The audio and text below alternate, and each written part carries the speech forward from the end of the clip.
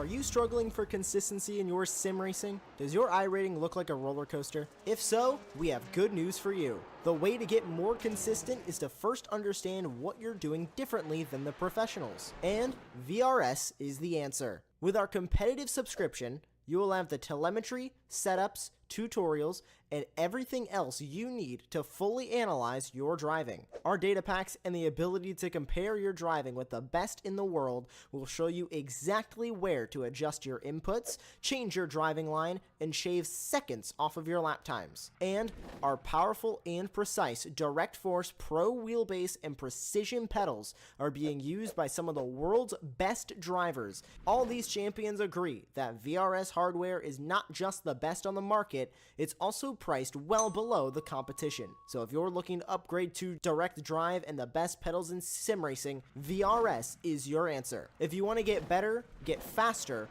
and make it happen sooner rather than later, you owe it to yourself to find out why so many people are switching to VRS. You'll be so glad that you did. Visit www.virtualracingschool.com and learn why the best use VRS.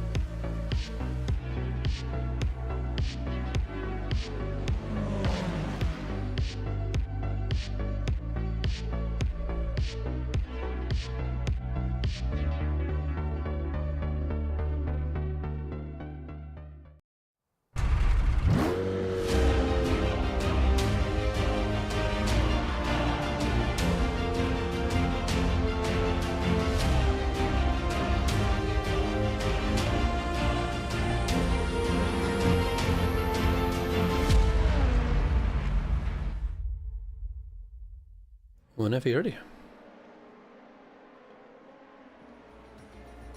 Well, hello and good afternoon, everybody. Welcome back to Apex Racing TV, and welcome back to the European Sports Car Championship. This is round number 5 of the season, coming to you today from Mugello. My name is Ron Mullins, and joining me today, working the comms and the cams, we have Lee Thompson. We're now officially into crunch time, folks. Today is the second to last round of the 2024 season, and so heading to Mugello, we're looking at the prospect of crowning 2 champions today. But before we touch on that, let's talk about this track. Opened all the way back in 1974, this 3.26 mile long 15-turn road course, primarily designed and used for motorcycle racing, is still a fantastic ride in the world of motorsports, both in real life and in the sim as well. Hasn't been too long since this track was first introduced into the service, but it was a track that I pretty much purchased as soon as it came out. It is a wonderful ride. It's a historic ride in the world of motorsports. Formula 1 raced here back in 2020. It is a beautiful track to drive around and to race around as well. And now, Lee, familiar with this series, obviously, doing all the work behind the scenes here at Apex Racing TV, but this is the first time we've had you on one of these broadcasts. So heading to this track with a prospect to crown some champions, what are your thoughts heading into it today? Yeah, hey Ron, hey everybody, good to be here on the broadcast. Yeah, getting to crunch time, right? Say 6-round season, round 5 today. Yeah, the guys that are at the sharp end of the championship in particular are going to need to make sure they're having a good and clean race to make sure they put themselves into a strong spot ready for the next round. And as you point out, Lee, only one more race left to go, that being Portimao in about a month's time on November the 9th. But speaking of the point that we mentioned earlier, we do have the prospect of crowning 2 champions in the LMGT3 and LMP3 category. So I think while we're in the midst of this early stage of the LMP2 portion of this qualifying session, I think we'll take a look at the championship points, because it's been a pretty up and down season in the LMP2 class, at least, and that will be the first one that we take a look at. Haven't had a team win 2 2 races so far this season. It has been very up and down, but as it stands at the moment, it's a number 12 Tri-State Racing team who won the second round of the championship at Magny Cours well back a couple of months ago. They're leading the championship just barely over NOP off the back of a victory at Spa about a month ago. They are in P2, and the team that kicked this season off in spectacular fashion with a victory at the first race of the season at Barcelona, that being the number 20 Simatech Sensations team, currently slotted third in the championship standings. Restec Reporter Corsa number 22, who did take the checkered flag in first at Magny Cours, however, with post-race penalties, got that victory scraped away from them. They're currently in fourth in front of Race Ventura, who despite having a victory this season a couple of months ago at this point now at Imola, they've had a pretty topsy-turvy season thus far, so they round out your top 5 in the LMP2 category. Gonna move on off to the other prototype class, that being the LMP3s, because this is one of the classes where we could see a champion decided here this afternoon. Rising Panda Racing have been incredibly dominant thus far this season. They finished second, I believe, at Barcelona to kick the season off, and then have won the races at Magny Cours, Imola, and Spa. So trying to go for 4 straight victories here at Mugello today. They're currently at the lead of the championship. That's about, 30 points in front of Delta V Racing in second, Dynaco Racing Team in third, Trackside Racing Team, the number 68 team, in fourth, with the number 5 Focus Racing Team, who won around for the first 2 rounds. However, they have been incredibly fast. They are currently slotted in P5 in the points standing, so with a 30-point gap, Rising Panda Racing can just essentially coast today and still be a surefire lock for the championship. And we can move on to another class where it's looking pretty set and stone. The LMGT3 class has been absolutely dominated by the number 73 Restec Reporter Corsa team, 91 points on the board over the Work Sim Racing Mustang, who kicked the season off with a victory at Barcelona. They're slotted in P2 with the gap between those cars being 21 points. A little bit of a tougher hill to climb if you're the Restec team. They kicked the season off with a 4th place run at Barcelona. However, they're also off the back of 3 straight victories in the series, looking to try and make it 4 straight here at Mugello today. VR Racing, the number 29 team, slot in third. The sister team, the number 60 Restec Reporter Corsa car, currently in 4th with the number 3 Tri-State Racing entry, riding out your top 5 in the LMGT3 category. And we talk about the possibility of locking up championships here at Mugello today. I nearly said Magny Cours. You need a 27-point gap in the championship, leaving this race in order to seal the deal and for any of these teams to become the 2024 European Sports Car Championship champions. So we may see that later on throughout this broadcast. But in the midst of qualifying right now, Lee, you want to run us through it? Yeah, well, we can see on the standings at the minute that the GT3 and LMP3 cars have already completed their allocated slots, but yeah, LMP2 are coming up to the last 6 minutes of the session. So looking pretty close there at the minute, Ron, right? Yeah, second between the top 5-6 cars. And in fact, let's adjust the display so that we are just going to look at the LMP2s for a minute. There we go. We can see the full spread of 14 entries that we got currently working through qualifying. And you can see those LMP2s out there on the racetrack at this point. It should be noted that we have a slightly smaller LMP2 grid compared to what we've seen thus far this season. However, with 14 cars, I believe it is still the biggest class that we have on the grid here for the European Sports Car Championship. The number 43 Restec Reporter Corsa team currently on the provisional pole at a 1-minute 34.813. They have a 0.6 of a second gap between themselves and the number 30 Delta Racing entry, which I believe, unless I'm very much mistaken, maybe a newcomer to this series. I don't believe I've seen that entry around thus far this season. We've certainly seen this entry, though. This is Washington Carvalho behind the wheel, the number 41 Delta Racing entry. They're currently in 5th in front of NOP, nearly on pace Racing, who are not entirely on pace entering this round. Currently 8.74 seconds, 0.874 of a second back of the Restec Reporter Corsa number 43 team. And really, the Restec team has been such an intriguing storyline to follow throughout this season. The number 43 car has usually been playing second fiddle to the number 22, who has had a dramatic season thus far. They nearly won at Barcelona, however, had some strategy calls not really help out their chances in that race to kick this season off a couple of months ago.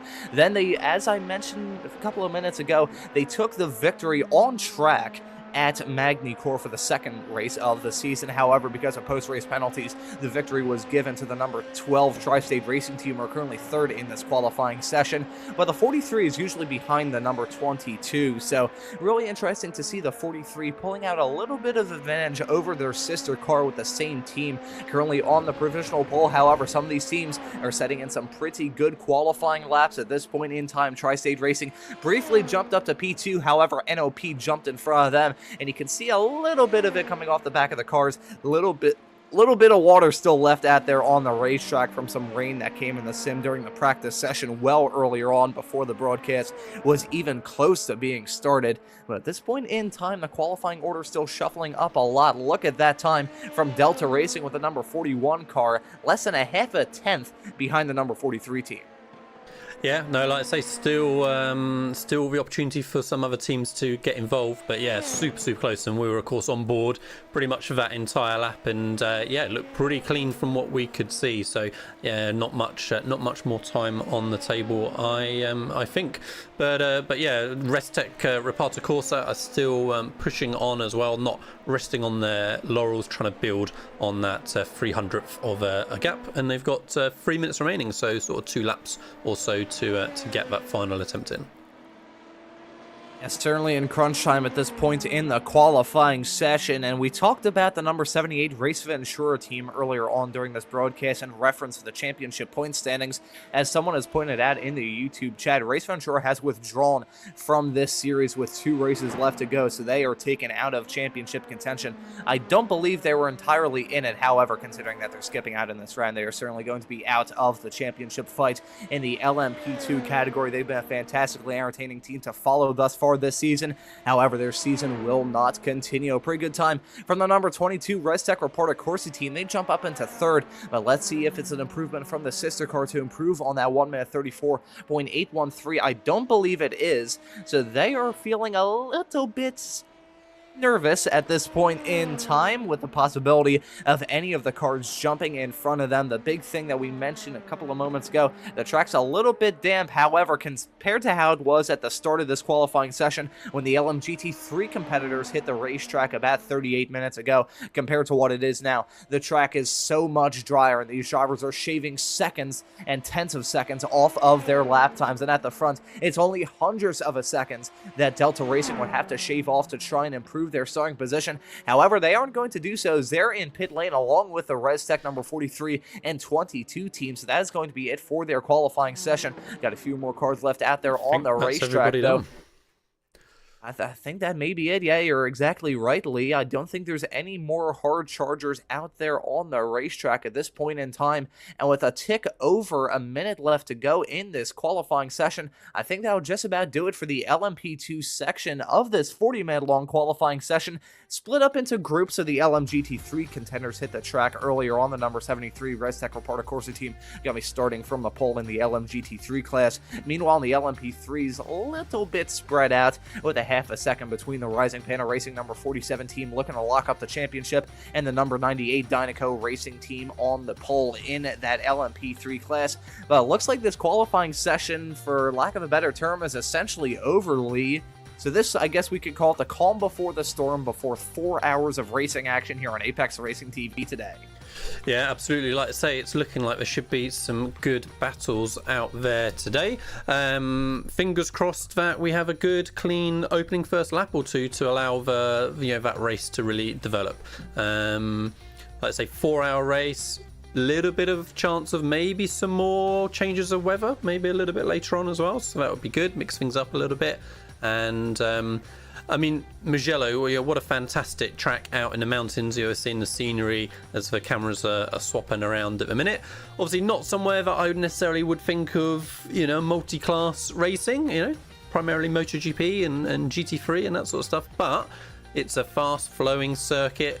It's going to be tricky, I think, for the multi-class dimension of cars trying to get by the LMP2 trying to get past the GT3s and stuff when they're lapping them, because there's just so many different points in the track where I think they're just going to have to just wait their turn a little bit, wait to get through the sequence of S's and then get a clean move done a little bit later around the track. So yeah, it'd be interesting to see how that multi-class dynamic works out.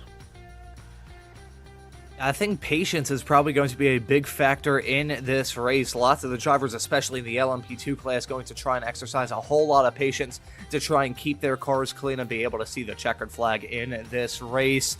About to get the green flag, though, in a couple of minutes' time. And before we do that, let's take a look at the starting grid. It's going to be the number 43 ResTech Reporter Corsa team starting this race from the pole. They did not improve on that 1 minute 34.813. However, it's good enough for them to grab the pole position. The number 41 Delta Racing team going to join them on the front row. They had a pretty good start to the race at Spa, and we're on track for a pretty good victory. However, in the second half, things pretty much crumbled for that team. So looking for a little bit of redemption here in Mugello this afternoon. Alessandro City behind the wheel, the number 22 ResTech Reporter Corsa car. He's going to be starting this race in third, and he has been a spectacular driver to follow this season. Michael Simpson, meanwhile, in the Tri-State Racing number 12 car, going to be starting alongside in P4. Michael Sundstrom, who took that car to victory, the NOP number 89, took that car to victory earlier on this season 1 week ago at Spa. Well, 1 round ago at Spa, I should say. He's going to be starting this race in fifth next to Ryan Ware in the number 46 Rising Panda Racing car. That's going to be Mateus Carvalho in the number 30 Delta Racing car. The Brazilian going to be starting this race in P7 next to David Sorizano in the Simatech Sensations number 20 car in P8. Gotta look through the rest of the LMP2 runners at this point. We gotta have a little bit of WD-40 on the graphics. There we go. It's going to be the World of Sim Racing Team number 51 car going to be starting this race in ninth. The Squadra Veloce by ERS number 88 entry going to round out your top 10 in the LMP2 category. Kyle Allen behind the wheel, the Vision 1 Motorsports number 11 LMP2 car going to be starting this race in P11. That's going to be the Eagle Speed Academy number 85 in 12th. The Dynaco Racing Team number 19 in P13. And the Revolution E Racing number 52 entry being driven by Luis Vaquez going to round out your LMP2 field.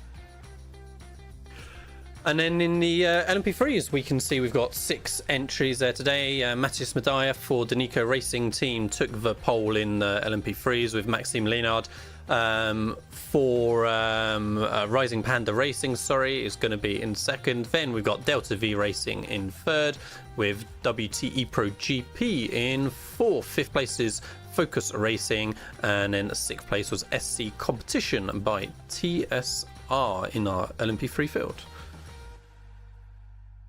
We're looking through now to the LMGT3 contenders. Andre Miato behind the wheel, the number 73 ResTech Reporter Corsa team. They're going to try and lock up the championship here today. They're going to be starting exactly where they want to on the pole. It's going to be Connor Swain, the Irish driver, in the VR Racing number 29 entry, starting alongside. That's a Tri-State Racing number 3 car in third. The ResTech Reporter Corsa number 60 car in fourth. The Work Sim Racing Mustang being driven by Liam Kilton at the start of this race in the number 16 car. That is going to be our 5th place starter in the LMGT3 category. That's going to be the Delta Racing number 4 car in 6th, and the Delta Racing number 31 car rounding out your field in the LMGT3 category. And rounding out our field here from round number 5 of the European Sports Car Championship. There's going to be some interesting battles to look throughout this entire race here on Apex Racing TV, also being simulcasted on the European Sports Car Championship YouTube channel. And hey, if you've liked the action that we're about to see, that gives you more of a reason to subscribe and hit that notification bell so you never miss any of the racing action here on Apex Racing TV, because it's basically daily at this point. But speaking of the racing action to expect here at Mugello today, it's really a tale of 3 classes, Lee, because the LMP2s have been pretty unpredictable. A different team has won every single race so far this season. Haven't had a big contender stick out on the final 2 races. That would be a fantastic breakout moment for some of the teams in that category. The LMP3s, meanwhile, you've got 2 of the teams that have taken victories thus far. The Dynaco Racing Team number 98 won at Barcelona, and the Rising Panda Racing number 47 car is going to be starting alongside those 2 have been the heavy hitters in that category. Meanwhile, in LMGT3, I really feel like it's a ResTech Reporter Corsa number 73 team against the world. The entirety of that LMGT3 class, you gotta try and conspire against them to find any sort of way to break up that team's dominance. So heading into this 4-hour-long race, this may be a little bit of a loaded question. I'm gonna ask you this anyway, Lee. What class is going to be the one that you want to keep your eyes on? Well, I think purely on the size of the field, I'm thinking about the LMP2s, right? We're going to have much more opportunity for battles and strategies to continue to develop as we go through the race, but those LMP3s and GT3s have still got their own championships to fight for as well, right? Like I say, I'm just hoping we don't have, let's say in the LMP3s with just 6 entries, I'm hoping we don't have a pile up at the start and we lose 3 of those cars straight away. So I mean, that would be a real shame. So yeah, fingers crossed we get a good clean beginning to the race. Just a quick note as well that so we got 2 teams who did not take the start. I'm not aware of whether that's due to penalties or technical issues. We've got in the pit lane Delta Racing in the LMGT3 class, and in the LMP3 class we've got Rising Panda Racing. So they are both looking like they're going to be starting from pit lane. Ooh, that is going to be a big wrench thrown in the works for the number 47 Rising Panda Racing team, trying to seal the deal in the championship. They still have a pretty good cushion to fall back on. However, they were probably looking to try and extend that cushion rather than rely on it come time for this race. But as you can see, this massive field, multi-class field full of LMP2s, LMP3s, and LMGT3s about to grab the green in just a couple of moments' time. And like yourself, Lee, I'm hoping that the start of this race is going to be clean. We won't have nearly as much of a disorganized start that we had at Barcelona a couple of months ago.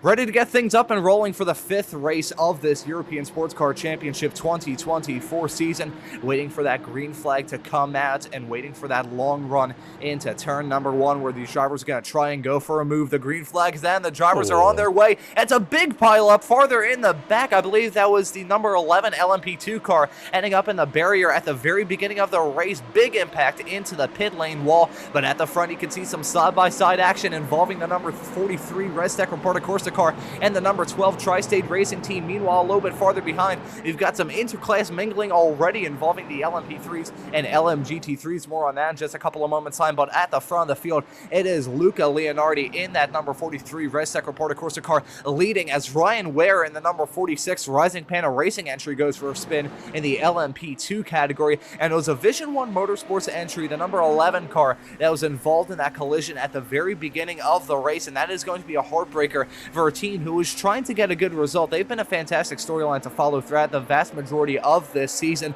Haven't grabbed any fantastic results though, however they have been incredibly entertaining to look at. Meanwhile, a little bit farther in the back, Squadra Veloce by ERS getting a fantastic move done around the outside, heading off into turn number 9 midway through this first lap. Yeah, so a bit of a shame we did have that start line incident, so we'll take a look back at that in a couple of laps once the initial racing has settled down, but everybody else seems to be off and away pretty cleanly for now. And yeah, even the Rising Panda car, who we saw having an incident at the start, is trying to make their way back through the GT3 field and get back to the action. So fingers crossed they didn't take too much damage and can get back up to speed nice and quickly. And we've got a nice battle here at the back of the LMP2's run, as you say. I was about to say, you can see a car going off the track, heading around the final corner, but we're riding on board with the Dynaco Racing Team number 19 entry side by side, heading down the start-finish straightaway, off into turn number 1, the single file out. That's a number 51 World of Sim Racing Team. Trying not to go for the move too early on. We mentioned during that pace lap that these drivers may need to exercise a little bit of patience, especially when it comes to lap traffic later on. So these drivers trying to exercise a teeny tiny bit of patience right now. Still got some nice fights going on in the LMP3 field. You can see the Delta V Racing number 25 entry currently being driven by Rafael Patel. He is leading it at this point in time in the number 25 car, in front of the number 98 Dynaco Racing entry, right behind about a second separating those two cars. Meanwhile, looking at Ryan Ware in the Rising Panda Racing number 46 entry in LMP2, he's trying to deal with some of these LMP3 contenders after that spin on lap 1 that was heading through, I believe it was either 2 and 3 or 4 and 5 as a spin. Big contact in the LMP3 field. That, I believe, is the SC competition by TSR number 10 LMP3 entry, along with the W2 ePro GP team going for a major bit of drama, heading through 6 and 7. Be careful with the field coming onto the scene of this incident. There's Christian Sherrard in the SC competition by TSR LMP3 contender. Not sure what happened there, heading off into one of the fastest sections around this racetrack. Yeah, that was a shame. Just a bit over ego. We could see him sticking his nose in as it kind of went into the S's, and yeah, the inevitable contact happened. Oh, I'm guessing that's safety car called by race control. We can see all the LMP2 cars have ground to a halt. So yeah, I think safety car has been called. Yes, it has, and we'll remind the viewers tuning into the series for the first time about the full course procedures that we have, the full course yellow procedures, my apologies, that we have here from the European Sports Car Championship. This was implemented after a fairly disorganized and heavily yellow-affected race at Barcelona to kick this season off. This is the full course yellow procedure. We can really compare it to the virtual safety car system that Formula One has. If you can ride on board with one of these drivers and take a look inside the cockpit, you'll see that a lot of them are running on the pit limiter. That is the rule that we have under these full course yellow procedures.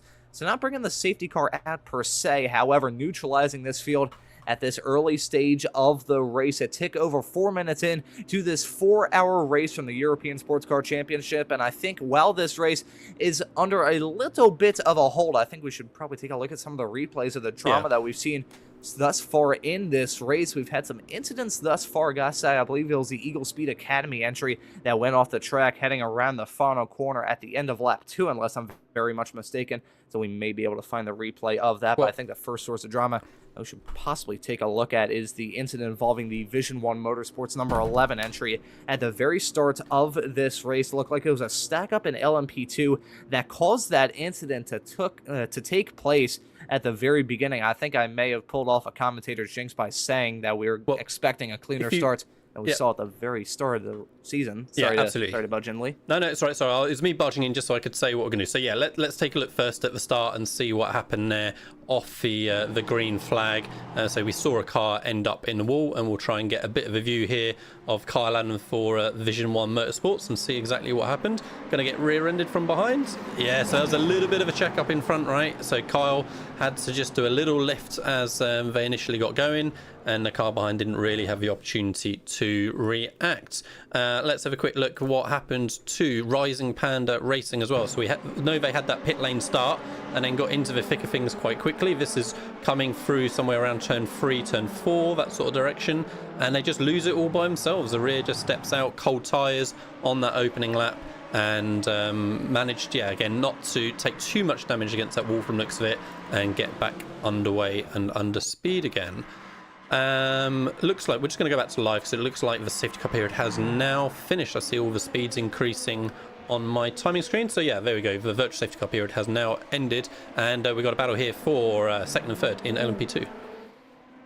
Oh, yes, we do. This is a tri-state racing car currently being driven by Michael Simpson in front of the ResTech Reporter course on number 22, trying to hold off that position as much as he possibly can. Very close stuff heading off into turn number 12. That's a good overtaking opportunity, but it's also very risky, and you need to get that move done with authority before you head off through the quick section of turn 13 and 14, that pseudo chicane towards the end of this lap. But Michael Simpson trying to hold off any sort of challenge from the 22s, drifting and going for a spin around the final corner. That's a big mistake from Alessandro City behind the wheel of the number 22 ResTech Reporter course entry. He's gone off the circuit, and that's going to careen him down the running order, now running down in 8th at this point in time. A crushing mistake, but of all the times to do it, I guess only 7 minutes into this 4-hour-long race is probably the time to have a mistake like that.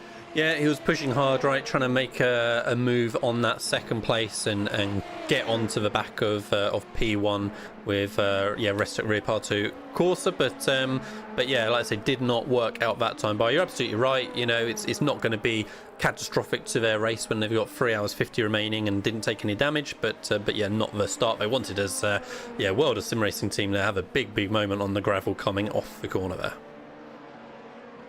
Now, lots of these drivers still pushing it to the absolute limit, and really the saying, make hay while the sun is shining, really rings true at the beginning of these endurance races, as this field is packed up like sardines as they are at the very beginning. You want to try and go for those moves. However, occasionally it can be a little bit risky. Around the outside, heading through turn number 8 with a slowing number 19 Dynaco Racing Team car. Not sure what's going on. This is Basil Verde in this entry, and you can see him dropping down the running order a little bit, currently running 11th as it stands in the LMP2 category. Got a move put on him by the Revolution E-Racing number 52 and the World of Sim Racing number 51 cars, heading off through one of the fastest sections around this racetrack. Could have possibly been a slowdown hang through 6 and 7, because the track limits are usually a little bit tense around a track like that.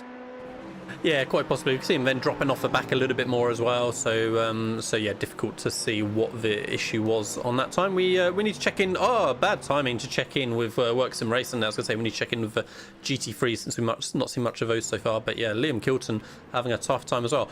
I feel like we've seen a lot of unforced errors already in this race run, considering we're 8 minutes in and we've had a safety car. You know, lots of cold rear tyres. It's been a little bit on entry and a little bit on traction coming off the corners as well. So yeah, like difficult conditions out there. It seems the drivers are going to take a little bit of time maybe to get this under control. 77 degree Fahrenheit track temperature, so it's reasonably warm out there, but not absolutely insane. Yeah, that's the thing with a lot of the races that we've had thus far this season. The track temperatures outside of the scorcher that we had at Imola not terribly long ago, they've actually cooled down quite a lot. Really, the track conditions that we have in terms of temperatures, very similar to what we saw at Spa about a month ago. Right about the same temperatures, and also right about the same chance of rain that we'll run into later on. I think there may have possibly been an incident involving the number 30 Delta Racing car. Yeah, he's gone from the session, and maybe it's his connection. He's pinging back and forth. So yeah, he is struggling for connection at the minute, and fingers crossed for him that iRacing doesn't bump him out of the session. But yeah, we'll keep an eye on it. Technical issue is an iRacer's worst nightmare. Never want to have a serial box Wi-Fi connection. Occasionally you do see that in the world of iRacing. I remember doing an iRace with a car that looked like it was caught between ascendings of the heavens and descendings of the depths of hell. It was a very strange car to take a look at as I was trying to do. I think it was a rookie MX-5 race a couple of years ago on iRacing. That was a very strange encounter. I'm sure these drivers do not want to deal with that, especially if you're locked in a fight that the ResTech Reporter Corsa number 60 car finds with himself and the VR Racing Mustang right in front. The number 29 team has been pretty good thus far in this race, currently slotted in third. The only cars they're running behind is the ResTech Reporter Corsa number 73 and the Tri-State Racing 3, and I gotta say, they've extended a pretty big gap between themselves and the third place runner of that VR Racing Mustang. But at this point in time, the field's starting to spread out a little bit in that LMGT3 category. Meanwhile, the LMP3s, it is still very close, with Delta V Racing and Dynaco Racing Team covered by less than a tenth a couple of moments ago. May start to see a fight between those two cars, as I believe they're heading through the first few corners at this point in time. But looking at a fight involving the number 60 and the number 29, going to be side by side going down the start-finish straightaway. Yeah, got a good run, did Salvatore, as they come off the final corner there. So let's see who's going to be bravest on the brakes to get it stopped. It's for a Mustang against the Mercedes. And yeah, good clean line on the inside there for Connor. And so yeah, nothing happening at the minute for Salvatore. But yeah, he is looking like he feels a little bit more confident in this stage. And yeah, he's looking to push on. Delta Racing in the LMP2 still just blinking away the whole time. We're seeing them appearing, disappearing constantly on our timing screen. So yeah, having a tough time still. I wonder how long race control will allow it to continue on for before they decide that some action needs to be taken. I was just taking a look at the information in the iRacing session at this point in time. Is Mateus Carvalho behind the wheel, the number 30 Delta Racing car in the LMP2 category? And I kid you not, folks, his ping is currently listed at 2,125, which I think is the highest that I have ever seen in the history of me doing anything in terms of online gaming. The record I always had was about 600 on a Rocket League game many, many moons ago. I've never seen someone break 1,000 up until today, so not sure what in the world the issue is there, and hopefully that doesn't affect anyone's race. But meanwhile, in the LMP3 category, side by side with the Delta V racing car and the Dynaco Racing Team on that outside line, trying to get the move done to take the lead in the LMP3 class, still side by side, heading through turn number 1. Looks like the Dynaco Racing Team not able to get that move done, hung out to dry on the outside line, heading through turn number 1, as much as that is one of the heaviest braking zones around this track at the end of the longest straightaway by far here at Mugello. That's still a very tricky corner to try and get a move done. Yeah, it was looked like it was aiming for a switchback move as they went in, but yeah, just overcooked it well and truly couldn't get anywhere near the line he needed to, and yeah, let Rafael off a hook for the time being. But say that is looking like that battle is probably going to continue on for a while, as a little battle for the top 10 in LMP2s is heating up as well between Revolution Racing and World of Sim Racing Team. And yeah, let's see what kind of run World of Sim Racing Team get as they work their way down the start-finish straight. Gotta say, the LMP2s don't have too powerful of a draft in these races, but still heading down this very long straightaway towards the beginning and end of this lap. Still a good overtaking opportunity if you're feeling particularly bold. I'm curiously, if we can look a little bit farther behind these two at an LMP3 that's missing a front bumper. I just caught that in the corner of my eye as we were going down the start-finish straightaway, nearly coming to blows heading off through turn number 2 and 3. Were those cars in the LMP2 class? You can see a fight right behind, though, involving the Dynaco Racing number 19 team side by side with the number 46 Rising Panda Racing entry. They've had a pretty good recovery drive after that spin at the very beginning, and there you can see that LMP3 car with a missing front bumper right farther behind. Some interesting interpretation of aerodynamic regulations coming up very early on into this 4-hour-long race. Not sure who that is in the LMP3 class, having a pretty significant amount of front end damage. Really shocked that they have yet to come down pit lane, but round the outside, heading through turn number 8. That was a gutsy move from the Rising Panda Racing number 46 car. I didn't believe my eyes seeing that, but another moment of lost time for the number 19 car, heading off through turn number 6 and 7, and also running very wide into 10. Yeah, I think Dynaco Racing kind of let them go. Just yeah, they're obviously struggling a minute, as we can see the next car of Eagle Speed Academy getting close super quick as well. So yeah, I think patch damage for this car that we're on board with, and as I say, the guys around just trying to press on and get back up to the cars ahead. Let's take a look back at just a couple more replays, see what happened kind of potentially off screen. So we've got a crash here coming up for WTE Pro GP, which was a little while ago back near the beginning of the race. We'll just catch in on which one this was. So yeah, in the LMP3s, yeah, this was that little dive up the inside that we saw at the time, right? So yeah, a bit not ideal. You know, it's not exactly where you want to be looking to make that move so early on in the race, but yeah, that was that second look back at that instance. And not ideal at all for those drivers side by side heading through 6 and 7 around this very fast and flowing racetrack. That's usually not going to end well. However, if a driver is feeling particularly bold, they will try and go for it. Gotta say, it looked like the Eagle Speed Academy number 85 car was going to try and set up a move like that. However, they had a run wide moment heading out of turn number 5 that lost them a little bit of time. Meanwhile, looking a little bit farther up the road in the LMP2 class, a Tri-State Racing car currently running in second at the moment. 3.5 seconds back of the number 43 Red Tech Reporter Corsa team, who continues to lead in the top class, leading overall as it stands at the moment, a tick over 16 minutes into this 4-hour-long race. However, the fight going on involving Tri-State Racing and NOP has really blossomed into a 4-car fight more than anything else. Gotta say, it's looking more like the fight is going to be between NOP and Delta, as those two cars are covered by about a half a second. Really, this entire 3-car pack is spread out pretty evenly, with about a second and a half between all of these drivers heading their way down into turn number 1. Running a little bit wide is a Tri-State Racing number 12 car, trying to set themselves up to go for a move on the number 3 in LMGT3, but that nearly gave an opportunity for NOP to slip a wheel down the inside coming out of turn number 1, and that would have just sent them into absolute pandemonium, because as you can see, the 89 team is being hounded by the number 41 Delta Racing car behind.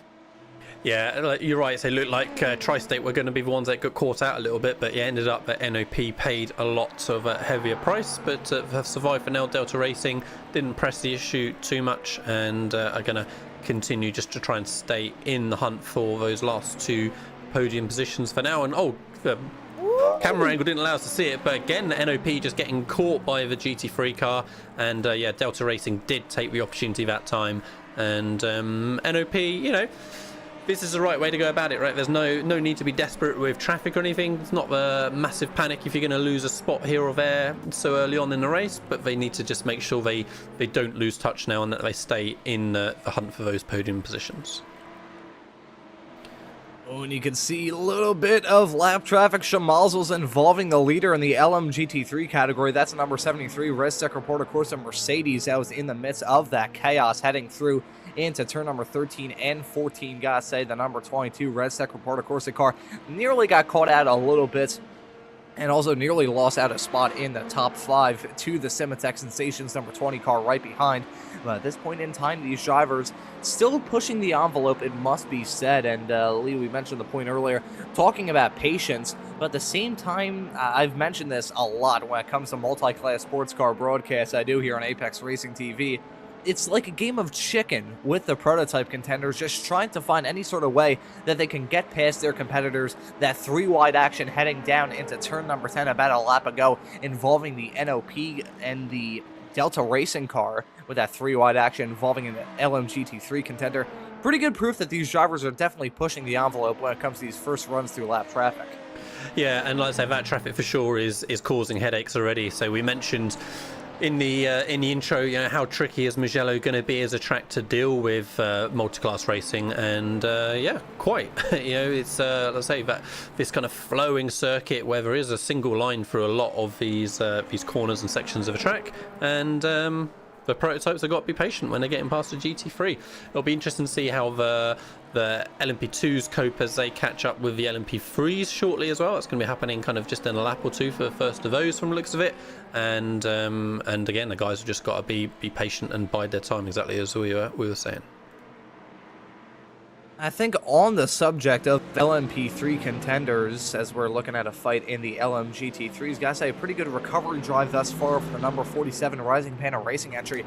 They're the team that started this race down pit lane, so both of the Rising Panda Racing cars running into trouble at the early stage. The LMP2 number 46 had that spin heading off through 2 and 3 at the very beginning of the race. The 47, meanwhile, started all the way at the back, DFL if you would. So at this point in time, these drivers trying to find any sort of way to make up spots. That was a bold and audacious move from, I believe, the number 19 Dynaco Racing LMP2 entry, heading down into the final corner, nearly went for a kamikaze dive into the side of the number 29 VR Racing Mustang, but side by side, heading down the start finish straight away off into turn number 1. Salvatore Fernando in the Red Tech Report, of course, the number 60 car, trying to get that move done. A little bit of hip check, nearly heading off into turn number 1, but these drivers still trying to find any sort of way to get past each other.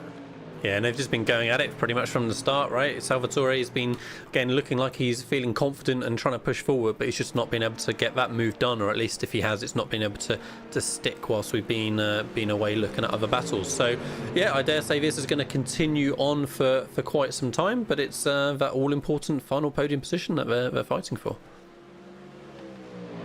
And that's the big thing with these races in this championship. Every point matters when it comes to that championship fight. I'm sure Red Tech is hoping to try and finish this season 1-2. They finished the last race at Spa, P1 and P2 in the LMGT3 category, so looking to try and have that same result in the championship. Looking at the front, though, another Red Tech car. This is number 43 in the LMP2 category. They have been pretty fast thus far. However, I gotta say, Lee, that gap between themselves and the Tri-State Racing number 12 car has gone down a decent amount over the past 10-ish minutes. It's down to about 2 seconds, so I think maybe a little bit of trouble possibly for Luca Leonardi in that number 43 Red Tech Reporter Corsa car, or that Tri-State Racing number 12 car right behind is really kicking on the Hyperjets. Yeah, absolutely right. We can see in the Delta, right, they got up to sort of 3.5 seconds or so 4 laps ago, and then it's been they obviously had an error and lost a good second half in 1 lap, and then it's been fluctuating a little bit since then, probably with traffic. But you're right, it's not looking super easy for them at the minute, and they're certainly not cruising away, which is good to see. We want to keep this battle going at the front of the field as Tri-State Racing try and keep in the hunt. And the next LMP2, sorry Ron, just getting a little bit caught up lapping the LMP3, but yeah, no change that time between Delta Racing and NOP. The big bullet point at the top of the list of the agenda for all of these drivers is just trying to keep close to their competitors. I think we mentioned earlier on in this broadcast about making hay while the sun is shining. These drivers still want to try and keep close to their competitors and try and keep as close as they possibly can, because come time for the end of the race, we've seen very close finishes when everything is said and done, especially in the LMP2 category. So a second lost around about this point in the race may come back to bite you on the butt come time for the final few laps of this 4-hour-long race here at Mugello from round number 5 of the European Sports Car Championship. These drivers still pushing their cars to the limit, though. This fight going on with Delta Racing and NOP, It's looking like it's definitely developed more into a two-car fight, because we mentioned not terribly long ago about how Tri-State Racing was kind of involved in this fight. The cars behind were within striking distance. However, that gap has definitely ballooned between the P2 and P3 runners in the LMP2 class at this point in time. So really these two cars just focused on each other. However, if they start to battle just a little bit more, we could see that number 22 ResTech Reporter Corsa car get involved in that and turn this into a three-car fight. Yeah, absolutely. It's ebbing and flowing, right? There's not a huge amount of gap between them, but I mean, you say the drivers are pushing hard, but I mean, it's an endurance race, right? So there's lots of different things going on that they're keeping in mind. They're managing their fuel, they're managing their tyres. It'll be interesting to see how many, if at all, variations between strategy we're going to see as we go through the race. But yeah, we're going to see these gaps kind of ebb and flow, not just from traffic like we saw on board there, but just the cars managing their own strategies and looking ahead, 2-3 hours down the road and making sure that they think they're going to be in the best position possible. So yeah, looking pretty good at the minute in LMP2s. We've got less than 10 seconds between the top 6, which is promising for the rest of the race, as Delta Racing number 30, who we were saying earlier was having all those connection issues, that seems to be under control now. I've not been seeing them jumping around for some time, but they did lose a couple of positions during those problems, and are trying to get back on top of things, currently running in P8. Would not be the first time that we've seen connection issues really mess with a team's chances of doing well in this series. Harkening my mind back to Imola a couple of months ago, we saw a driver have some connection issues, and that ended up really changing the entire trajectory of that team's race, since they had to come in about 15 minutes in the LMGT3 category, when usually they can run for about an hour. Look at this in the prototypes. You got the Rising Panda Racing number 47 car acting as a little bit of a pick, and this was the Squadra Veloce by ERS car that just lost out on the spot to drop down to P8 in the LMP2 category. They went off the circuit heading down into turn number 4 and 5, trying to find any sort of way to get past that number 47 entry, who's currently running 4th in the LMP3 class. But this is looking like an absolute hornet's nest of race cars. Going to be 3 wide with all 3 classes intermingling. There's the Delta Racing car getting that move done past both the LMGT3 car and the LMP3, heading off into turn number 10. But at this point in time, the lap traffic playing a huge role in deciding how things are going for these drivers. And it's also going to be a pretty big factor in terms of when these drivers want to make their decision to come down pit lane. This race has flown by thus far. We already have 26 minutes on the clock. So as much as the pit crews are bracing for these drivers to come down pit lane in the next few laps, these drivers certainly trying to think of what sort of strategy they could possibly try and implement. Yeah, absolutely. We're going to have to wait and see when the pit stop cycles begin, and whether everybody sort of piles in at the same time or not. But for sure, it's going to be interesting to see. Battle at the minute going on between Water Sim Racing Team again and Revolution Racing, and a bit of bump drafting almost as they come up to the GT3. They're both going to get him cleared before the braking zone, just about. And nothing too desperate from Revolution Racing trying to make a move or anything, so they both survive on. Yeah, that looked like it was near disaster and possibly the fastest lawn mowing that we've seen thus far this season. Not sure who it was that went into the grass heading down that start-finish straightaway off into turn number 1. But these lap traffic encounters are getting more and more risky with every single passing lap, Lee. I have a feeling something's going to break soon, because these drivers are just pushing that envelope way too far, in my opinion.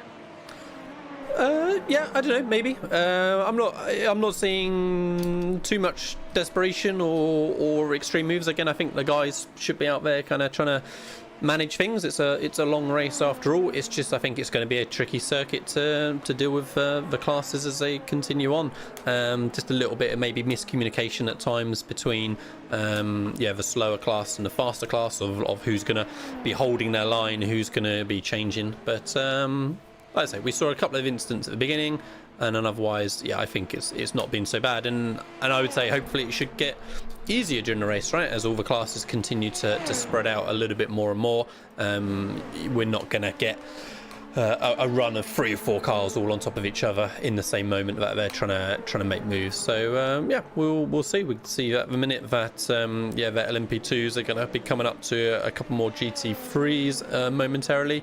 But there's plenty of space out on the track at the minute. We can see just a few little clumps of cars. And the gap's slowly building in all 3 of the classes that we have here from Mugello today. As it stands right now, LMP2, the ResTech Reporter Corsa number 43 team, still leading, extending that gap now to about 3 seconds between themselves and the Tri-State Racing entry. Really, the fight it with NOP and ResTech is the main fight in that class at the moment, at least in terms of the drivers running inside the top 10. Even with these lap traffic encounters and putting on the windshield wipers for some reason, won't have to worry about rain at this point in time. However, I will say there's about a 20% chance of rain come time for the end of this race. We'll have to pull up get the weather information and have a nice weather report before the end of the first hour of this race. But the number 43 ResTech Reporter Corsa team still leading at the moment overall in the LMP2 category. They've had a pretty clean race thus far. The same can be said about the leaders in LMP3. You can see the gap between themselves and the Tri-State Racing 12 in LMP2 slowly going down a little bit, I gotta say. Looking like a fight may develop with Tri-State Racing and Delta Racing. Only about 0.4 of a second between those 2 cars heading down into turn number 1. So they're trying to play me like a fiddle. Right as I said that the fight between NOP and ResTech, the number 22 car, was the only fight that we were keeping our eyes on. These two just closed up. It's like these 2 drivers are vacuum sealed together, and if they start to battle, we could see a 4-car fight on our hands, because that gap between themselves and the NOP and ResTech pack right behind, that's pretty small. So a little bit of battling, some drivers slowing each other up a little bit. This could be a 4-car fight in the not too distant future. Yeah, for sure. It's looking pretty tight between sort of 2nd and 5th at the minute in LMP2s. Meanwhile, in the LMP3 lead, Dinoco Racing team have built up to like a 4-second gap now. So again, they're looking a little bit more comfortable. Let's see how that gap has kind of progressed over time. So they lost a little bit of time a couple of laps ago. You can see that was the peak of it, kind of 4.25 seconds or so. But yeah, generally looking like the trend has been pretty positive since the start of the race. We haven't really got any other immediate battles within LMP3 at the minute. We had that incident early on which left just kind of the top 3 LMP3 cars kind of in and amongst the hunt, but yeah, they're gradually spreading out 3-4 seconds between each of them at the moment. And then in the GT3s, that's currently looking like the most dominant display. So yeah, ResTech Reparto Corsa are currently up to a 7-second gap, and yeah, that's been looking metronomic, right, as they've been incrementally building that gap every single lap over Tri-State Racing in second. So like I say, yeah, 7-second gap at the minute after half an hour racing is looking pretty solid indeed. And then between in that GT3 battle between VR Racing and ResTech Reparto Corsa in 3rd, yeah, there's still a 1.5 seconds or so, but Salvatore did get past VR Racing and Connor Swain in the end. I don't think we saw that on live, Ron, but yeah, Salvatore did finally manage to make a move, and he is trying to now just break that gap a little bit and catch up maybe with 2nd position Tri-State Racing. I gotta say, though, that is a pretty big gap to try and overcome. That would be about 13 seconds it would be between the number 60 and the number 3 entries running 3rd and 2nd in the LMGT3 class, respectively. That's probably going to be more so a call of strategy to try and close up that gap between those 2. And I mentioned earlier on how ResTech Reparto Corsa, they're very happy with a 1-2 result. They would certainly take a 1-3, and I believe with the result as it stands currently, ResTech Reparto Corsa with a number 73 entry would be in a position to take the championship this season pretty comfortably as well, with their 4th victory in a row. But knowing my luck, though, probably just jinxing, we're going to see them end up in the wall in about 5 minutes time. But as it stands for the number 60, the sister car, they're putting on a pretty good show at this point in time. The real question is, will they be able to make it up some more spots between now and the end of the race? That question is left to be answered. We've had a pretty low attrition rate. Yeah, sorry, Ron. And whilst we're looking at Salvatore, let's see what that move was that he did finally make on Connor. So we'll see how that was done. and just getting a drive off the corner, so a bit messy for Connor as they went through the previous corner, and that allowed Salvatore to really get the run, and nice clean move really before they got fully into the chicane, and then he was off and away. Pretty slick move, pretty textbook move there, and was able to get the job done. So we'll see if the number 60 can try and extend that gap over themselves and the VR Racing car with some traffic dealing with these LMGT3 contenders. That's the thing with the LMGT3s. You just have to deal with so much lap traffic. The same can be said about the LMP2 runners. Michael Simpson, at this point, that gap is still building between himself and the number 43 Restec Reporter Corsa car, still leading at the moment in the LMP2 class. However, they are slowly building that gap to themselves and Delta Racing. Delta Racing nearly just went off the circuit heading around turn number 12. It looked like they were trying some interesting lines coming out of the corner, to say the very least. But at this point in time, the gap between those two cars starting to build a little bit, but the gap between Delta Racing in third and NOP in fourth, that is slowly diminishing. It was about a second and a half, a little bit over that not terribly long ago. It's now to about 1 second exactly. So we may start to see this this 2 and 2 fight turn into more of a 4 and 4, a 4-car fight. Possibly 3, though, if Tri-State Racing sees that trend continue. I don't know about you, Lee, but if I was behind the wheel of that Tri-State Racing 12 car and I saw a 4-car fight begin to brew, I would start bending the floor pan trying to get away from that absolute pandemonium that may ensue behind. Yeah, no, you're not wrong. You wanna not get drawn into unnecessarily squabble or battle, but equally, again, we're still pretty early in the race, right? We're only 35 minutes into a 4-hour race. They don't want to be risk breaking their strategy just to try and pull a couple of seconds if it means that they end up doing an extra stop, even worst case, or even just burning their tyres a little bit early at the end of a stint, something like that. So it's all about management. I say if they're keeping this kind of buffer that they have at the minute, 7-8 tenths or so, then that's manageable for them. But you're right. If they get stuck into a squabble, there could be an instant. Let alone just actually losing the position and maybe it dropping down to 4th, 5th place, whatever it might be. And as we're taking a look at the Rising Panda Racing number 47 car, they've made their way up into 3rd in the LMP3 class over the team that started this race down in the pits. Been a pretty good start to the race thus far, guys. Take a look at a replay. Yeah, instant for Focus Racing. So this is what I switched back to try and see what happened, but we didn't have anything on screen. So I feel like they're going to drop it all by themselves. So there we go. So exactly the same place that we saw a car on lap 1. In fact, it was Rising Panda who just overtook them, who had that issue, I'm pretty sure. Yeah, rear just stepped out from them as they kind of come off that left-hander, and fortunately managed to keep out of the wall and continuing on. But yeah, they lost that spot to Rising Panda Racing and Maxime. Well, thankfully, that's for the team that is running 3rd in the LMP3 class. They weren't the ones that went for the spin heading off. It was actually the sister car in the LMP2 class, number 46 Rising Panda Racing LMP2 entry, that went off. But a very easy mistake to be made. That's the thing with these motorcycle designed and used racetracks.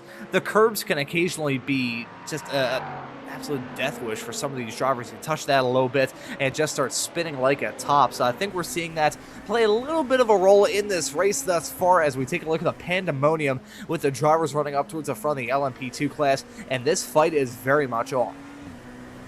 Yeah, let's say a little bit of traffic here and there affecting things as well, but yeah, it's looking super close at the front still. We've got half a second or so between each of these 4 cars, and long may that continue. Again, it'll be interesting to see if anyone is going longer or shorter than somebody else when it comes to strategy. Is one of the cars really heavily fuel saving and the others are pushing harder? Yeah, we won't know until we get a little bit further through the race, but no, for sure.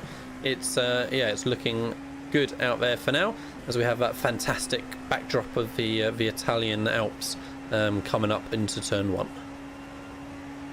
Yeah, this is an absolutely beautiful racetrack. I remember watching the Formula One Grand Prix here back during the COVID season of 2020, and a lot of the time they were talking about the beautiful scenery around this racetrack. Is a beautiful facility with a lot of beautiful scenery as well. That's the cherry on top of the sundae for a fantastic racetrack to have a beautiful backdrop as well. Of course, Mugello, a beautiful track. Maybe one day I'll visit in real life and just see. You never know. It may be a little bit of a jaunt for me to go from there all the way here from the east coast of the U.S. to Italy to see whatever racing may take place. You actually catch the European Le Mans series running around at this racetrack. Part of the reason why it's on this season of the European Sports Car Championship schedule. I'll talk about the schedule later on in this broadcast, but as it stands at the moment, Alessandro City, who we're running aboard with, running in the final top 5 spot in the LMP2 category. That gap to himself and the NOP car right in front is virtually nothing, heading their way around the turn number 10 and 11 chicane towards the end of the middle sector of this lap. Got some pretty fast corners, though, which is part of the reason why the gaps tend to ebb and flow. But I gotta say, well done to a lot of these drivers. The fact that they can keep within tow, despite the fact that they have so much dirty air to deal with around this racetrack full of high and medium speed corners. Yeah, looking good. Like I say, these 4 cars look like they've got things under control. We're not seeing the rear stepping out. And first pit stop, we've got Michael Simpson, Tri-State Racing, dives into pit lane from second place in LMP2s. So yeah, interesting that he was the head of the field, didn't have the draft of anyone else to help do a bit of fuel saving. And yeah, he is first of the field to come in for what is presumably a scheduled pit stop. But yeah, certainly first of the that lead battle in LMP2s. Yeah, an intriguing call from Michael Simpson in that Tri-State Racing entry. I don't believe we'll get a driver swap there. However, one of the first drivers in this entire field to make that call to come down pit lane. The only other LMP2 driver that has made their way into the pits is the Division 1 Motorsports entry that we saw involved in that very beginning of the race. Shamazel heading down to grab the green flag, but the drivers that are still left out on track are giving us a nice battle. That's a Rising Panda Racing number 46 entry in the LMP2 class, trying to get a move done on the Revolution E-Racing car, heading off into turn number 1 and 2, and they get the job done. So well done from Rising Panda Racing to pull off a pretty good move to slip their way a little bit farther inside the top 10 in the top class here from the European Sports Car Championship. 40 minutes on the clock of this 4-hour-long race, already seeing pit stops make their entrance into this race. And there you can see the Tri-State Racing team finally exiting at the pits. That's Michael Simpson, so there was not a driver swap. Simpson still behind the wheel of that entry at this point in time. The number 12 car exiting their way out in P12, a minute back of the number 43 car, still leading in the class. And I'm curiously if this is actually going to start a little bit of a trend of drivers coming down pit lane. Are the number 12 team trendsetters, or are they just going for a wacky off-the-wall strategy that no one else is going to touch with a 10-foot pole? Well, for the moment, the rest of the LMP2s have all crossed the start-finish line, so they've continued on. But yeah, Tri-State Racing are a good reference for us with, as you said, they lost almost exactly 1 minute from their position. So that's our kind of reference going forward for the LMP2s as to where they may end up. We've got Squadra Veloce by ERS from 7th position in LMP2s now coming in. But yeah, they're the only other car to come in for their scheduled stop for now. So it looks like they are a little bit of trendsetters. I'm sure the driver's running a little bit farther up towards the front. Maybe a little bit skeptical about this call. We'll just have to wait and see how things shake out. Side by side, heading down into turn number 1 yet again. It's another fight going on with a Revolution E-Racing car and the number 46 Rising Panda Racing entry. They're now battling for P8 as a result of the Squadra Veloce by ERS car making that decision to come down pit lane. They're going to drop behind Tri-State Racing, who now inherit P11. I think at this point in time, I'm sure there's definitely a lot of software for iRacers to try and figure out how exactly they would shake out in terms of track position, because around this racetrack, which is oh so difficult to try and pull off an overtake around, I think these drivers really need to focus on not their competitors in terms of when they come down pit lane, but the rest of the field in terms of how they would shake out when it comes to traffic. Yeah, for sure. You don't want to exit pit lane behind a group of GT3s if you're an LMP car, for instance. The rest of LMP2s are coming in now, by the way. The only one to continue on is Delta Racing. So yeah, Restec Reparto, NOP, the second Restec Reparto car of the number 22, as well as Simitok Sensations. So yeah, just Delta Racing here, who continued on and not yet decided to make that stop.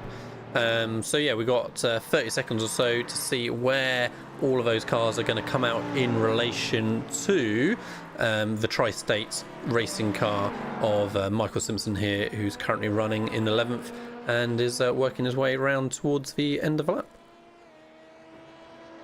And that 32.4 seconds, would that be the time that they spent down pit lane, or the amount of time they spent stopped stationary? So far it's about a minute lost total in pit lane, and yeah, the 30 seconds is their time stationary in the box.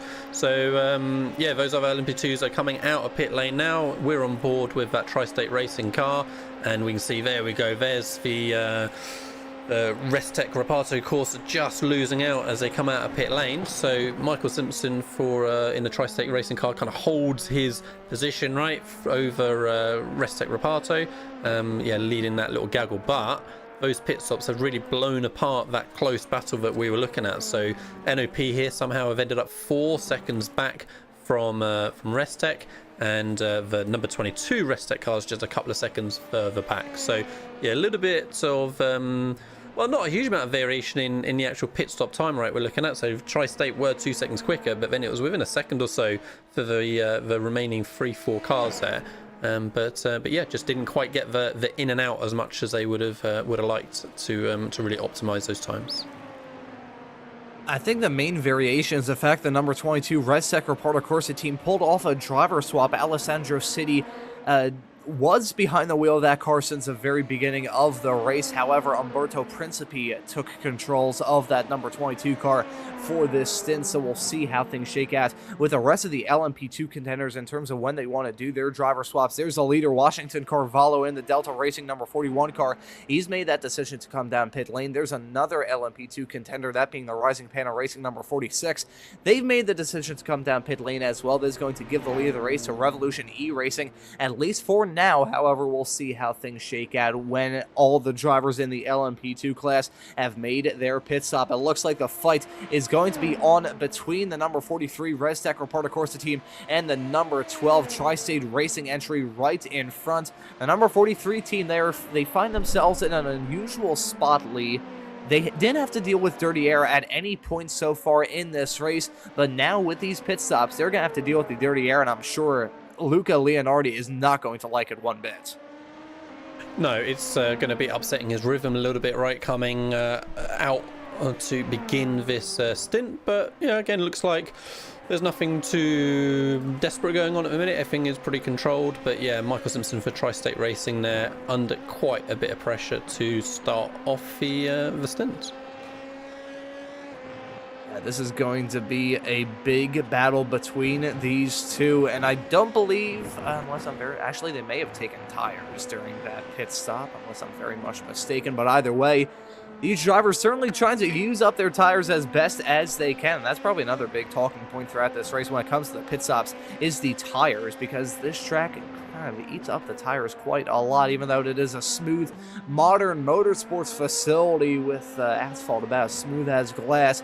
You still got some corners, especially some of the fast and flowing ones, where those tires are just being worn down to the canvas. So at this point in time, some drivers may be being like, hey, I don't want to battle just because I don't want to absolutely destroy the tires that I have on the race car. So that could be a little bit of a determining factor when it comes to these battles, and really all three of the classes that we have here. Yeah, no, for sure, as the remaining LMP2s we can see have pitted. So yeah, now Tri-State Racing take over the overall lead of the race with Leonardi for Restec trying to regain that top spot after that little sequence of pit stops. Here they were 3 seconds slower in total in pit lane, which explains where they are right now. Eagle Speed Academy and Revolution E-Racing are those last two LMP2s in pit lane. So that is all of the LMP2 field now then, who have made their first scheduled pit stops. And for LMP3s and for LMGT3s, we are still waiting for those scheduled stops to mostly begin. And just waiting for a few more contenders to make that run down pit lane to kick this race off. Still under an hour into this 4-hour-long race. We've already seen a whole lot of drama. We've seen a whole lot of battles. And despite all the chaos that has gone on thus far in this race, this fight involving the VR Racing number 29 Mustang and the number 60 Restec Reparto Corsa Mercedes is still continuing, with these two cars covered by about 0.3 of a second going on to the start-finish straight away. Will they go for a move heading off into turn number 1? I think they've stayed fairly line astern. Gotta say, VR Racing, I believe, got a move done to retake P3. However, Restec gonna try and do the same to that VR Racing Mustang, nearly side-by-side coming at turn number 1. Still nearly side-by-side, heading through 2 and 3 at this point in time. These cars covered by barely any air, heading their way through the opening sector of this lap. Ooh, looks like a bad exit from the VR Racing number 29. They still hold on to P3 at the moment, but it looks like these two are going to continue to fight. Yeah, and we're going to have to switch. Well, we're going to keep an eye. I was about to switch back to the LMP2s, but their gap just extended a fraction. But yeah, it's still looking very tight there between Tri-State and Restec. But we'll just stay on board here with the GT3s for now. As you said, yeah, Connor making that move back in front of Salvatore sometime off screen. But again, Salvatore for Restec Reparto is looking like he wants to get forward again as quickly as possible. A bit of a late move in, but enough space given for Connor. Nice clean racing between the two of them as we get a little nudge in front to Connor.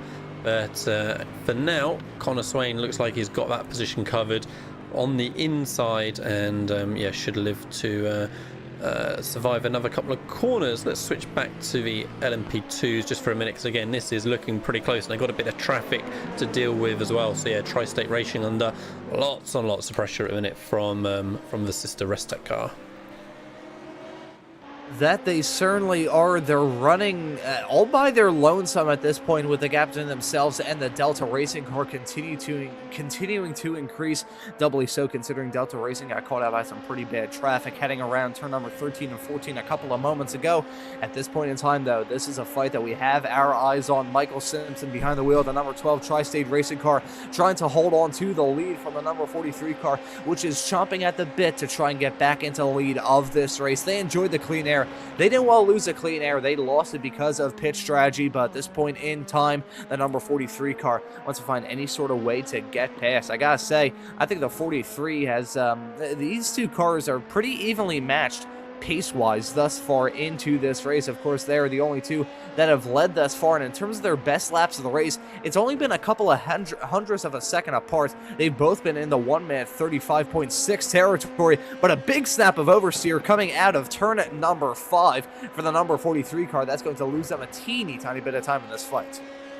Yeah, absolutely. But yeah, I'm sure he's not. But Lucas shouldn't be, panicking at all. The fact that he's got drawn back into this battle. He's pitted 2 laps later than Michael Simpson for Tri-State Racing. In fact, let's quickly bring that up so we can see the summary between those LMP2 cars. So again, they got a little bit of strategy in hand later on as we get a GT3 upsetting things a little bit for Michael and Tri-State, but all looking under control for now.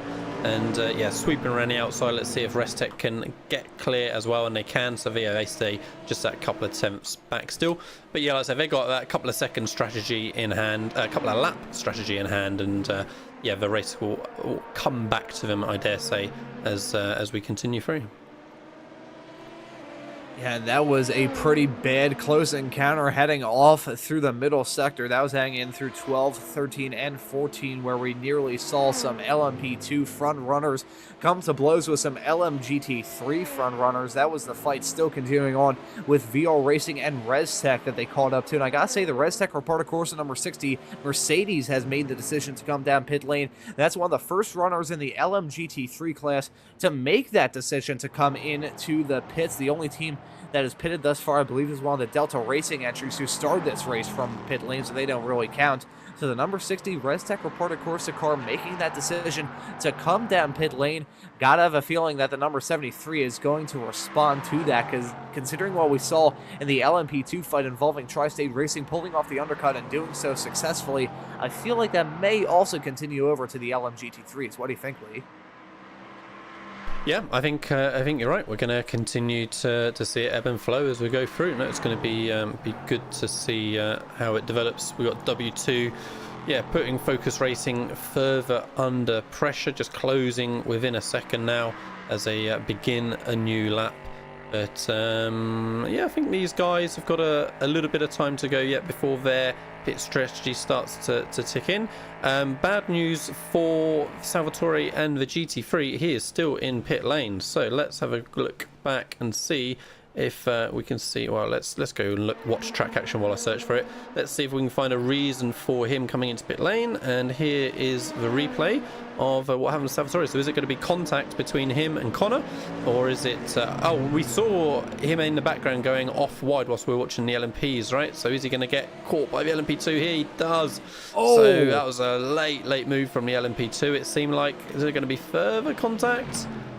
Yeah, I'm going to stay on board on this replay for now because we've got nothing desperate happening on live. But obviously from that little bit of contact, I mean, the car's wobbling a bit. Like maybe he was really unlucky, yeah, and had damaged suspension or something. I mean, that was not a huge whack, right? So super unlucky for the GT3 team there to yeah, take significant damage. It means in pit lane and Focus Racing having a big moment as well. Just as we switch back to him, we'll perhaps take another look back at that in a minute and get a second view of exactly what happened. But yeah, a little bit of issues here for a couple of these teams as we're coming up towards the hour mark.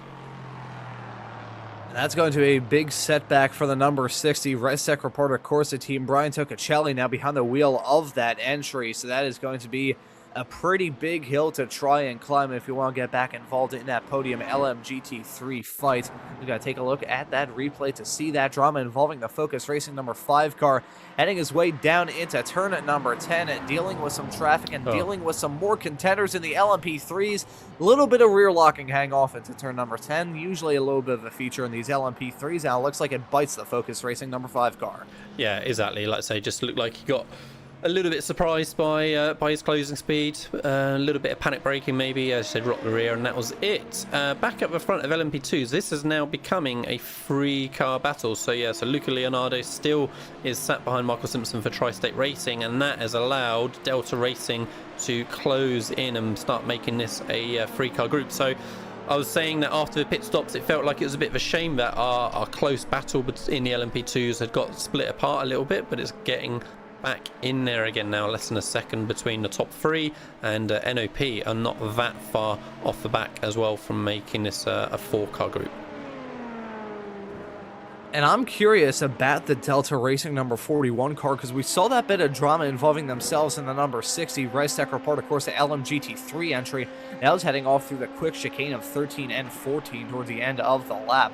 I'm curious if they possibly picked up some damage as well. I think it may have just been some hellacious luck for the number 60 car for them to get caught out by that badly. But look at this, getting caught out badly by the traffic is a Tri-State Racing number 12 car of Michael Simpson, nearly losing the lead heading off into turn number 10. The number 43 car had a whole lot of speed, had a big headwind heading down into the corner. Looks like they're nearly going to go side by side heading off into turn number 12. I think the number 43 car, they're getting a little bit more antsy at this point. They've been stuck behind the number 12 car ever since the pit stops that we saw about 8 laps ago at this point. So it's been a little bit of time since number 43 has been out of the lead in this race, and we've mentioned this quote a lot, and we'll continue to mention it throughout this race because that's really the point that runs true with endurance multi-class sports car racing. Making hay while the sun is shining. You got a car that's close to you within striking distance. You want to strike while that iron is hot, and I think that's what the number 43 team is trying to do. But Michael Simpson is putting that car exactly where he needs to, dealing with the traffic as he can as well. Looks like there has been a serious challenge from the 43 with a spin from the 41 Delta Racing car coming around turn number 1. That's a big moment for the driver who was running third in LMP2. Yeah, so that was a shame because, like I say, they were doing a good job of closing that gap up, but yeah, just perhaps pushing a little bit too hard. It looked like it was self-inflicted, but let's double check in case there was anyone else involved. Are we going to get caught out with this GT3 as we head into turn 1 here? Yes, we are. So yeah, just similar thing to what we saw. Well, similar in a way, similar to what we saw to the LMP3 a little bit ago with them getting caught out by the slower car in front. But yeah, just had to apply a little bit too much brake, a little bit too much steering angle, and yeah, that brought the rear round. But you know, they didn't take any damage, they didn't hit any wall, they've only lost 5 seconds or so. So it's a long odd race. I got time to get back in there. But yeah, that was a shame because they were doing a good job of really bringing the battle to his leaders. That just takes the pressure off of Luca a little bit. So if he does want to go back to managing a little bit more whilst he's behind Michael, then he can, and he's got no immediate pressure from behind now with NOP a further 3 seconds back. We've got Rising Panda Racing for LMP3s into pit lane as well, so yeah, we'll see how long they are in for. It should be a scheduled stop. I'm not seeing any kind of instance for them bringing them into pit lane, but yeah, they're currently 5th in LMP3s. And let's have a quick check-in with LMP3 leader as well. Yeah, there they are. That's Matthias Medaya in that Dynaco Racing Team number 98 car. That is a pretty expansive gap as it stands for the LMP3 leader. 14.3 seconds between themselves and the Delta V Racing entry. Those two cars were going side by side not terribly long ago. However, it's looking very good for the number 98 Dynaco Racing Team to try and grab their second victory of the season. Side by side, meanwhile, in the LMP3s, that's a Delta Racing number 30 car going side by side with the Squadra Veloce by ERS number 88 entry that's going to be on their outside heading into turn number 1. Is it a successful move, or is the Delta Racing number 30 car going to withstand the challenge? It looks like they're actually going to back out of it, so well done from the Squadra Veloce by ERS number 88 car. That was a fantastic move heading off into turn number 1. A smart move, though, from Delta Racing with that number 30 entry to back off just a little bit to be like, hey, we're still less than an hour, coming up to 1 hour into this 4-hour-long race. No point racing this hard hang through the first few corners, especially considering that team that they were battling with was so desperate, for lack of a better term, to try and get that move done that they tried it around the outside in turn number 1 and actually made it stick. Yeah, it was a good clean move that was worked out over a few corners, and they've kind of instantly pulled 3/4 of a second, and now Delta Racing are under lots and lots of pressure straight away from World of Sim Racing Team with Saul Sanchez Flores there. Yeah, a little bit of a tough moment maybe for Delta Racing. We'll see if they can get their rhythm back and continue to maintain that 8th position. Rising Panda Racing did get going within a reasonable time after their pit stop, by the way, so 40 seconds stationary in pit lane, and they're off and away still in 5th position with Maxime still behind the car, still behind the wheel. I'm curious as to whether or not that is going to kick off a chain reaction of LMP3 contenders making that decision to come down pit lane. Pretty much the entirety of the LMP2s have come down pit lane thus far in this race. Can't say the same about LMP3 and LMGT3, but in the LMP2s, they've got some fresh tires, they've got a whole lot of fuel, and they've got a whole lot of speed. That's Saul Sanchez Flores in the number 51 World of Sim Racing Team LMP2 entry, heading off into turn number 1 and getting the move done on the Delta Racing number 30 entry, who for 2 laps in a row now has lost a position heading through the first few corners at the very beginning of the lap. Thankfully for them, they've got a pretty significant gap back to the runner right behind, as looking at the leaders in LMP3 making that call to come down pit lane. Yeah, that's it. So, yeah, Rising Panda lap before pitted, but yeah, this is the first of the front group in LMP3s to make their stop. Let's see if the rest of the guys are going to follow on. Delta V Racing continue on by and take over the lead for now. WTE Pro, let's have a look as they come off the final corner whether they're going to dive into pit lane as well. They are not. So, yeah, Dynaco Racing Team are first of those leaders to blink and are going to find themselves at least a lap early on strategy compared to their competitors. Dynaco probably another 10 seconds or so in pit lane based on or in their pit box based on Rising Panda, so it was 40 seconds for Rising Panda as we can see on screen, and here we come for Dynaco Racing Team. Are they going to pull away in the same moment? Yeah, just a second or so slower, but yeah, that's them off and away, and they're going to be very comfortably in 4th position for now. And yeah, we'll just keep half an eye on when the rest of those LMP3 leaders come in and where they fall. And it looks like Dynaco Racing Team is going to be exiting at the pits quite comfortably in front of the Rising Panda Racing number 47 entry in the LMP3 class. At the fights up and down the grid, though. Gotta say, the gap between Tri-State Racing and Restec Reported Corse slowly extending, it must be said. However, it's still pretty nice fight that we've got in this class. This is the main battle for class position that we have, though, considering LMP3 spread out a little bit there in the midst of their pit cycle. LMGT3, meanwhile, the ResTech Report, of course, the number 73 team looking to try and seal the deal in that LMGT3 class championship here at Mugello. They've got a 13.9 second gap between themselves and the Tri-State Racing entry a little bit farther down the road. So as it stands currently, Tri-State Racing team with Michael Simpson and ResTech Report, of course, are currently being driven, number 43 car right behind, still being driven by Luca Leonardi, who started this race in that race car.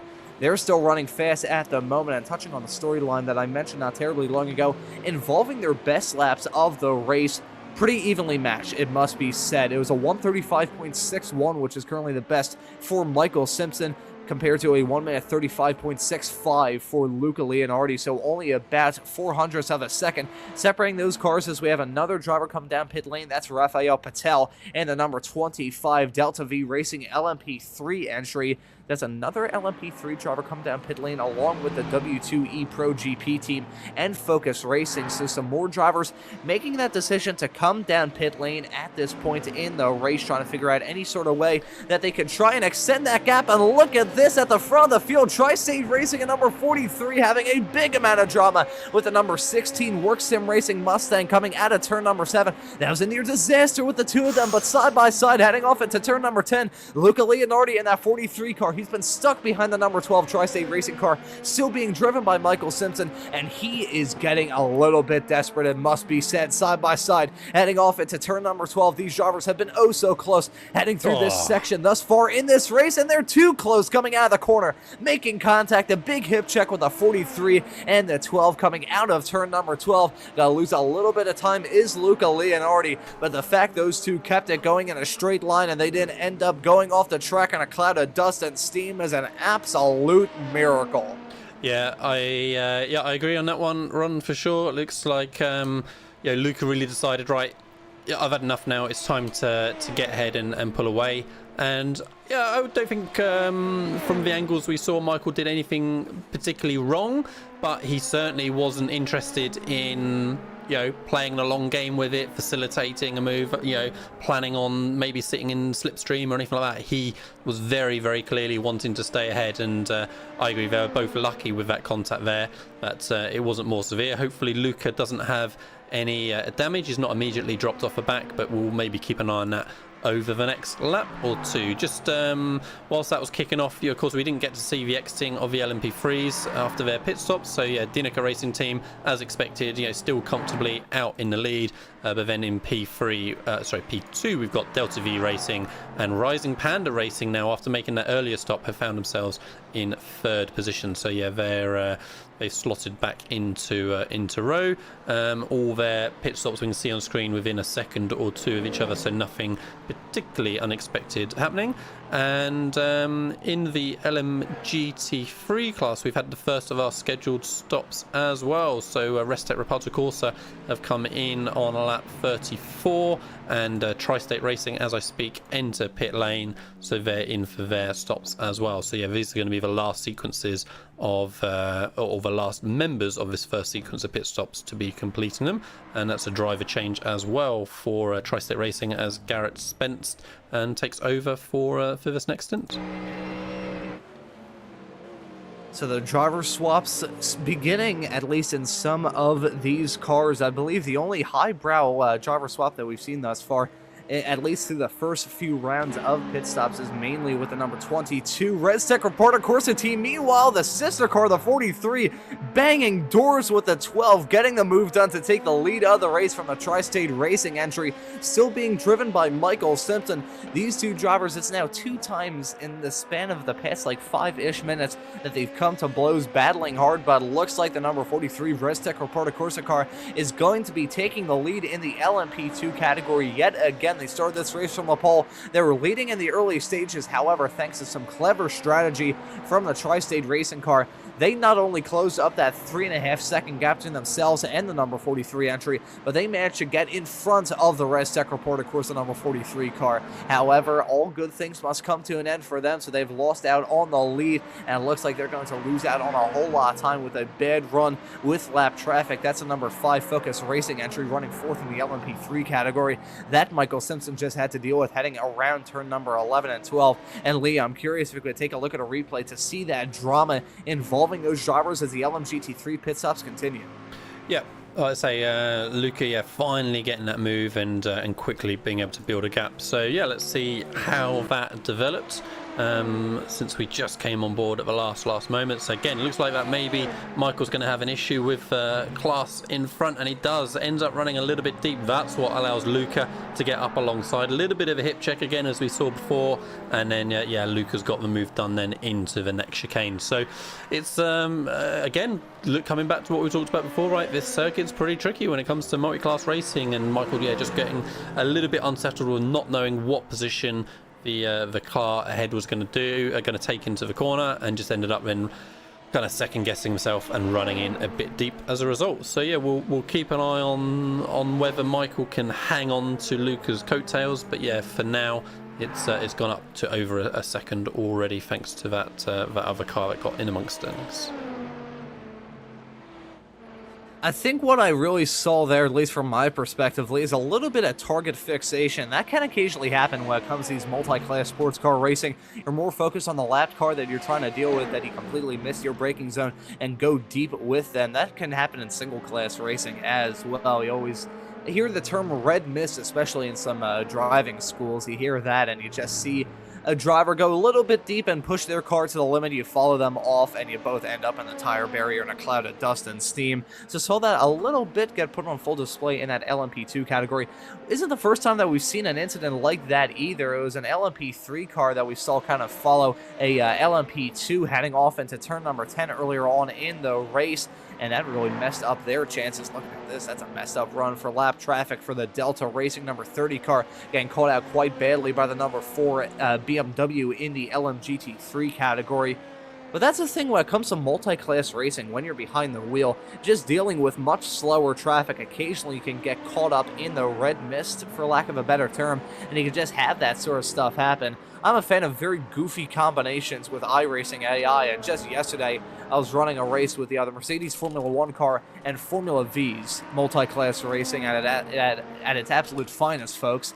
And doing that sort of stuff, you occasionally get a sort of moment where you're trying to position your car in a weird way, and that sort of stuff can occasionally happen, and we've already seen that get put on full display in this race. We are only 1 hour and 10 minutes into this 4-hour-long race, have already had a whole lot of drama continue, a whole lot of drama still set to brew between now and the end of this race. The LMP3s and the LMGT3s mostly passed their run through the pits. The Delta Racing number 31 LMGT3 contender, he's now exiting at. That's Victor Bispo in that car, taking command of that now an hour 10 minutes into this race. But the lap traffic still playing a pretty big role into how these drivers are tackling it. I'm curious, Lee, if you could possibly pull up the track map graphic just to see how spread out this field is. It's only about 3.26 miles long, this racetrack is. So when you get to a point, especially coming to the halfway mark of these races, get to a point in time where if you're an LMP2 contender, it feels like there's no single point of this racetrack where you aren't dealing with either an LMP3 or an LMGT3. Yeah, it's going to continue to be tricky for the guys as they go through. That's, yeah, we can see just quite a big spread of cars through the whole track at the minute. Just a couple of empty points here and there, but no, otherwise pretty busy. It's just there's so many more LMP2s than anything else, as we can see on the track map as well. Right, that's going to keep making things tricky for those lower classes as we continue on. Everything's just quieting down a little bit for now in all three classes. We haven't got any immediate ongoing battles, but again, we'll just keep an eye on how things develop as we go through. At this point in time, this race slowly settling into some sort of groove. These drivers just whittling away the laps, and that's a big thing when it comes to these 4-hour-long races, just being like, hey, look, it's 4 hours, it's a marathon, not a sprint. I can't be going flat out the whole time, otherwise I'm probably going to end up in some sort of wall where I'm going to run out of gas, for lack of a better term. Not even the gas in the car, just the gas in the driver is going to run out of energy and steam to try and push any harder. Gotta say, we haven't talked about this at all throughout this broadcast. However, we have had some penalties develop. The W2 ePro GP number 92 entry has picked up a pit lane, actually not a pit lane penalty, it's a drive-through penalty for a full course yellow speed violation. We mentioned when we had that full course yellow very early on, less than 10 minutes I think it was into this race, that these drivers have to run with the pit limiter on when the full course yellow is declared by race control. So it looks like that team did not abide by that, so that's part of the reason why they dropped back a little bit. I saw that they were down pit lane for what I thought was the second time, didn't know entirely for sure. However, they have picked up a drive-through penalty, and it looks like another drive-through, this time for car number 25, another LMP3 contender. That's for avoidable contact with car number 60. So that is going to be a pretty big penalty for the team currently running second in the LMP3 category. They're quite farther back of the Dynaco Racing team. So there's going to be a big penalty levied the way of Delta V Racing. And it's going to help out Rising Panda Racing running down in third quite a lot as well. Yeah, absolutely. So, like I say, we'll wait and see when they come in to serve that penalty. But yeah, it's going to shake things up a fair bit in LMP3. Shame for Delta V running in that strong second position.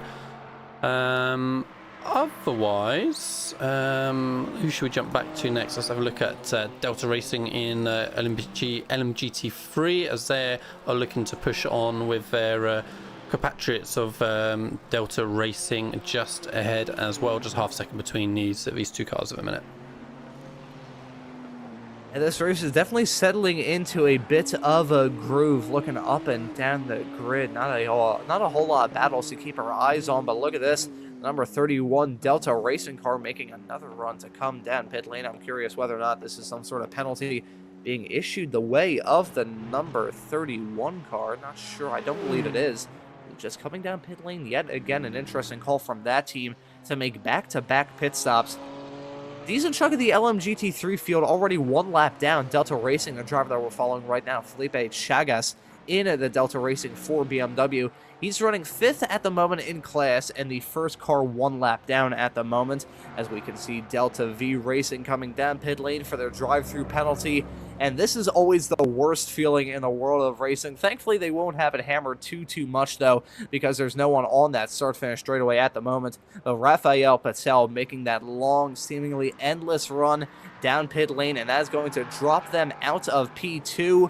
And I think they're going to have a fight on their hands to even remain in the podium spots. As you can see, Focus Racing in the 5 car a little bit farther behind. There they are.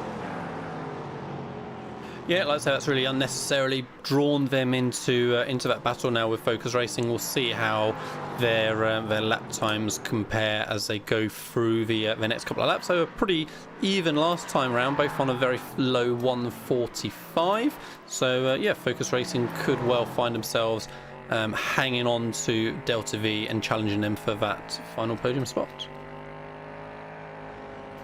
And these drivers at this point trying to figure out, ooh boy. Yeah, that's right. It was nothing actually. They're just letting the LMP2 go, right? But it just kind of looked a bit weird on board as they suddenly slowed. So yeah, that's cost them another half a second straight away. So yeah, that's taken the pressure off of Delta V just ahead. I was about to say, just seeing a move down into turn number 6, even though it's LMP2 on an LMP3, that always gets me a little bit nervous. I'm not sure about you, Lee, but that section oh so fast and these cars on a limit of control. So just seeing those cars go side by side has me a little bit antsy just from my perspective in the commentary booth. Yeah, I mean, I'm sure, yeah, it looked like the drivers had it pretty well under control, right? The LMP3 lifted, which is kind of say what surprised me as we were watching on board, why they suddenly slowed down. So yeah, they lifted. LMP2 had a nice clean line going into the corner. Looked like it was well kind of coordinated and managed on that occasion. Number 41, so drive-through penalty for and Delta Racing again. So yeah, not a good run for the Deltas right now. Do we think, is there a connection between Delta V Racing, Ron, do we know, and Delta Racing, or is that just a coincidence in team names, do we think?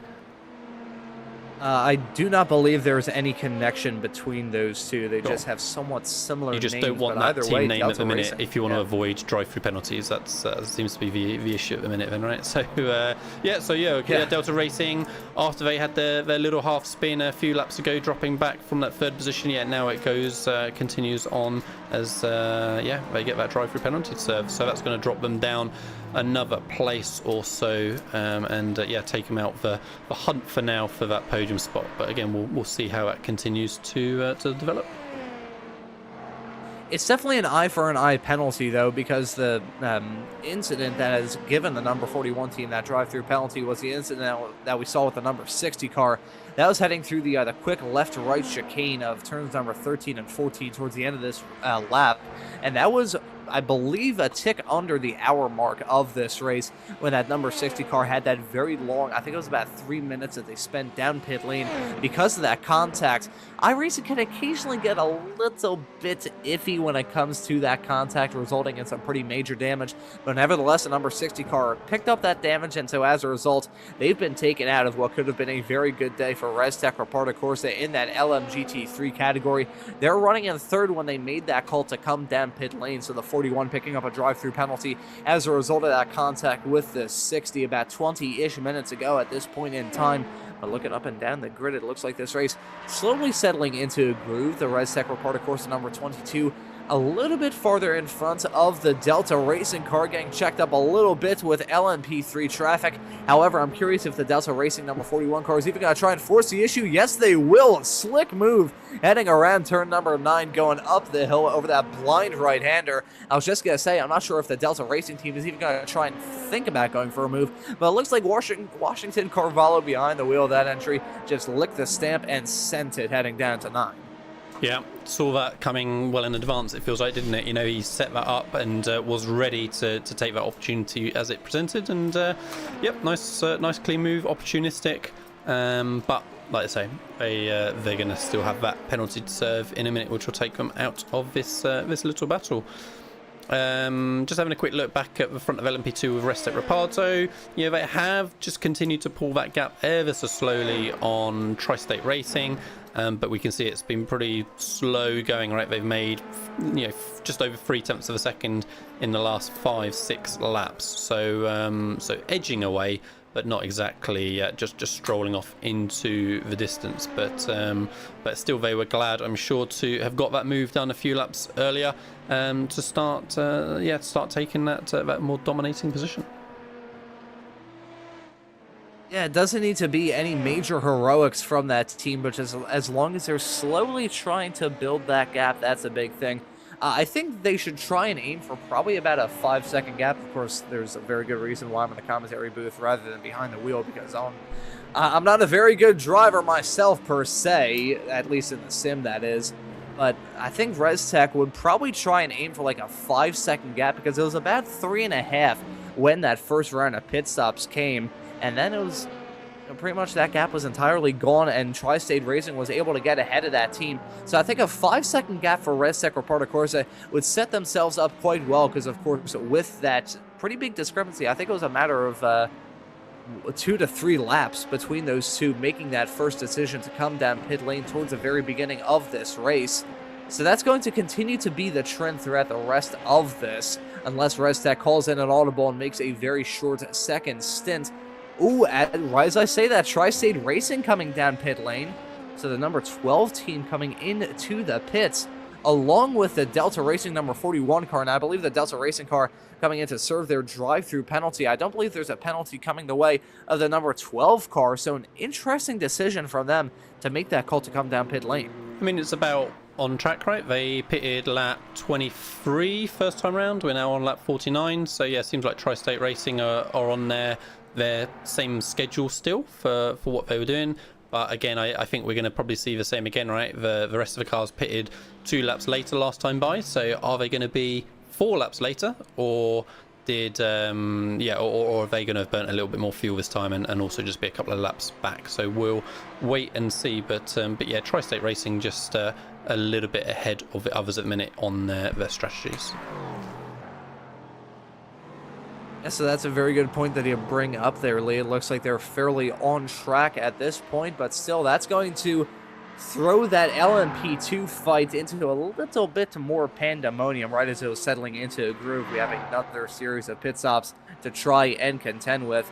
That's going to shuffle up things quite a lot. I'm curious what ResTech or Parta Corsa is going to do this time by. I think maybe they should come down a little bit earlier than they probably had in mind, just to try and limit the undercut if it's going to work again. Here you can see Luca Leonardi getting held up by the number 29 VR Racing Mustang coming out of the final corner, and he's going to stay out on track yet again. Possibly could we take a look to see where Tri-State finds themselves, at least in terms of the traffic situation. I believe they'd be heading their way through the middle sector of this lap at this point in time. There you go, heading off into turn number 8, and they've got the track all to themselves, it feels like. The next car farther up the road, I believe, would be the Delta Racing number 30 car. So they are running all by themselves. They're in the clean air, and this is the new driver behind the wheel. Michael Simpson has gone at that car. It's now Thomas Marcelino in that Tri-State Racing 12 LMP2 car, and he is going to be loving the clean air that he finds himself in, and this may be a big source of trouble for the 43 team.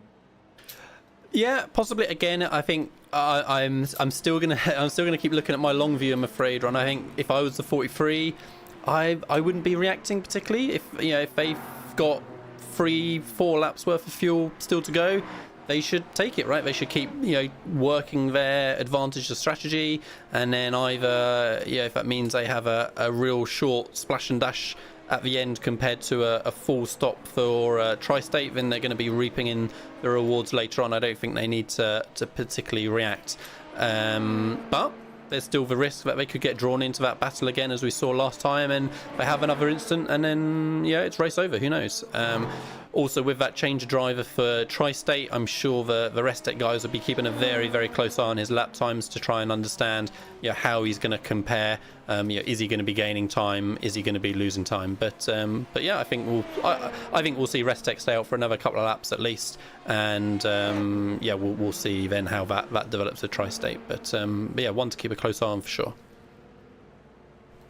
The other ResTech car, that being the number 22, being driven at the moment by Umberto Principe. He's made the decision to come down pit lane, so this is fairly on track for him. Not going to see a driver swap in this car, considering they got it out of the way at the very first pit stop. There will have to be a driver swap yet again, of course, because of the driver time regulations that we have in this series. But some drivers making that call to come down pit lane. There's been a driver swap in the Simatech Sensations 20 as Julian Becerra got behind the wheel of that car, I believe, after the first pit stop, as I believe David Sorzano was behind the wheel of that car at the very beginning. This may be a driver swap involving the World of Sim Racing Team number 51 entry. Sal Sanchez Flores has been behind the wheel of that race car ever since the drop of the green flag, but the pit stops are definitely starting, so that slow trickle has definitely turned into a flood. Tri-State Racing going to be overtaking all of these cars. I'm curious how lap time wise they're shaking out compared to the rest of their LMP2 contenders. These drivers down pit lane at this point in time. Thomas Marcelino last time by was at a 1 minute 37.3 compared to Leonardi at a 136.2. Looks like he's struggling for grip with that near off-track excursion he just had heading through turn number 1. So even with that clean air, it looks like things may actually be on the up and up for the 43 car, as it looks like the new driver behind the wheel, the 12 Tri-State Racing entry, has not been able to get a grip to it as we see the leader come in.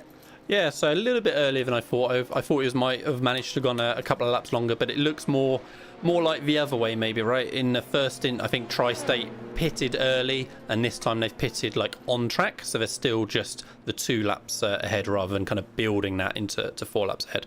But as you said, I think it seems like ResTech should have had the pace based on the lap times that we're seeing coming in. They've got a driver change working as well, so I expect to see Tri-State Racing ending up 4, 5, 6 seconds behind ResTech once they shake out.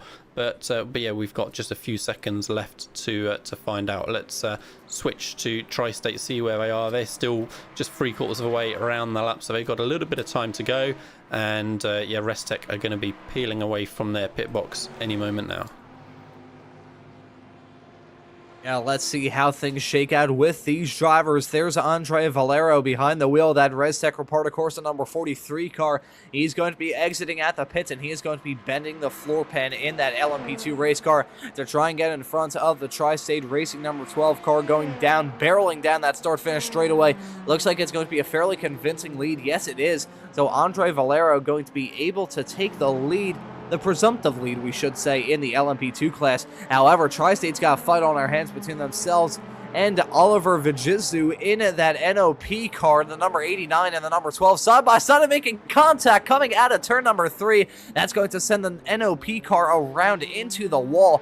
A little bit of contact, and you can see that rear wing is askew. So the team that just came out of the pits a couple of moments ago maybe going to have to make another run to come down pit lanes over the team off the back of a win at Spa about a month ago. Things not going to plan at all at the start of this third stint. Yeah, let's take another look then and see if we think a penalty is on the way for Tri-State. Well, it'll be an interesting one for the stewards.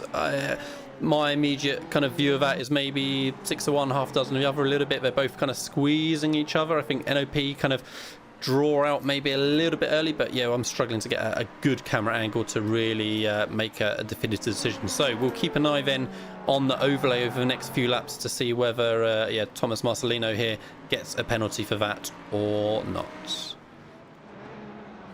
Gotta say, Lee, I'm with you on that. I think that's definitely a racing incident. We'll see how race control judges that, though. Of course, that's their job instead of ours. We're just shouting at pixels on a screen at this point, and one of the pixels that we're seeing right now is a Rising Panda Racing number 46 car making that decision to come down pit lane. So that's going to give the lead in the LMP2 class back to the ResTech Reparto Corsa number 43 car. Really interested to see how race control is going to judge that, because that may be a precedent set with these drivers. And looking, Revolution E-Racing getting a move done on Tri-State Racing heading down into turn number 1. Have Revolution E-Racing come down pit lane so far in this pit cycle? I'm not sure if they have that, or they just have kicked on the afterburner. Yeah, they have not come down pit lane at this point, but still, they got enough pace in that race car whereby they can get a move done on the at one point leader.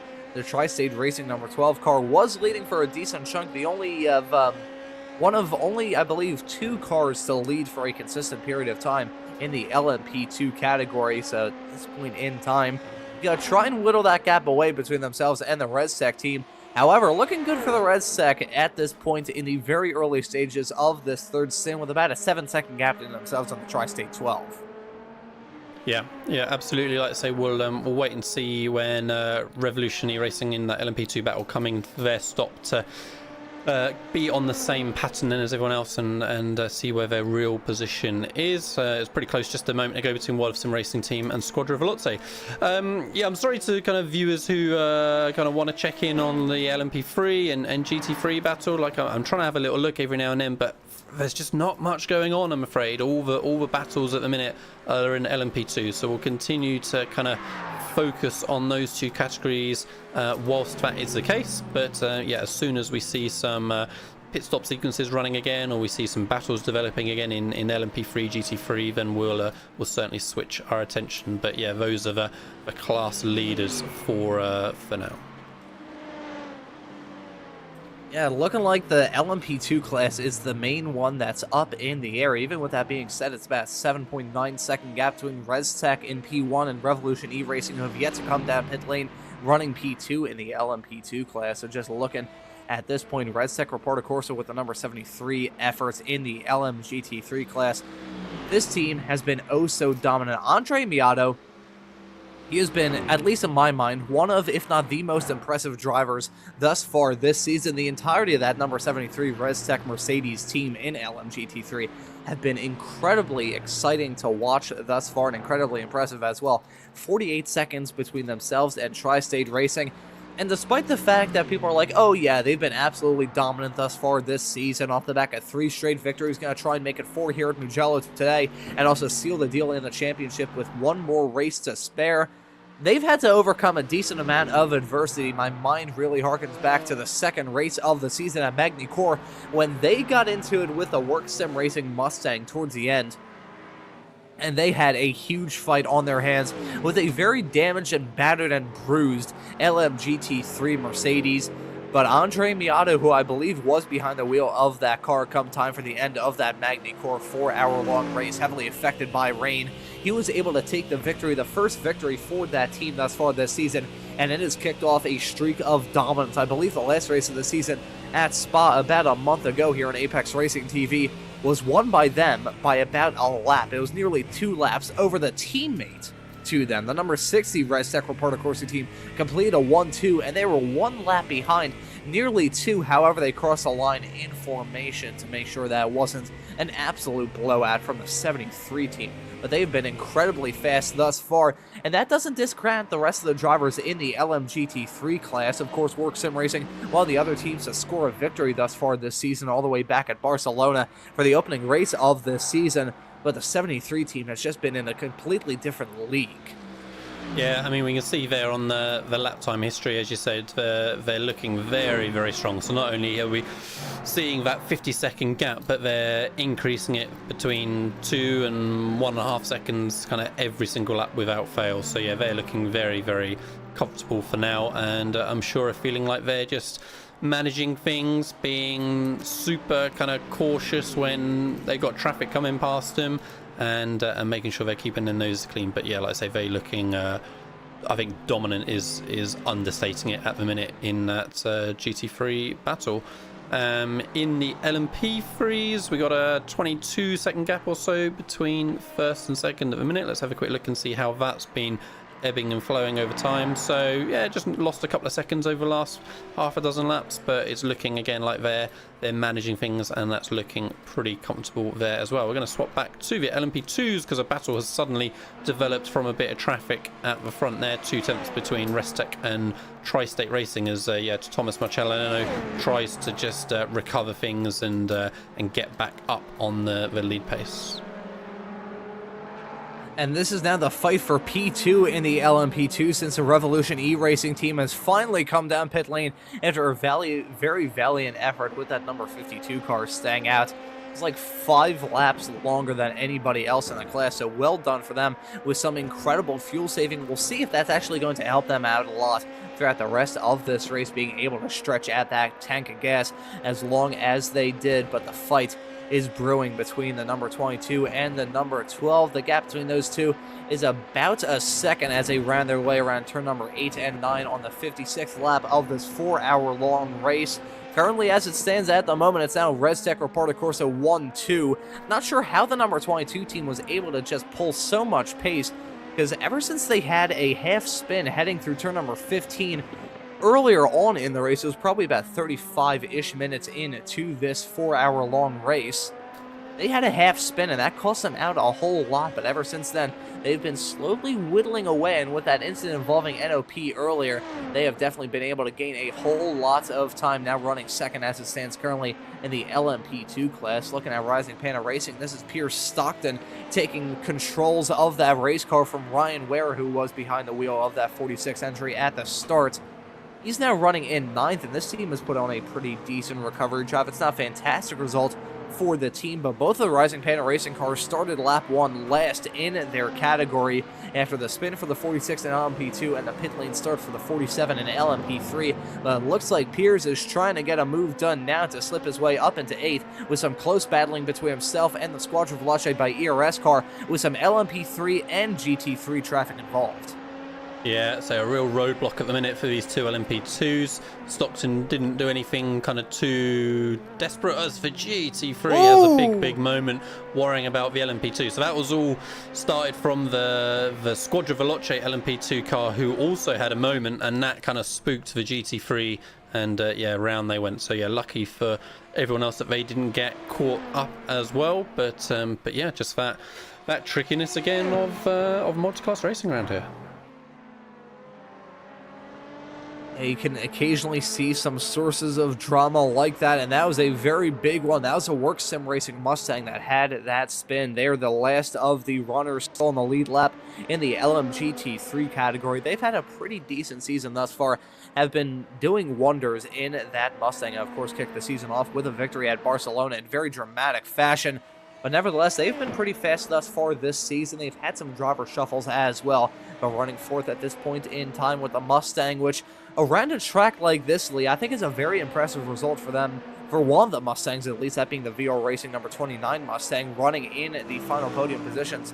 The Mustangs, I remember when they got first introduced, I remember having a chat with one of our Apex Racing TV colleagues, that being Mr. Charles Bushell, about the challenges surrounding this Mustang and how it's usually just quick in a straight line and not really good around the corners. So a track like this where you only have one long flat-out blast and 15 corners, all of which are entirely different and incredibly challenging, the fact that Mustangs are running as well as they are in this race, at least in my mind, is quite impressive.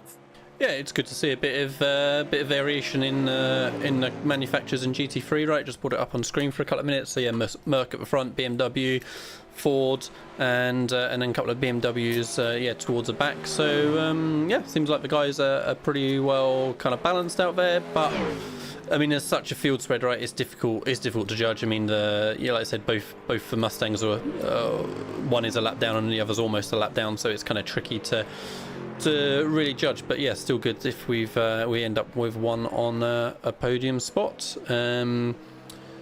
Obviously, LMP2s, LMP3s, just a single make category, so yeah, no variation in there for those cars. It's very odd to see some single make racing, especially with the new revolution that's really gone on in iRacing over the past few seasons and really the past year and a half, with the amount of LMGT3 cars that have been added, the Mustang, the Corvette, the brand new McLaren, which is of course the newest edition. Not anyone running that in this series as it stands currently. We had some Corvettes running earlier on, the SE competition by TSR team, who are running 6th in the LMP3 category.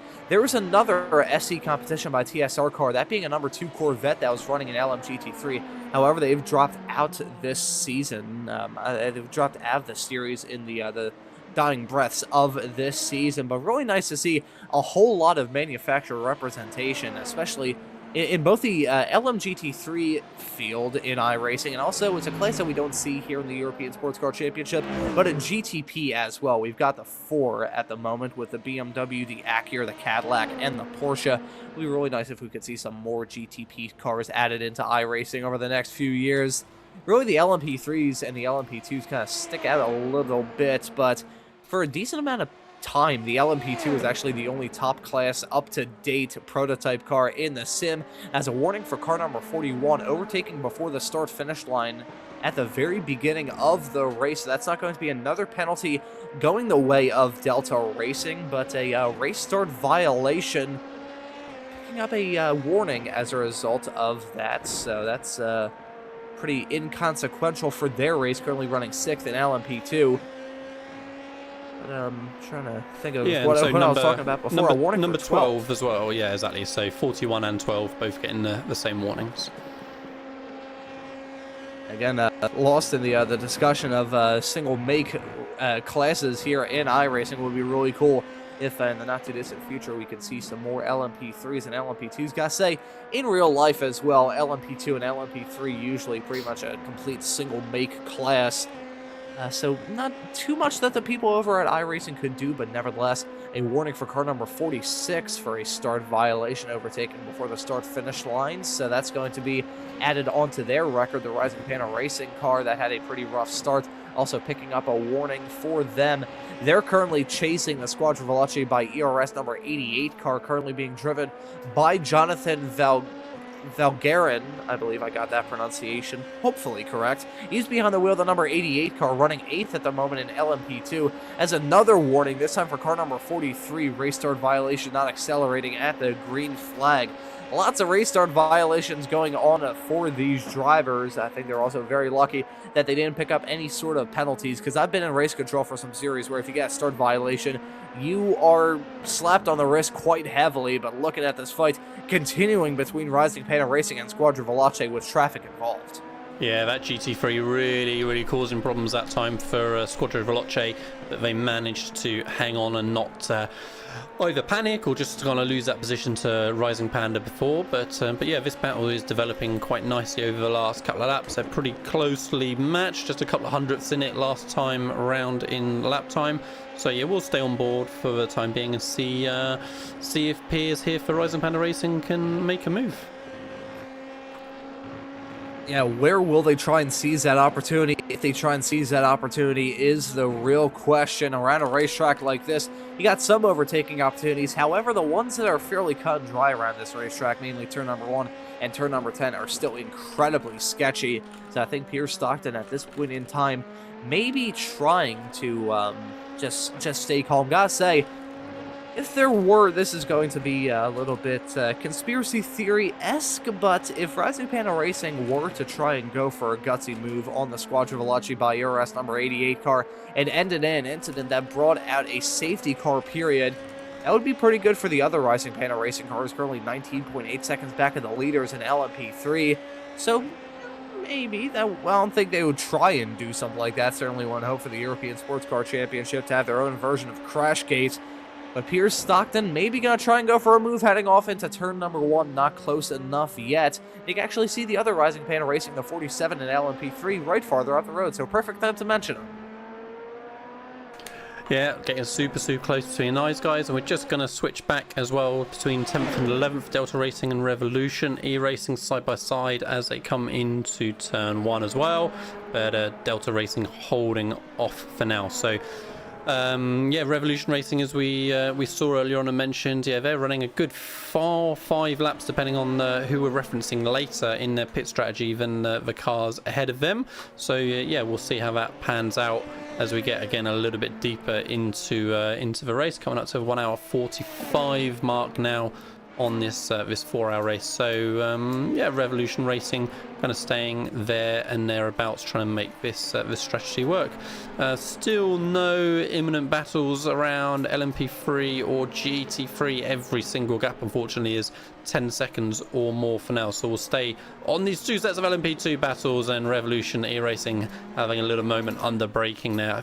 Was a little bit of contact, but hopefully they both cars get away with it and don't have any lasting damage. But yeah, they got to catch back up and get back onto the rear of Delta Racing again. So whilst that happens, we'll switch back to the Squadra Veloce and Rising Panda battle we saw a few moments ago. Yeah, these cars still covered by barely any air, and I gotta say, in terms of the pace that they've been showing, pretty evenly matched as of late. Last time by, it was only about a 10th in it in terms of lap times, and in terms of their best laps of the race for both of those drivers, it's only a couple tenths in it as well. So these two pretty evenly matched. I think that's going to create a quite tantalizing prospect when it comes to this LMP2 fight that we are continuing to watch. Up towards the front, meanwhile, it's ResTech Repart, of course, is still leading, so I think this is the main fight that we're going to be keeping our eyes on in the LMP2 category.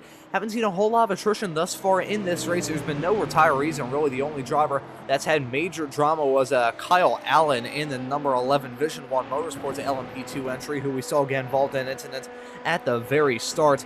Outside of that, though, it's been a very smooth affair thus far here from round number 5 of the European Sports Car Championship here at Mugello. Race definitely settling into a groove, the field spreading out still, but despite that, we've still got some close fights. This sort of fight, I mean, they're definitely saying line astern, just trying to whittle the laps away between Squadra Veloce and Rising Panda Racing, really being the only 2 cars on the racetrack at this point in time that are maybe going to start to battle. They've been running line astern for a while, so I can't say with 100% confidence that they will start to battle. However, they're still close. Yep, absolutely. Like I say, we'll keep watching this battle and see if Rising Panda can make that move and continue their progress forward. They're down 3 spots from their starting grid position, but yeah, like I say, looking kind of fairly under control. We're into that. Oh, well, he says as it goes, a late braking move into turn 1. I thought we were just going to sit there on board that time by. LMP3 going to get involved as well as they come through this tricky chicane, and still side by side as they work through. Still the LMP3 there is in front, distracting things as well. let's see who comes out on top as we come through the next sequence. LMP3 sweeps across in front of the Squadra Veloce, and Squadra Veloce just about hold on after all that ahead of Rising Panda, but yeah, we still need to get past the back market ahead to allow this to settle down again. So yeah, that could have been panic stations a little bit for both teams, but both sensibly managed. No contact made, no late desperate lunges, but still just struggling to get past that. LMP3 a little bit wide onto the gravel. Rising Panda dives up the inside, gets that move done as well, and both these guys can concentrate on their own battle for a few more minutes again until they come across another bit of traffic. Just a couple of positions further up, Simatox Sensations and Delta Racing have just closed into each other a little bit more, so that's down to 7/10, 8/10 between the two. Let's see how that's been changing recently. So yeah, Delta Racing have been catching pretty quickly after serving that drive-through penalty earlier on, so down from 3-second gap 6 laps ago down to 7/10. So yeah, Simatox are going to have a battle on their hands in the next lap or so. And looking like it's fairly smooth at this point in time compared to the first race of the championship, which was quite messy. Not really too much here at Mugello, but we still got some close fights. I gotta say, the Squadra Veloce by ERS driver, well done with the absolute bravery, doing a rally special stage coming out of turn number 9 to try and deal with that lap traffic. And that was near disaster involving the Simitex Sensations number 20 and the Delta Racing 41 heading through turn number 8 and 9 a couple of moments ago.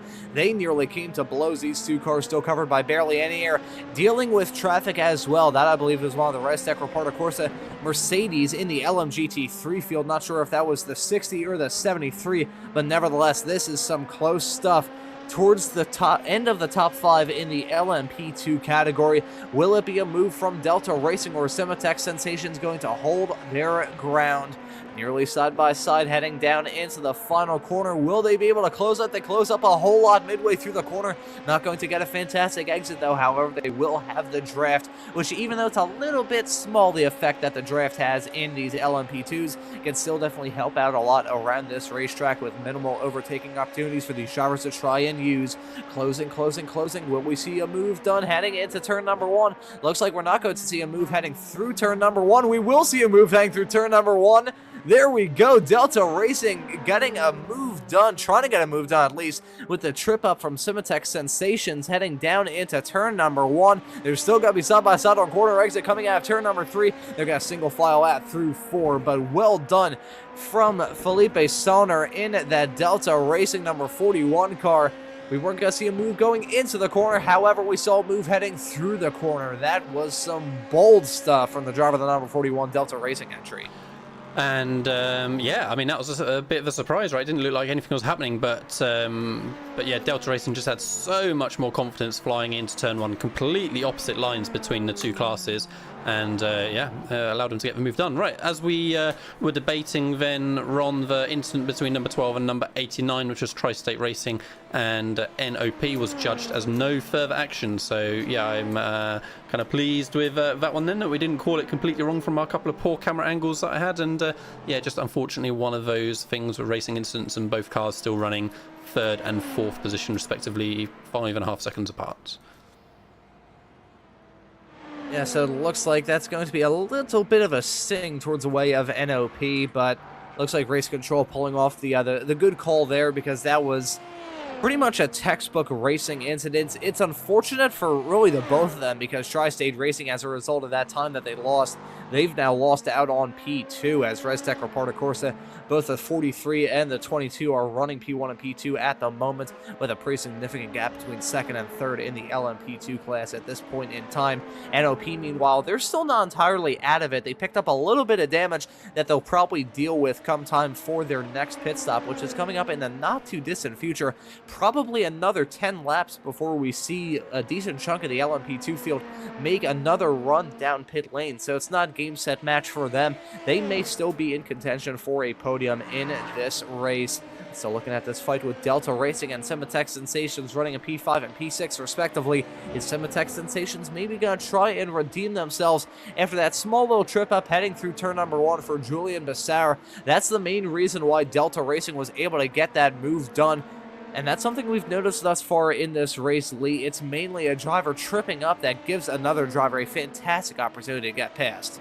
Yeah, it certainly can be, and as you've been saying in the LMP2s, yeah, there's basically no draft, right? So it's tricky to get a move done purely on, lap time difference, getting a run off a corner and getting a move done into the next braking zone. So yeah, a lot of the time it is needing that kind of little bit of a forced error with another car or something. But yeah, I thought Delta Racing here were just going to break away kind of immediately from Simotok, seeing the difference in confidence in turn 1 a minute ago. But yeah, Simotok hang on in there for the moment with that Delta Racing car. We can see that car number 12, which was Tri-State Racing again, has had a warning for some other contact, which was car 16, which was that Walk Sim Racing Ford Mustang GT3. Was that the one that we commented on at the time, Ron? I'm not sure if that's an incident we saw.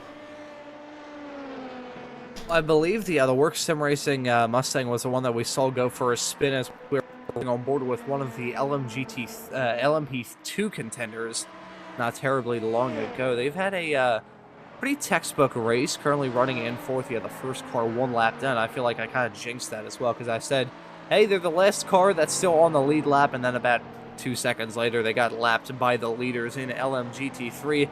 Work Sim Racing in that very striking Mustang has had a pretty clean and nondescript race thus far. Lots of drivers, it must be said, around this track, very challenging, have put together some pretty smooth races thus far and slowly coming up to the halfway mark.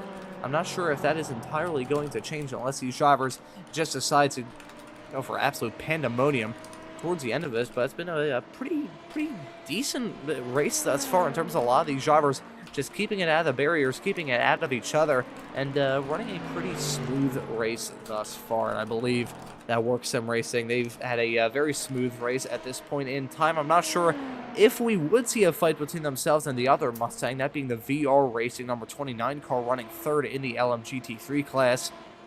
May actually see a fight with Tri-State Racing and VR Racing if they close up that gap a little bit. They're currently separated by, that would be, I think, about 15 seconds, would it be, between those two? My public school math skills failing me yet again. I think that would be about 15, though, between the P2 and P3 runners in the LMGT3 class at the moment, though. Yeah, sorry, I wasn't quite following what you were asking on that one, Ron. Sorry, I was just dealing with something in the background. But yeah, Rising Panda and Squadra Veloce battling at it again. It was the other way around a minute ago, right? So Rising Panda did get by, and yeah, we'll see if Squadra Veloce can regain that position again. Let's quickly see if I've got a view of that overtake. Yeah, and here it is. Let's have a quick look at how Rising Panda just got by. See a little bit of traffic involved in that, heading down into the final corner. Pierce Stockton, we're following him in the 46 car, and it was running wide for Squadra Veloce by ERS, heading down into the final corner, and that's what cost it. Yeah, absolutely, and just like you were talking about just a couple of minutes ago, right, it's that, needing the error from the car behind to be able to make the move, and that's exactly what happened that time. And yeah, Pierce Stockton now for Rising Panda trying to build that gap up to a second. And so it looks like that's going to be a continual theme throughout this entire race. Just drivers able to get moves done on each other after the mistakes from others, and really around a racetrack like this.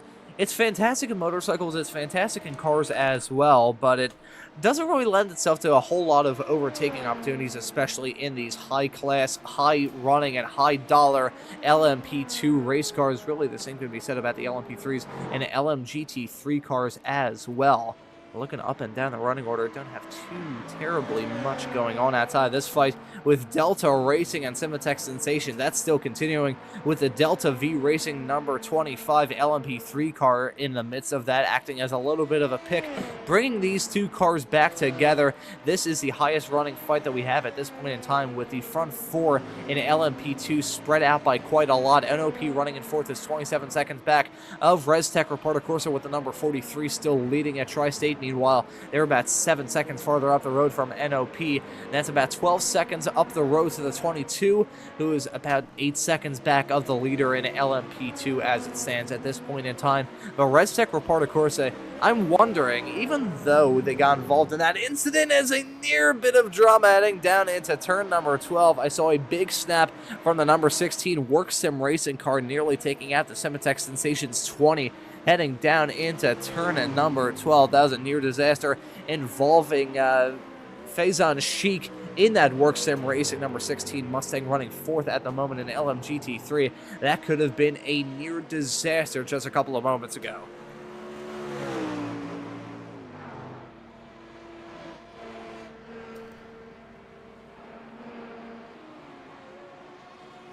Ooh, and looking at a fight involving Delta Racing with the number 41 entry, running 5th at this point in time. Still a little bit close between these two, actually spreading out a teeny tiny bit in the opening stages of the 70th lap of the race. Looking up and down, though, pretty spread out at this point in time. So these drivers just slowly running their own race, it must be said, Lee. Just realizing that it's not a sprint, it's a marathon, and just trying to be there at the finish, as they say in the world of racing.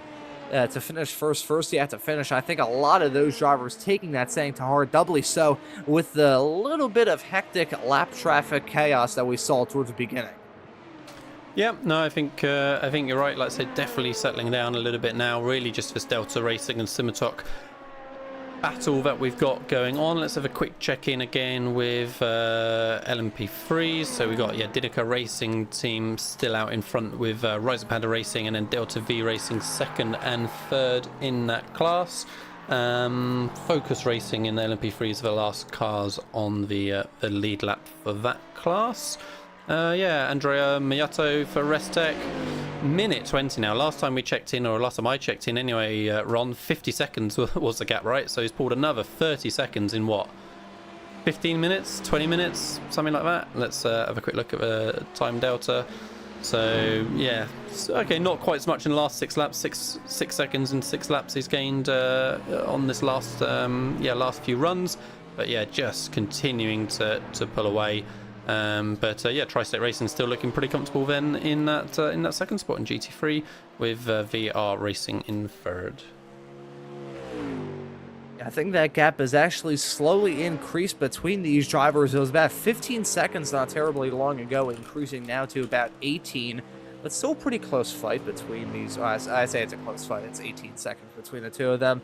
But I believe it's the closest fight that we have in the LMGT3 field, which is usually one of the more spread out here in the European Sports Car Championship. This round at Mugello being no different. Ivan Chambers behind the wheel of that Mustang. Oh, and an off-track moment heading through the turn 10 and 11 chicane for an LMP3 driver. Not sure who that was that just had that off-track excursion there. Saw them stop by the side of the road, losing out on a little bit of time, but nevertheless, small little off-track excursion, nothing major, not a lot. Skin off the back of that driver, and near disaster involving one of the ResTech Reparto Corsa Mercedes. That may have been our leader, the number 73, that nearly had a major source of drama. There's a number 60 coming down pit lane, so that was a number 73 car that nearly just got pile driven by the Simatech Sensations number 20 heading down into turn number 12. That could have been an absolute disaster a couple of moments ago, but now we're seeing the pit stops begin. The Rising Panda Racing number 47 team looking to try and seal the deal in the LMP3 class for this season's championship. They've been running up towards the front, running second at this point in time, coming down pit lane, and here's a team that was running in second, was now running in third when they made that call to come down pit lane. That's Thomas Marcelino in that Tri-State Racing number 12 LMP2 car. I gotta say, Thomas Marcelino has not had a very good turn of pace thus far in his stint. At this point in time, maybe hoping to have that driver swap happen between now and the end of the race to bring Tri-State back into the fold in that LMP2 fight. Yeah, it's all kicking off at the minute with pit stops, everybody piling in between multiple classes at the same time. So one of those kind of strange moments through the race where we get some overlap. We've got a few GT3s just coming out of pit lane now as well. So there goes for Restec Reparto. We've got Delta Racing in there as well. Tri-State Racing now in the LMP2s coming out after a 43-second stop. So yeah, they're kind of down in 10th at the minute, but again, a bit out of sequence with the first of those LMP2s to pit. Let's jump back to that NOP battle. It's looking like this fight is going to continue between themselves and Delta Racing right behind. I'm curious which one of these teams is going to be the first to make that decision to come down pit lane for, it would be the third stop in this race, ending the third stint and beginning the fourth. Which one of these drivers is going to be the first to bite the bullet is the real question. Will it be NOP or will it be the drivers a little bit farther behind? Looking at that, it looks like they're all going to stay out on track at the moment, along with the Restec Reparto Corsa duo of the 43 and the 22 still leading overall in the LMP2 category. Could see a fight on their hands heading down into turn number 1. NOP trying to run in third at the moment, but Delta Racing trying to go for a dive heading off into turn number 1. And if these two drivers start to battle a little bit too much, you gotta look at Civitek Sensations right behind, because they're gonna be there to pick up the pieces if these drivers come to blows. It is definitely heating up out there between these three cars.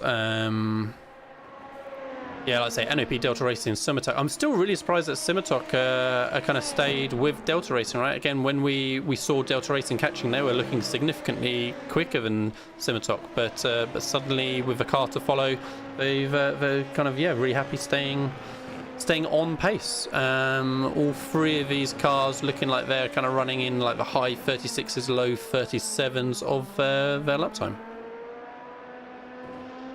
I think part of the reason why they've been able to stay close is down to something that I've experienced a lot in iRacing, is a matter of whenever you're behind a car battling, it feels like you're a lot quicker when you're just running all by your lonesome. Even if you have to deal with dirty air, it still feels like you're a little bit quicker. So maybe Julian Bissau just being part of that same kind of group that I consider myself to be a part of. I don't know, the mind of a racing driver, both in real life and in the sim, is a very odd place for sure. And as one myself, I can say it's a very dangerous place as well. It is a dangerous place for all of those drivers. NOP nearly running into the back of the number 3 LMGT3 BMW, riding their way around the final corner. That was a near disaster. It was certainly a big moment for NOP as they've lost out on a couple of spots. And here we go, Civitek Sensation trying to get the move done, heading down into turn number 1 and making contact and going for a spin. Civitek Sensations around through turn number 1. They tried to get that move done on Delta Racing, and that looked very unnaturally. I think there may have been a little bit of netcode involved in that.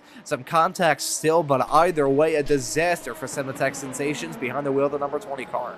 Yeah, I mean, possibly netcode. I think we were on such a wide camera angle that we couldn't really see the lines, but my guess would be it's what we've seen a few times in turn 1, right? Different cars can take very, very different lines into turn 1, and it means that, you know, one will have a much quicker entry speed and the other will have a much quicker exit speed. And I think on that occasion the two guys just met in the middle, right? Like one was taking a line that meant he had a much slower entry, and the other was taking a line that meant he had a much quicker entry. So yeah, unfortunate. It was quite a hard hit, so hopefully for Delta Racing they didn't have any damage, as well as for Simitok. And yeah, we'll see what the stewards judge to have been the reason. And that is definitely going to catch the ire of race control. We'll see what sort of penalty comes from that, and we'll, of course, relay that information whenever it may arise. Looking at the LMP3s, Dynaco Racing Team now running in third. I believe they have come in for another stop. Yeah, we joined them as they exited out of pit lane, yep. Gotcha. So my eyes deceiving me a little bit. Perfect time to look at a different screen on my computer as we're seeing these drivers come out of pit lane. But Dynaco Racing Team has been pretty dominant thus far in this race. Matthias Madaya still behind the wheel of that 98 car. The Frenchman has been behind the wheel of that car thread most of this race. Now over the halfway mark with 2 hours and 4 minutes on the clock of this 4-hour-long affair here for round number 5 of the European Sports Car Championship, clicking over to lap 75. And surprised we still haven't seen a decent chunk of the LMP2 field come down pit lane. I think this is right about the point in the race where most of the classes begin to merge in terms of when their pit cycles sort of align. The LMGT3 drivers usually pit at the end of every hour, a little bit over that. The LMP3s, meanwhile, a little bit longer than the LMP2s, who pit about every 45-ish minutes, 25-ish laps. But looking at this point in time, we're seeing LMP2 drivers, LMP3 drivers, and LMGT3 contenders come down pit lane. That's Lucas Trindade in the Focus Racing number 5 car. He's going to get out of it. Mix Benito, who has a very fun name to say on these broadcasts, he's now behind the wheel of that race car. And another prototype, that being a Squadron Veloce by ERS number 88 in LMP2, that's now come down pit lane. So this pit cycle convergence definitely afoot here. Yeah, we saw that a fair bit a couple of laps ago as well, with a number of different classes all coming in. So, yep, mixing things up. Let's just bring up the pit stop value. So let's say there is a fair bit of mix at the minute, I think, with LMP3s and the GT3s. So you can see that LMP3 Delta V have only made 1 stop, whilst everyone else has made 2. The third that's listed as Rising Panda Racing was because they came into pits for a non-scheduled stop, so that's why they've got an extra one. And then kind of same for the GT3s, right? We can see the top 4 cars have all done 1 stop, and everyone else has done 2 currently that are listed on there. So yeah, bit of a mix going on at the minute as we're into this phase of race. A couple of LMP2s now in, so Simmerstock Sensations and World of Sim Racing Team also now in for their scheduled stops. And Delta V Racing for LMP3 also come in. So here we go. The pit stops definitely continuing on here. The Res Tech Reporter course at number 73 car leading in the LMGT3 field has come down pit lane with a moment involving an LMP3 runner heading his way around the final corner. Not sure who that was. Saw car go off the track farther in the back of shot. Trying to see who it is coming into the pits now in LMP3. Sure exactly who that is, though. It was a car that went off the circuit. Meanwhile, the overall leader of the Res Tech Reporter course at number 43 car has made the decision to come down pit lane. The gap between themselves and the team car right behind has actually ballooned as of late, so I think they're either Andre Valero behind the wheel of the number 43 car has just turned on the Hyperjets, or the 22 car actually dropping back a little bit pace-wise, but nevertheless, 43 coming down pit lane for his 3rd stop in this race. I believe the number 22 car is following in tow. Yeah, plenty of cars coming through now. 2nd, 3rd, 4th in LMP2, all in the pits. We got Delta V Racing of LMP3 leaving bottom of frame then as we see them go. GT3 leader still just coming out of pits as well. So here he goes coming out the pit limiter range, and yeah, still obviously comfortably in the lead as we expected. It was pretty close between NOP, who are currently in the pits for LMP2, and Delta Racing a minute ago, right? So Delta Racing currently in the temporary lead, so we'll see how they see where they end up when they take their pit stop as well, and how close that battle with NOP continues to be. Res Tech have already completed this cycle of pit stops, so they're in that 3rd position for now, just ahead of NOP, who are also leaving pit lane. Yeah, so the next round of pit stops definitely continuing for all of these drivers. I'm really curious what is going to be the big shuffle, what's going to be the big curveball thrown our way to come out of this pit cycle. Gotta say, Tri-State Racing, that didn't really work out too well for them at all. They came into pit lane a while ago and spent 43 seconds stopped, so that could be part of the reason why they've lost time as a result of this pit cycle. Maybe setting themselves up for later on, Lee. That's an interesting call for them to take a whole lot of fuel and pitting much earlier than everybody else. What do you make of that? Yeah, I don't know. I mean, I presume all the LMP2s have been taking full tanks of fuel each time, so I'd be surprised if it's a difference of them taking more fuel. I would guess they just had a slow stop for some reason, but we'll have to keep an eye on it and see if we see any changes later on. Delta Racing then in, so yeah, we'll keep an eye on where they come out in relation to NOP in a little bit. And keeping our eyes on these drivers on the racetrack, there's a number 46 car being driven by Piers Stockton, the Rising Panda Racing Team, making that decision to come down pit lane. Don't think we're going to see a driver swap. Piers Stockton has been pretty fast thus far in that race car. They're still running a little bit farther towards the tail end of the top 10 in LMP2. Of course, when the pits shakes at the position that you see on these wonderful graphics that we have on Apex Racing TV will be a little bit more representative of where they actually are at this stage of the race, a tick over halfway through, following the NOP car running in 6th. I think he'll definitely get in front of the Rising Panda Racing number 46 entry, which is still down pit lane. Meanwhile, Delta Racing exiting out right now, so they're going to extend a pretty big gap between themselves and NOP. So that fight that we were keeping our eyes on with Tri-State, Delta, and NOP actually spreading out a whole lot, with it would be about 7 seconds between those 3 cars.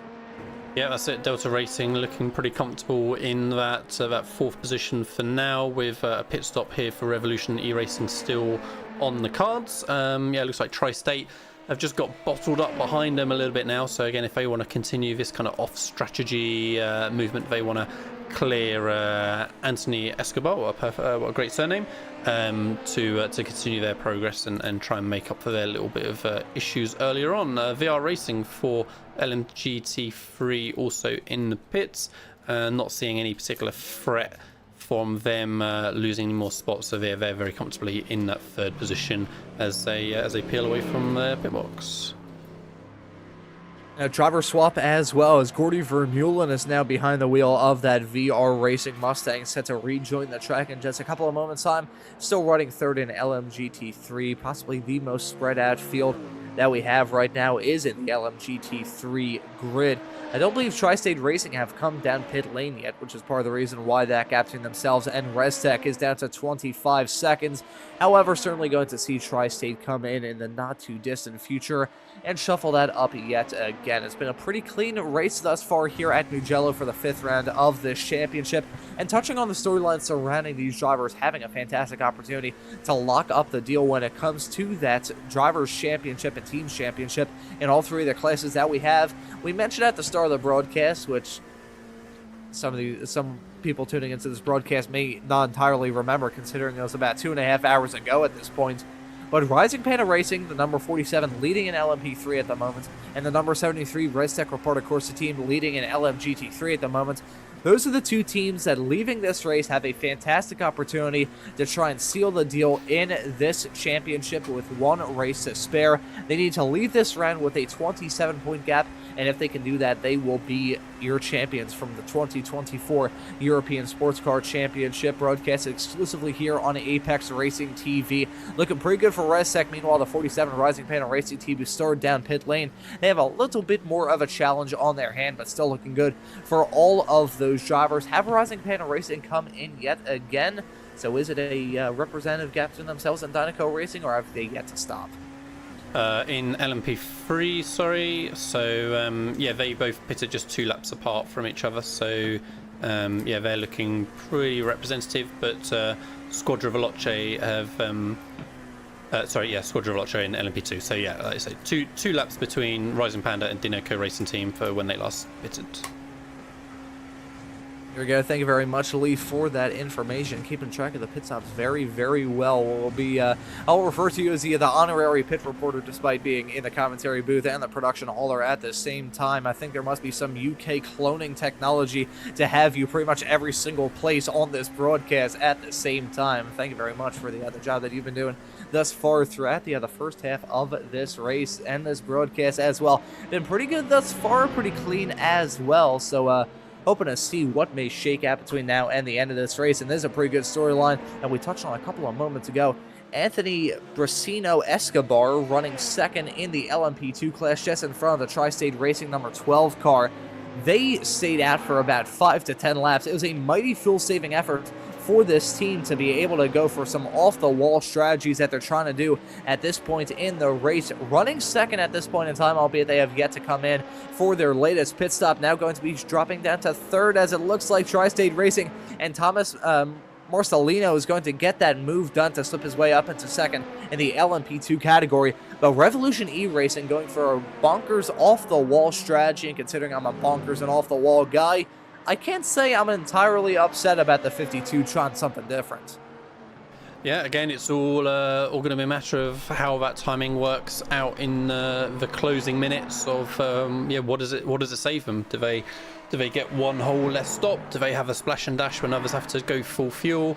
Yeah, it could put them back in the mix again. But like I say, they're not currently in a representative position, it feels. But no, we'll see where they end up. So yeah, it looks like that little flurry of pit stops is pretty much done and dusted for the minute, and most cars within all three categories have pretty much done their latest stops on this sequence. So yeah, we'll wait and see again just how the gaps flow on over the next few laps as they get into these stints.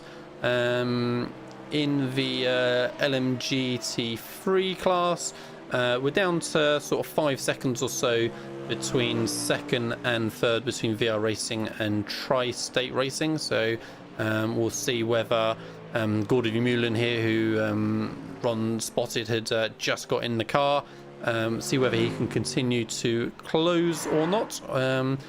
He's closing very quickly a minute. I don't know if Tri-State Racing, as we switch them, are in some weird traffic or something. They're not. I mean, yeah, they've just lost a second since we've been on board with VR Racing, so I think they might be under a little bit of pressure very, very soon, and VR Racing will have the opportunity to move up into that second spot. We can just get a view of yeah, VR Racing there coming for them in the distance from that rear wing.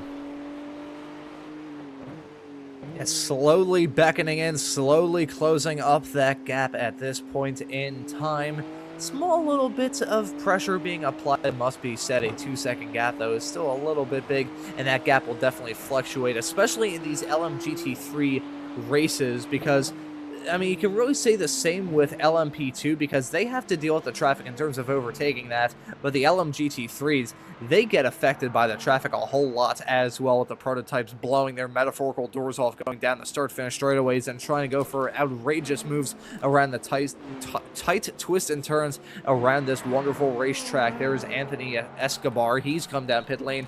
Was running second in the LMP2 category, now dropping down the running order a little bit, continuing that streak of that team spending a whole lot of time out there on the racetrack. Gotta say, well done for them to be able to fuel save that much, even if it's just during the first stint. They don't have to continue fuel saving, obviously. They just offset their first stop just a little bit, and it'll set themselves up quite well. I'm curious how things are going to shake out for them between now and the end of this race, which is coming up in the not-too-distant future. It's a pretty good race that we have at this point in time. There you can see Revolution E Racing. Anthony Seno Escobar still behind the wheel of that number 52 car, and lots of these drivers that took command of these race cars in the first or second stop probably eyeing their first to last or second to last stints.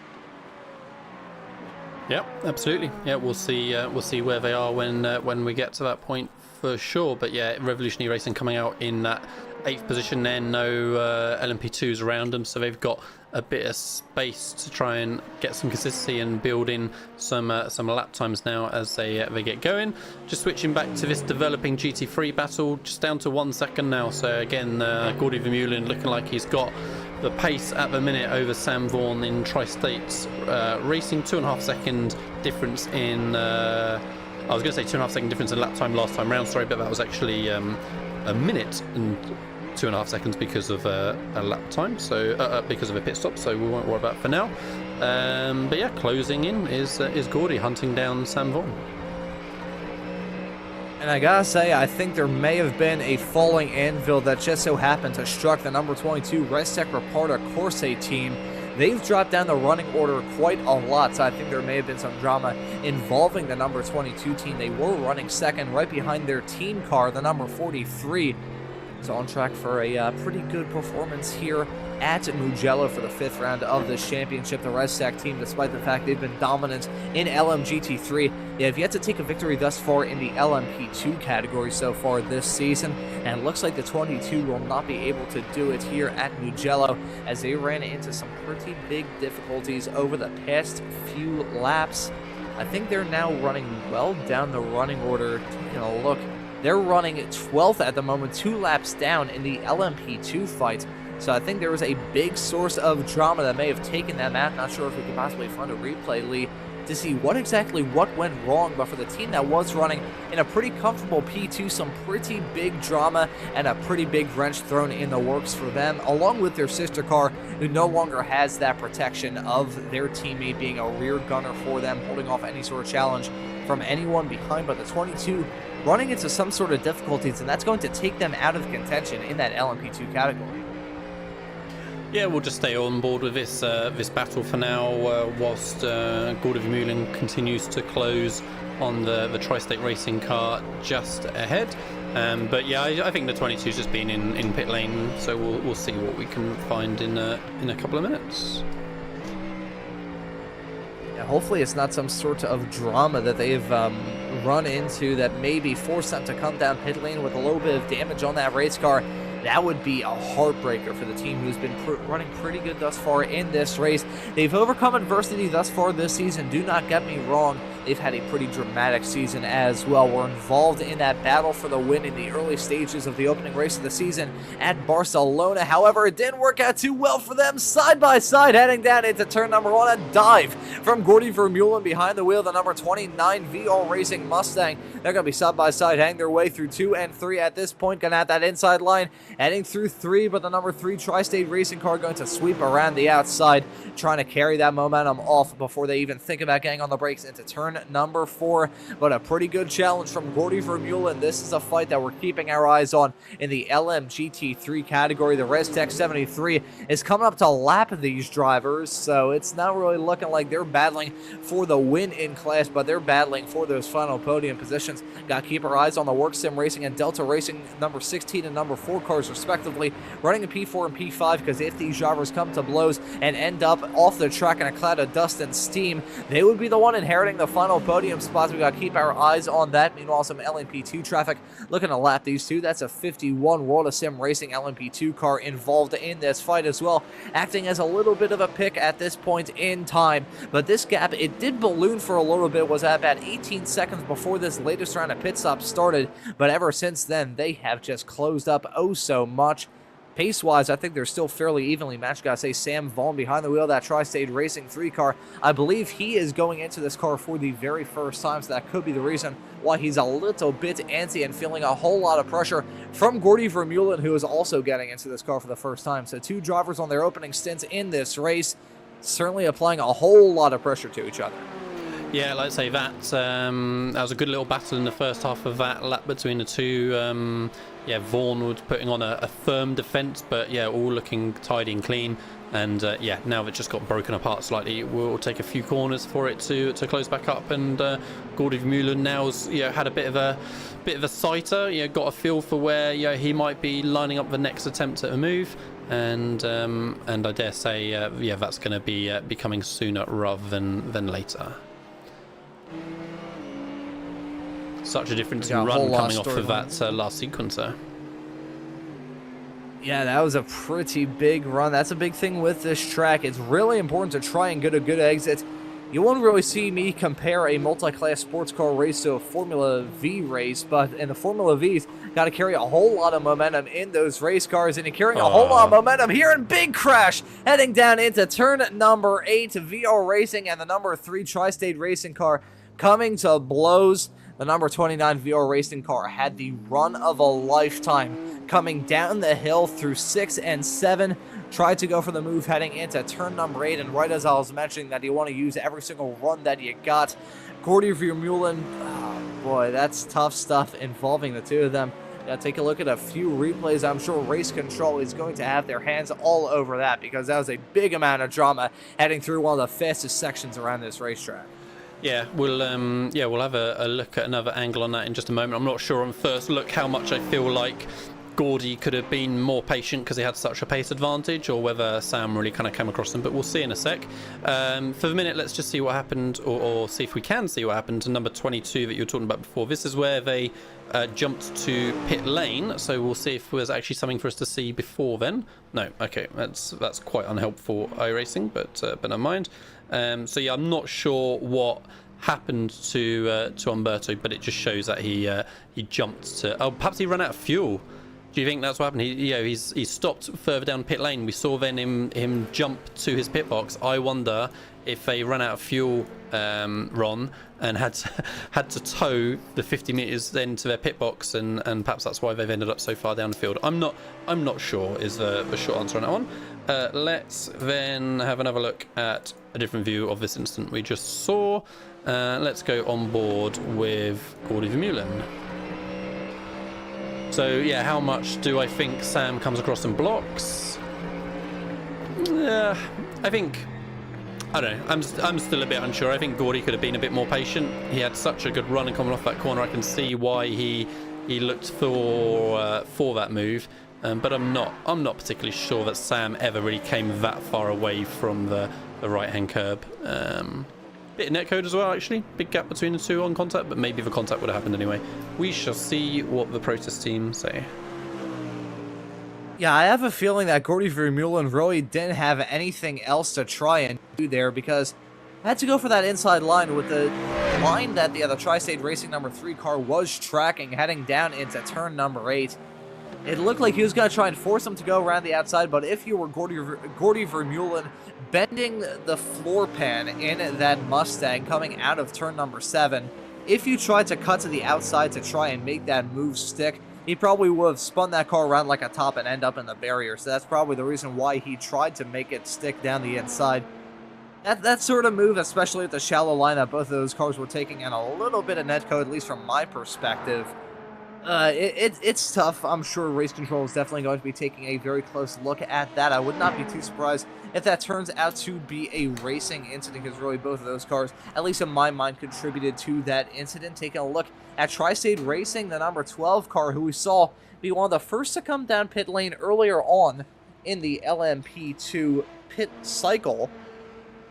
They've come in yet again. Is this possibly a drive-through penalty for them? Still haven't stopped, still haven't stopped, still haven't stopped. They have not stopped, so Thomas Marcelino with a drive-through penalty that must have been given by iRacing, maybe for not serving a slowdown, because looking through, I don't believe Race Control has given him a drive-through penalty. So it looks like the Tri-State Racing team, this is such a shame. They're on track for a good result, but it looks like things are going from bad to worse for Thomas Marcelino behind the wheel of that car. Yeah, unfortunate for him. Like I say, I think you're probably right on that judgment of presumably it was an in-game penalty. Like I say, we'll keep an eye on if anything delayed comes through from Race Control. But yeah, unfortunate for them, because they were running pretty strong in this kind of slightly earlier strategy than the guys around them. But yeah, now down into 6th position and still need to make their next sequence of pit stops. So unfortunate for them on that one. Yeah, that's going to be such a shame for them. They have had a topsy-turvy season, a topsy-turvy race. And for the team that was looking to try and capitalize entering the 5th round of this championship in an LMP2 class, which has been about as unpredictable as you could possibly get, it's been such a shame for them, the way their race is going. They were involved in that battle, trying to win this race earlier on, and entering this race with the championship lead, it has come to blows for them. They're still running in a not terrible position, however, certainly not ideal for them either. I say, with how things are shaking out at this point, NOP, I believe, would possibly take the championship lead in the LMP2 category coming into the final race of this 2024 European Sports Car Championship season. That's a story for a little bit later on in this race. For the time being, though, we're still seeing pit stops continue, with the leader in LMGT3 making that call to come down pit lane. Yeah, and coming in with that really comfortable gap, still minute 20 or so over VR Racing. So yeah, they have things well under control still. And then, as we know, it's then VR Racing that next car up from the battle we saw before. How are we doing in, I was just going to say LMP3, but maybe there was an instance somewhere in LMP2. Here we go. Delta Racing just had a moment. Felipe Sauna dropping a spot to Simisec Sensations. And let's have a look and see exactly what his issue was. We'll go on board. It's going to be traffic related, I suspect. So yeah, here we go, coming up to LMP3 and GT3 car. Contact from behind, we could hear it even though we're on board with the bonnet. Left rear quarter panel between that GT3 and the Delta Racing car, and then for good measure having to do a 3-point turn because of traffic as well. So that was unfortunate. Meant they cost themselves a little bit more time, and down into 4th position now overall, and under pressure from Rising Panda Racing behind, who are just 6 turns back. Yeah, I think that's going to be another incident possibly taken a look at by Race Control involving the Delta Racing car, has now come down pit lane at the end of that lap. That was contact with a VR Racing Mustang that they made contact with heading down into turn number 6 and 7. Not sure how Race Control is going to judge that, at least from my perspective. It looked like VR Racing really didn't have too much to do. Looked like a little bit of a dive, it must be said, from Felipe Sonner in that Delta Racing number 41 car. Are they coming in for, not coming in for a pit stop, I think they're coming in for a drive-through penalty there, so again, another driver running down into the pits. Yeah, so that contact must have sent them over the instant limit, so unfortunate for them, but that puts them down into 6th position now, and hopefully they're not carrying any damage on top of that as well, so tough run for those guys. Ron, the lead GT3 car, who's been super comfortable all race long, has been in pit lane for over 2 minutes and is now down into 3rd position. What is going on for Restec Reparto Corsa and Alessio Carolla? Not good news at all. We saw them come into pits. Oh, and they went out and have had this happen. Let's see what we got. So they made their pit stop, left pit lane, and then are about to have an incident with this LMP2. So that is the GT3 leader unceremoniously taken out by the LMP2. Really unfortunate of those. Well, let's have another camera angle and see what judgment we want to make on it. But that has completely ruined this such a dominant race from the GT3 leaders. Just looked like it was a bit overeager from the LMP2, right? I'm guessing maybe that was Delta Racing and LMP2. You're a bit more familiar with liveries than I am, I think, Ron. You might be able to identify it. But, disaster. They're not coming out of pit lane, Ron. 3 minutes in pits now. Yeah, that was Tri-State Racing that they made contact with, and that is going to be a huge game changer for them. Such a heartbreak. There you can see Delta Racing stopped, but I think all of this is slightly being put on the back burner. I want to thank Endurance LV in the YouTube chat for bringing up a point that I've been meaning to mention for a little bit now. Entering this session, it looked like there's only going to be a 20% chance of rain come time for the end of this race. Looking at the iRacing radar, though, it's going up to about 71% chance of rain in the next hour-ish in the sim, and that is going to create a very exciting prospect towards the end of this race. A pretty high chance of rain, with it would probably be about 30 minutes left to go when everything is said and done. That is going to be a huge wrench thrown in the works for the drivers in all of these categories, but it should not be understated, the drama that we just saw in LMGT3, and a heartbreaker as well. The number 73 Restec Reparto Corsa team entered this race with the opportunity, and it's not an unrealistic opportunity, it is very realistic for them to seal the deal in the championship. They're not going to do it with this drama. Now we've got a fight on our hands for the final podium spots between Work Sim Racing and Delta Racing side by side heading down into turn number 1. One of them's in a Mustang and others in a BMW. Both of those cars are basically chunks of earth on 4 wheels around this racetrack.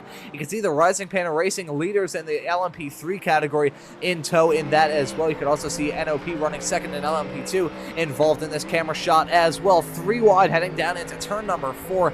But Work Sim Racing in that Mustang going to hold on to it. And with that drama, the fight between VR Racing and Tri-State Racing, with those 2 cars that were covered by barely any air not terribly long ago, they were nearly a lap behind the number 73 in class. They're now the battling drivers for the victory as a close call, with the 60 and the 22 running their way around turn number 8. Yeah, it was looking pretty congested there for half a lap or so between those prototypes coming through and the GT3s, but yeah, everybody survived, and now we can see that Delta Racing behind closing that gap back up on Walk Sim Racing in to try and have another opportunity at making that move. Such a difference in braking between the 2 cars that time. Delta Racing, I think, just surprised that they ended up alongside Work Sim Racing there. So yeah, kind of something for us to keep a little bit of an eye on. I don't know if Walk's limping around with like a little bit of damage or something, but yeah, it was a big surprise even to Delta Racing, I think, that time into the braking zone of how close they got. But yeah, so Delta Racing looking like they're going to be taking that podium spot momentarily, as long as everybody can survive the traffic still as well. And the ResTech Reparto Corsa number 73 team is still stopped in the box. That is, as heartbreaks go, that is pretty heart-wrenching. Looking at the fight continuing with Work Sim Racing and Delta Racing nearly side by side, heading down into turn number 1. They were side by side going down the start-finish straightaway. They single file out with a whole lot of traffic around them to deal with. Big contact there involving, I believe, the Tri-State Racing car, and that, unless I'm very much mistaken, is the Delta V Racing number 25, running third in the LMP3s at this very point in time. Side by side now, heading down into turn at number 4 and 5. Looks like Delta Racing, Joao Galadado in that car, going to get that move done to slip his way up into third with a drive-through penalty for car number 41. Avoidable contact with the 20. I'm not sure if that drive-through penalty we saw them serve not terribly long ago is them already serving that penalty. I believe that call has just come in through race control. So that, I think, it's just going to be salt being rubbed into the wounds for the number 41 team. Yeah, I think you're right. First drive-through would have been for incidents within iRacing, and then yeah, another one dished out from race control for the incident itself, I guess. So yeah, kind of goes from bad to worse for that team, and we're still waiting on maybe one or two more judgments to come, possibly as well from other incidents. So we'll see how that progresses. Back at the front of LMP2, things have closed up a little bit between NOP and Simitok Sensations for the two remaining spots on the podium. Where's this battle kind of come from? So yeah, there we go. You can see on the bottom right corner in the time delta, yeah, Simitok have been kind of pretty consistently chipping away at that gap from 4 seconds 6 laps ago down to the sort of half a second that we're at now. So yeah, that has been coming for some time, and yeah, Simitok are going to be looking to get by anytime soon as Delta Racing do take that drive-through penalty that we saw come up on screen. Lots of things have changed in, really, you could say, the past 30 minutes of this race. We've had some pit stops to deal with, some drivers running into some major difficulties, the dominant leader in LMGT3 running into some trouble with a car running into them, and their race pretty much just being completely ruined as a result of that. Gotta say, we could possibly see some ResTech glory for the number 60 car. They're back on the lead lap as a result of all that, so the team that ran into some big difficulties by the time of the first or second round of pit stops, they're running in 5th at this point in time, and if we were to get a complete full course yellow, they could make their way up the running order even more. They're locked in a fight with themselves, the Work Sim Racing number 16 Mustang and the Delta Racing number 4 BMW running 3rd, 4th, and 5th as it stands currently in the LMGT3 class. But looking up and down the grid, Simitek Sensations starting a battle with NOP, closing, going down that start-finish straightaway, ducked to the inside, nearly went for some lawn mowing, but they're going to go around the outside, heading down into turn number 1. Battle of the last late breakers. Who is going to prevail? Is it going to be NOP on the inside, or is it going to be Simitek Sensations with the 20 car on the outside line? Looks like NOP is going to withstand this challenge for now, keyword being for now. Yeah, like I say, I think it's only a matter of time until Simitok can get that move done. But yeah, like I say, weren't quite in a position to do it that time by. Still just got a little bit of a battle I'm keeping half an eye on at the same time in the GT3s between ResTech Reparto and Delta Racing, but yeah, they're looking. Oh, sorry, ResTech Reparto and Walk Sim Racing. Sorry, but yeah, nothing happening right now. I think the first move we're going to see is probably going to be between these LMP2s. Yeah, like I say, waiting for this weather to roll in. Hopefully, Ron, like you were saying a minute ago, that's really going to spice things up. On when we were on board a minute ago with the NOP car looking out the rear wing, we could see the weather front kind of coming in, right? Like when we were on one half of the lap, all we could see was blue skies with nice kind of occasional fluffy clouds, and when we were on the other half of the circuit, we could just see like a grey threatening haze in the distance that's kind of on its way, and maybe that's kind of it there in the distance a little bit, whereas this side, look, it's kind of, yeah, mostly blue sky. So I think that weather is potentially on its way, but Simitok here not waiting for that. They're going to try for another attempt at turn 1 again like the lap before. Alrighty, here we go. Will we see a fight between these two, or are they going to single file out? Nope, they are going to fight side by side now, heading down into turn number 1. Will it be Julian Besauer behind the wheel of that Simatech Sensations car, getting the move done on NOP? Mega sideways through the corner, doing a whole lot of snaps of oversteer. Not going to be able to get that move done, at least for now. But touching back on the weather, looking now, I mentioned how in about an hour's time in sim, it was going to be about a 70% chance. That 70% chance is now an 80% chance, and in only about 14 minutes time in sim time, that is, it's going to be a 59% chance of rain. So this is setting up for what is going to be a dramatic conclusion to the second to last race of the European Sports Car Championship here at Mugello. It's been pretty clean thus far, but these drivers are breaking their elbows out, seeing the clouds slowly beckon side by side. Heading through 10 and 11, Julian Besauer tried to go for the move, but wasn't close enough to gain a P2 in the LMP2 category. Gotta look a little bit farther in the back, not the white number 22 car. That is the 22 car, the ResTech Reparta Corsa team. They're running a couple of laps down at this point, so they're not involved. However, they are preventing Rising Panda Racing in 4th from getting involved in this fight. And looking at LMP3, that's number 5 of Mix Bonito getting involved in the midst of this fight as well. The Focus Racing car running 4th in LMP3 at this point in time, acting as a little bit of a rolling roadblock to some of these LMP2 contenders. But now, it is a dogfight between NOP, Simatech, and Rising Panda Racing, with Tri-State Racing, the number 12 team, yet making another run to come down pit lane. That race has just unfolded for them in the worst way imaginable. It was looking good. They were leading this race for a decent chunk of it, but things have just completely fallen apart. It's like a biodegradable packing peanut dunked in a gallon of water. Their race and their chances of winning this race have absolutely dissolved. They're running in 5th at this point. However, they're going to lose that on a little bit of time. But right now, a little bit farther up the road to them, running on board with Pierce Stockton in the number 46 Rising Panda Racing car. He's got a fast race car underneath him, and he's also got 2 drivers right in front who have come to blows thus far this season, come to blows thus far this race, and they could come to blows in this battle right now here at Mugello.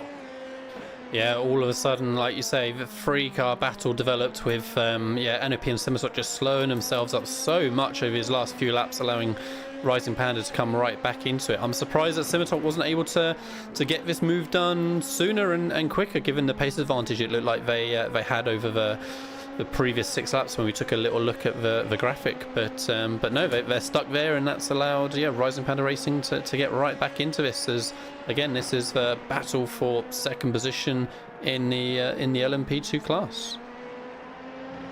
And right now, the ResTech Reparta Corsa number 43 leaders in LMP2. They're quite a long ways farther up the road. So this is the fight in question. NOP trying to stick to the back of the number 30, the number 3 Tri-State Racing BMW, heading down that start-finish straightaway. Want to get any sort of draft imaginable to try and prevent this from happening. Side by side through turn number 1, Besauer and the Simatech Sensations car and the NOP number 89 side by side and making contact coming out of turn number 1. These drivers are battling to their heart's content, but Pierce Stockton, that we've been riding on board with for quite some time in the Rising Panda Racing number 46 car, he has a good opportunity as well, but I think he's playing the waiting game. He's playing the patient game as well, and considering that weather is only a couple of minutes away, he may be able to try and do that. Trying to go for the move, though, right as I say that he was playing the patient game, tried to go for a move, heading into Casanova of turn number 6. That would have been a bold and audacious move, and it's actually allowed NOP to build a gap to themselves and the number 20 Simatech Sensations car running in the final podium spot at this point in time. But this is looking like an absolute dogfight, a classic bout of multi-class sports car racing action here from the European Sports Car Championship. As much as this fight is continuing to develop, that storyline involving the weather is continuing to develop. In about 10 minutes time, the chance of rain is going to be 59% in the sim. This is going to be a barn burner of a finish from this 4-hour-long race right towards the end of the season. We got drivers contending for championships, contending for wins, contending for podiums, and they also have to contend with Mother Nature as well. Yeah, and on that lap, Simitok really lost out as they were battling and dropped a fair bit of time on NOP, but right on cue, Rising Panda decide they don't want to get held up anymore by getting involved further in this battle. They take the opportunity to make their pit stop. Is that going to, if they could, I mean, we don't know how much longer they could have gone, right? But if they could have gone 3, 4, 5 laps longer, is that going to bite them by coming out on dry tyres if there's rain incoming in the next 5-10 minutes? But we'll see. Maybe they didn't have an option anyway. But yeah, that just leaves NOP and Simitech back to battle it out again as NOP get a little bit of GT3 traffic to make things even more tricky. And let's look forward on from Simitok so we can see what other traffic we've got coming. And yeah, Simitok are going to come out a little bit worse this time as they're going to get stuck as they come through the sequence of S's at the back end of the circuit. Since this is broken up for a moment, we'll finally go to a replay that I've been waiting on. So I said there was another battle in GT3 that was close between Walks Sim Racing and Restec, and whilst we were watching this, that overtake did happen with Restec getting past. So let's have a quick look and see how they managed it on Walks. It's like coming through turn number 6 and 7. Big sideways snap from the Work Sim Racing Mustang, and that gets the move done from the number 60 Restec report. Of course, the Mercedes, some close stuff, near disaster involving the Work Sim Racing car. However, he's still out there on the racetrack at this point in time and running in 5th. But this is a fight that we're keeping our attention on still. This battle for P2 and P3 in the class, and really with the championship situation that these drivers find themselves in, especially compared to the Tri-State Racing 12, which has had a disastrous race meeting here at Mugello. This is not only for the final podium spots, this could also very well be for the championship lead coming into the last race of the season. That's going to be in 1 month's time at Portimao. Julian Bissau still running in 3rd. Then you've got the NOP car, the very striking looking NOP car running in 2nd at this point in time. And I gotta say, we saw a couple of moments ago Rising Panda Racing making that decision to come down pit lane. I'm curious if this battle starts to cool off. Could we take a look at Rising Panda Racing? I'm curious for one very good reason. I want to know what tires they put on that race car. Surely they wouldn't put on wets this early on. Maybe the fuel strategy not working out too well for them, and they've had to come in. That could be part of the reason why we saw Tri-State come in a little bit earlier on, coming up to lap 100 at this point in time. So these drivers are eyeing their 4th stop, but they're also going to try and time it out as best as they can with the weather. That weather, it is still encroaching on the circuit. It's now about 7 in-sim minutes left until the chance of rain cranks up about tenfold. So these drivers may be trying to figure out any sort of way to save a little bit of gas. So instead of just coming in, putting dry tires on a little bit of gas, and then just having to pit for wets a couple of laps later, they're going to try and do it all in one stop. I think any driver, especially close on fuel, that can pull off something like that, they may find themselves in a fantastic position, maybe even to contend for the victory with the Restec Reporter Course number 43 team. But this fight between Bissau is still continuing, never mind as Bissau making the call to come down pit lane.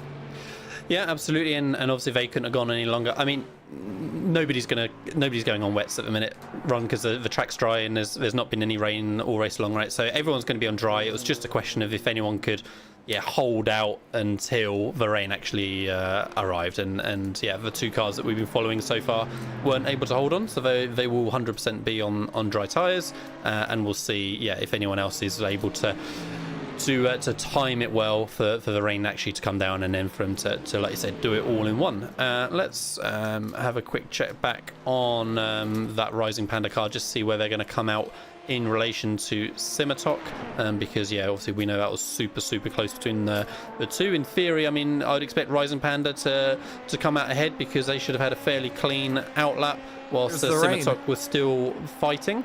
And Simitok come out, and you're right, we're getting our very first drops of rain. Rising Panda comfortably go through as I suggested, and Simitok off and away. Now, I don't yet know whether I trust it all or not, but our overlay system should tell us whether cars are swapping to wets or not. I'm pretty confident that Simitok are still on dries for now, but like I said, maybe the very first spots of rain starting to come. Let's Yeah, go to invoke a onboard so very you can see. odd phrase. There we go. We can see the rain much easier on the onboard view. So yes, let's see what the next cars start to do. Yeah, to invoke a very odd phrase that I don't think I've ever said in my history of doing sim racing broadcasts, it's a tinkling of rain that we have on this racetrack at this point in time. Some more teams pulling off a driver swap. That's the World of Sim Racing number 51 team. It's now being driven by Iker Estefana, so that's the first time he's gone back behind the wheel of that race car. He was not in that car ever since the drop of the green flag about 2 hours and 50 minutes ago, but that rain is coming down, and we're seeing these drivers make their run down pit lane. Here's the Delta Racing number 41 car. We saw him come into the pits earlier on. He was one of the first drivers to come in, so I'm curious as to whether or not this is going to work out somewhat well for him. And I'm curious, actually, about the Tri-State Racing number 12 car. Sorry to interrupt you, Ron. First car on wet tyres. This car here, Delta Racing, has just put wet tyres on, and yeah, we can see the little blue symbol there on the tower. So I'll leave it on this view for now instead of car numbers, and yeah, we'll keep track of that. Yep, sorry, carry on.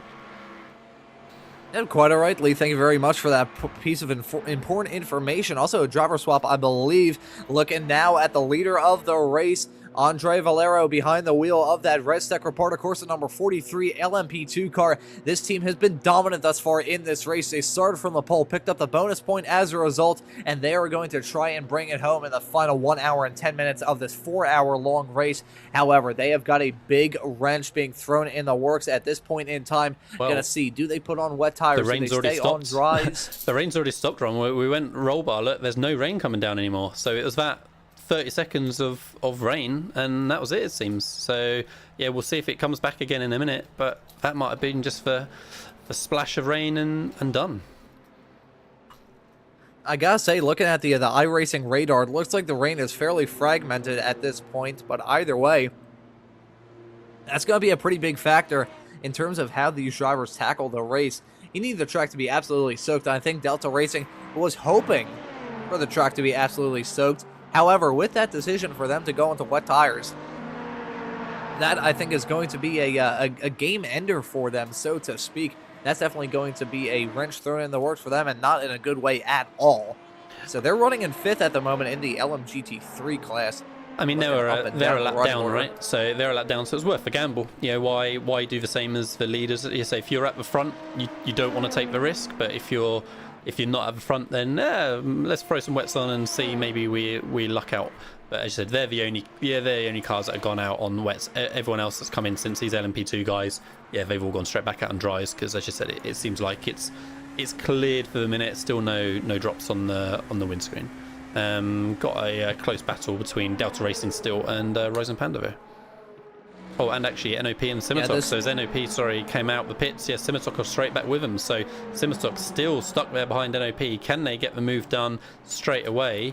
Not quite yet, unless they get the drive off the corner. So yeah, Simitok still bottled up, still trying to survive as yeah, NOP try and cover off that position. It's looking like this fight is still going to continue between these two drivers, and you can see right in front of them is the Dynaco Racing Team number 98 car, still leading in LMP3 at the moment, about a 16-second gap as it stands currently in LMP3. However, they're in the midst of the pit cycle, so that may be a little bit trying to think of the right words. Never mind. Let's talk about this fight side by side, heading down into turn number 10. Looks like Simatech Sensations finally going to get that move done on NOP to slip their way up into 5th place in the LMP2 category. Yeah, absolutely. And the winners through this little sequence has definitely been Rising Panda Racing. So they jumped ahead of NOP and Simitok. They were in pit lane for 5 seconds less than these guys around. So yeah, presumably they decided to short fuel a little bit to make sure they got the jump and were clear of that battle. And then again, with some fluctuating weather later on, yeah, they can top the tank back up perhaps without it costing them any additional time. So that might work out nicely for them. We'll see how that continues as Delta Racing come back in. Okay, this is an intriguing call from Delta Racing. Is this maybe? No, it's not a drive-through penalty for the team yet again. They've come down pit lane, and they're going to put some tires on that thing to try and see if they stay on dries or switch to wets. No, I think they're still staying on dries, but a intriguing call from them. Based off the name change that I think has just happened over the past few moments, going from Delta Racing to Delta Racing LMP2, there may have possibly been a driver swap in that number 41 car. Also a driver swap in the Simtech Sensations entry, as David Sorizzano is back behind the wheel of that car after starting this race. Handed it to Julian Bassara, but now back behind the wheel of that number 20 car, and that is going to be a fight between he and the NOP. I'm not sure if Michael Sundstrom is back behind the wheel of that car or not. Nevertheless, the race still developing at this point in time. Delta Racing still out there on the track on wet tires, so I feel like it'll be a matter of time. Yeah, and they've before gone around they again. go back out onto pit lane. Yeah, I'd say they're still, like, yeah, this isn't paying off, but yeah, they've not yet decided to bail from that. They're trying to hang on in there. I mean, their last lap was sort of 4 or 5 seconds off of the cars around them. So yeah, really, unsurprisingly, not working at the minute, and they're oh yeah, see how much is struggling, just almost just crawling. Look, that's how destroyed presumably their tires must be already. So yeah, they, as soon as that rain stopped, they should have just bailed straight out of it, right, and gone back to dries. They're going to lose probably, another pit stop just from trying to hang it out there. But yeah, they are crawling around on those poor tires. Well, it's going to make it even more difficult when it comes to these drivers and their decision to either put dry tires on their race car towards the end of this race or decide to switch to wets, is the fact that that rain is so disjointed and spread out. The wind is also rapidly changing directions. It's going from southeast to south to southwest, so it's changing a lot. And that could be the reason why the weather radar is looking very, very odd. The weather is shuffling, and the rain at this point just on the radar that we have in iRacing is fragmented up quite a lot, side by side, going up the hill. Ooh, nearly off the track for Anthony Becerno Escobar in the 52 car. That was near disaster between himself and the Rising Panda Racing number 46 car. These two cars have yet to come in for their latest pit stop. Of course, Revolution E-Racing being driven by Anthony Becerno Escobar. That team has been able to play the fuel game masterfully thus far, so they've been able to extend out their stint by probably about 10 laps compared to everybody else. But at this point in time, they will have to come in at some point, and this may actually be a good thing for them, because if they can stretch out their fuel even more and come in right as the track starts getting overtaken by the gradually falling down rain, that could be that could be a good advantage for them to have. Yeah, it could be, but I mean, if it continues the way it is, I mean, Rising Panda Racing ahead of them are just absolutely flying. I mean, they've jumped from 5th to 2nd in less than 5 laps or something like that, right? They've put 10 seconds on Simitox Sensations, who they were battling with before their pit stop, and say Rising Panda have made their latest pit stop, albeit a couple of laps earlier than others, and it's just Revolution E-Racing who are off sequence still. So yeah, Rising Panda Racing in a genuine P2 now, and looking very, very strong all of a sudden. Last lap was kind of matching the leader, even with the overtake on Revolution E-Racing. So we'll keep an eye on what that kind of 20-second, 23-second gap to the leader looks like. But yeah, I think they're going to continue to comfortably pull away from those cars behind and settle into a secure second position. But yeah, we shall see.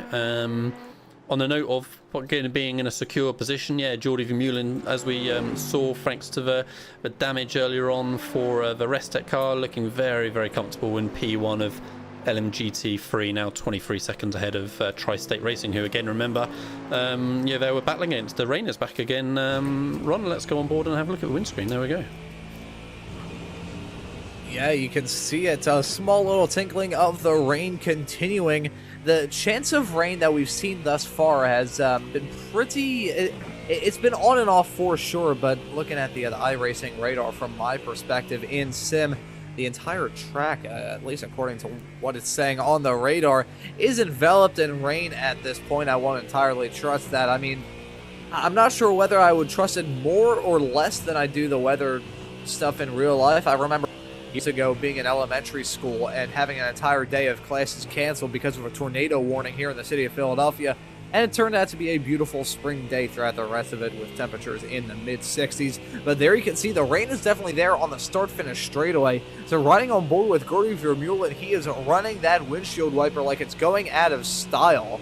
So this is just another batch of rain. But I gotta say, though, as much as the rain has been fragmented thus far, the first branch to really strike this racetrack with rain kind of fell apart as soon as it hit the racetrack. But at this point in time, the rest of them are pretty... They're pretty clumped up together, it must be said. And they're also pretty strong as well. We're in the midst of kind of like blue to green in terms of severity in sim. But coming up, we're going to have yellow, orange, and red levels of rain, which is just about as heavy as you can get in iRacing. So this, at this point in time, there's so much that can decide how these drivers are going to tackle this race. Starting to see some rooster tails on the back of some of the prototypes, as we saw from, I believe, the Dynaco Racing number 98 as they went around Gordy Vermeulen heading through the first sector. Yeah, I mean, I love watching this on board with the weather, right? We see this half of the circuit, no rain. So yeah, once he kind of came over the start-finish line, rain came, wipers came on. This section of the circuit, bone dry still. So yeah, it's currently just over that other half of the lap. So it's going to need to become a lot more intensive, as you were saying, for tyres and that sort of stuff to be effective. But for sure, it's making things tricky out there for the guys. You know, each lap it's an exploration, right? The corner isn't going to be the same as it was the lap before. So yeah, really interesting to see how this is going to develop. I've been keeping an eye on whether anyone's making an early dive into pit lane. Nobody has so far. WTE Pro are the first cars that have just come in, but again, I'm not really sure if, are they going to go on to wets. I mean, they're down in 5th, so they might take a gamble, but I dare say that's just a fuel issue that's forced their hand, and they've not had much choice in the matter. And we'll check in on them in a minute when they come out. They have just put wet tyres on, so that is interesting for them. But again, I feel like that's not representative necessarily of the track conditions, and that might be them making a gamble. But yeah, for sure, like you said, Ron, a lot more surface water on some bits of the circuit now. So let's go on board now with the LMP2 leader, see, well, one, whether he's going to come in here, which he's not, but we'll see how easy or not it's looking as they continue on the damp surface on the dry tyres. And this right here is Carmen Forte, the driver, testing my flag knowledge, I believe he'd be the driver from Luxembourg, running in that number 43 ResTech Repart, of course, a leading LMP2 car. You can see this opening sector of the lap, a little bit more weather to deal with. You can see the spray coming off the back of the number 3 Tri-State Racing BMW, running second at the moment in the LMGT3 category. Bit of a checkup, it must be said, given to Carmen Forte heading through the first and the second and third corners on this lap. This is going to be intriguing. Revolution E-Racing have now come down pit lane from 4th position in the LMP2 category. They're the people it's interesting if they're going to put wets on, right? Because they, like you said, they've been off strategy, so they have, this could be the time when it works for them, right? They've been off strategy different to everyone else. They could put wets on now, and if they're very lucky and it turns into the right tyre super quickly, then it works out. But no. Oh, there we go. Now they're showing us wet tyres. So yeah, they're rolling the dice, right? They've been deliberately off strategy for so long. Is it going to be time for wet tyres, or is it going to be too early? Yeah, we're about to find out. And we also had another LMP3 switch to wet tires. The SC competition by TSR number 10 in the LMP3 category has come down pit lane to put on some wet tires. But here is a Revolution E-Racing car, Luis Vasquez, who started this race in that number 52 LMP2 entry. He's now going to be taking the reins of that car to bring it home. But and he's going to be on wet tires at the very beginning. Yeah, but it was raining on this part. Yeah, it was raining on this part of the circuit before, and he's just put wet tyres on, and there's no rain here anymore. So yeah, he needs rain coming down everywhere, like now, for this to work out, right? Otherwise, it was maybe worth a gamble, but it's not going to pay off. No fresh rain coming down at all now. So, like I said, half a dozen cars who have tried for wets. We'll see whether that turns out to be the right choice or not.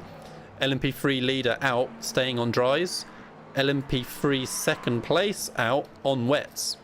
And they're just 5 seconds apart. So that's going to be really, really interesting to see who's made the right call on that one. But as I say, at the minute, it's not looking too early for wets, right? But we'll have to wait and see. I gotta say, though, this small little patch of dry conditions that we find ourselves in at the moment is slowly coming to a close. I'm still referring off of the iRacing radar, and we are in the midst of a dry spell currently, with the only real source of rain in between turns number 9 and 10 really slowly approaching the track from the south. Slowly approaching the track from, I guess it would probably be the northwest, since the wind is flowing southeast. Just trying to do some quick geography there to try and figure out exactly where the rain is coming from. But nevertheless, seeing these drivers start to struggle a little bit, because as much as the track isn't entirely wet, it is cooling off the track though, because the track temperatures, ambient temperatures, have been around 67 to 68 degrees Fahrenheit, which is around 18 to 19 Celsius, unless I'm very much mistaken. And the track temperatures were around the higher 70s Fahrenheit. I'm not sure how that would work out into Celsius. But nevertheless, pretty much now the ambient temperature and the track temperature are about the same, only about 2 degrees in it, Celsius and Fahrenheit. So looking at a pretty different track than what these drivers have had to tackle thus far. Looking at Dynaco Racing Team, the number 98 car, they're on wet tires at this point, so there's an interesting call from the team in contention for the victory in the LMP3 category.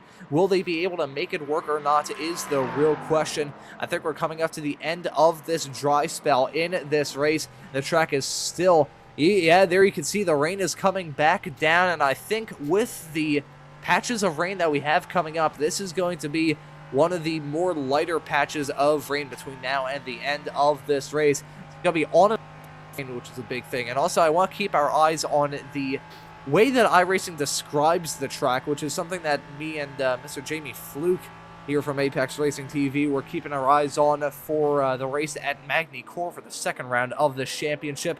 Trying to see how iRacing described it. Currently, iRacing describes the track as mostly dry. However, I'm definitely going to be keeping tabs to see how that nomenclature changes between now and the end of this race, which is coming up in less than an hour's time. Yeah, absolutely. I'd say that rain keeps trying. I just think everyone who's on wets already, I think, are probably going to find that they're going to lose too much time waiting for the track to dry up. But again, it's worth the risk if they weren't in contention. The only one I was a little bit surprised by was that second position in LMP3's Dynaco Racing. They came out in third and are now, just as of this second, in fourth, because they've spun on those wet tires when they probably, it's raining now, but they've probably cooked them already, I guess, on the dry tires, on the dry conditions on those wet tires before. So like I say, for all those in lower positions, it was worth the risk. I'm surprised on Dynaco because they were running strong in second in their class. But for everyone else, yeah, I mean, the rain is coming down now, right? So it's you want to be on the right tire, on the right time. And I dare say these two LMP2s have just come into pit lane now, Simitok and Nop. Perhaps they will put on wets, but I think that's the very earliest moment they wanted to be doing it. Interesting stuff. It makes really adds a dimension to endurance racing, which we've been missing for years and years in iRacing, right? So it's good to see. Yeah, I think that's a very good point that you bring up there, Lee. It just adds in a completely different element into these races. We've seen it ever since iRacing added in weather to iRacing. Been one of the most fantastic ads in my time on the platform. As a drive-through penalty for car number 16, avoidable contact with car number 30. That's going to be a drive-through penalty for car 16, the Work Sim Racing Mustang, running third at the moment in the LMGT3 category. That was contact with themselves and the number 30. That was a Delta Racing number 30 running in the LMP2 category. So a little bit of interclass mingling gone wrong involving those drivers as coming out of the pits. Simatech Sensations and NOP both on wet tires, and I think this may possibly be the time to do it. Yeah, I think they were the first cars really that made the right choice swapping. LMP2 leader in now to do the same. Yeah, everybody's seeing that it's clearly too wet out there now for them to stay on dries. What about this Rising Panda team? I said that they were suddenly making some big progress, yet they come into pits as well as expected. So they're right not to try and do anything different from the leader, right? They've made such good progress for the last half hour or so that they don't want to take a risk and do anything different. So yeah, into pits. I think most of the field, if not all of them, will be on wets by the end of this lap. There you can see that trickle. Yeah, let me have a quick think. Who were we seeing early on wets? Dynaco Racing Team, right? So LMP3, these were, again, one of the guys that I said were a bit early. Are they suddenly going to be streaking ahead of all these cars around them? Or again, are their tyres already destroyed because they were out on dry conditions for too long. I mean, it doesn't feel like they're confident, right? They're hanging back a long way from these cars ahead, so yeah, not worked out. Sadly, it looks like things are not going to go the way that Maxime Eberlin and Dynaco Racing Team had in mind. That's going to be tough for them to swallow, but again, that's the thing when it comes to these races, especially weather affected. Things can change on a dime, and I gotta say, as much as the rain is certainly coming down around this racetrack, it's really the spray that's doing a lot of it, at least in terms of the windscreen view that a lot of these drivers have. Gotta say, the track it's not raining, as you can see, riding on board with Bart Matai in the Tri-State Racing number 12 car. A little bit of rain heading through 11 and 12, but at this point in time, that rain is slowly but surely continuing to fall. We're in the midst of another dry spell now. Then we're going to run into another wet spot, so to speak, and that's going to last the longest of any of the flare-ups that we've had thus far. Then we're going to have possibly the longest dry spell that we have had yet. So I'm really curious how the track conditions are going to maintain as we go through that dry, wet period. And it's also a little bit of mind trickery that plays afoot to these drivers, because you go onto the start-finish straightaway as we're still riding on board with Bart Mattia. After going through a section where no rain was coming down, go onto the start-finish straightaway and it's soaking wet. Then you go down the start-finish straightaway and it's dry. It's just such a... That's a thing with these wet weather races, especially when it comes to multi-class racing. Just trying to keep your head screwed on straight is such a big factor. Yeah, and if Tri-State Racing here can also keep the car straight, at the minute they are making the right decision staying on dry. So since we've been on board, they've gained nearly 2 seconds on Restec behind in second, who are changed to wets. Oh, and it's just a case of whether they can keep the car straight. As I said, I was a bit concerned on that one. So yeah, if either the weather continues to clear or they then pit before it gets worse, yeah, they're gaining quite a chunk of time at the minute. So yeah, we'll keep an eye on that. So like I say, most of the field now is on wets. There's a few guys like Tri-State here who are trying to hang on dries. Same for Rising Panda Racing here and LMP Freeze. Yeah, they've taken over the lead for now, but yeah, on dries. So yeah, can they keep the car straight? Can they keep the pace up? And then it's Dynaco Racing Team who a second Rising safety car. Is everybody slowing down? Yeah, okay, we have a full course safety. I'm not sure who crashed right now. Yeah, not entirely sure what has brought out this full course yellow, but the field neutralized yet again, and this is going to be an odd one. And oh, there's Connor Swain in the VR Racing number 29 Mustang.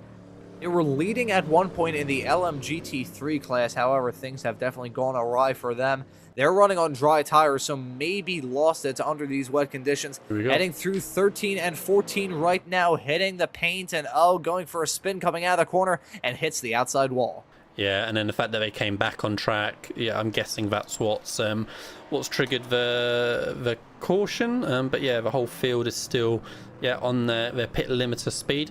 I mean, again, it's going to be really interesting now to how this is going to work, right? Are Tri-State kicking that crash, the fact that now they've lost, I mean, look, the rain is still coming down properly here, right? They've lost all that advantage of just about hanging on the dries, and their tyres are going to be getting so cold. Like, I wonder if they get going and they're just going to have no grip at all. But again, on the flip side, if the rain stops right now and the safety car carries on for a couple of minutes, maybe they're okay. But I think that's kind of like worst case scenario for Tri-State. I don't know the rules run. Are they allowed to pit under safety car or not?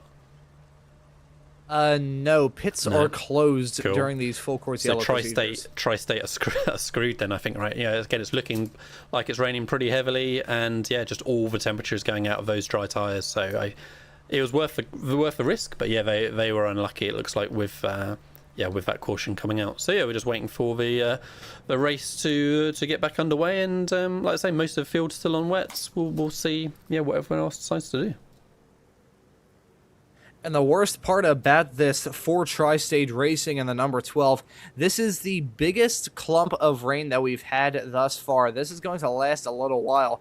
compared to what we've seen thus far. It's been small little flashes in the pan thus far, but most of the racetrack, I believe all the racetrack at this point, is surrounded with either some somewhat heavy rain in the yellow or somewhat lighter rain in the green and dark green. But nevertheless, rain's slowly coming down, and that is going to be it's going to be a headache to deal with, especially if you are Bart Matai in that Tri-State Racing number 12 team.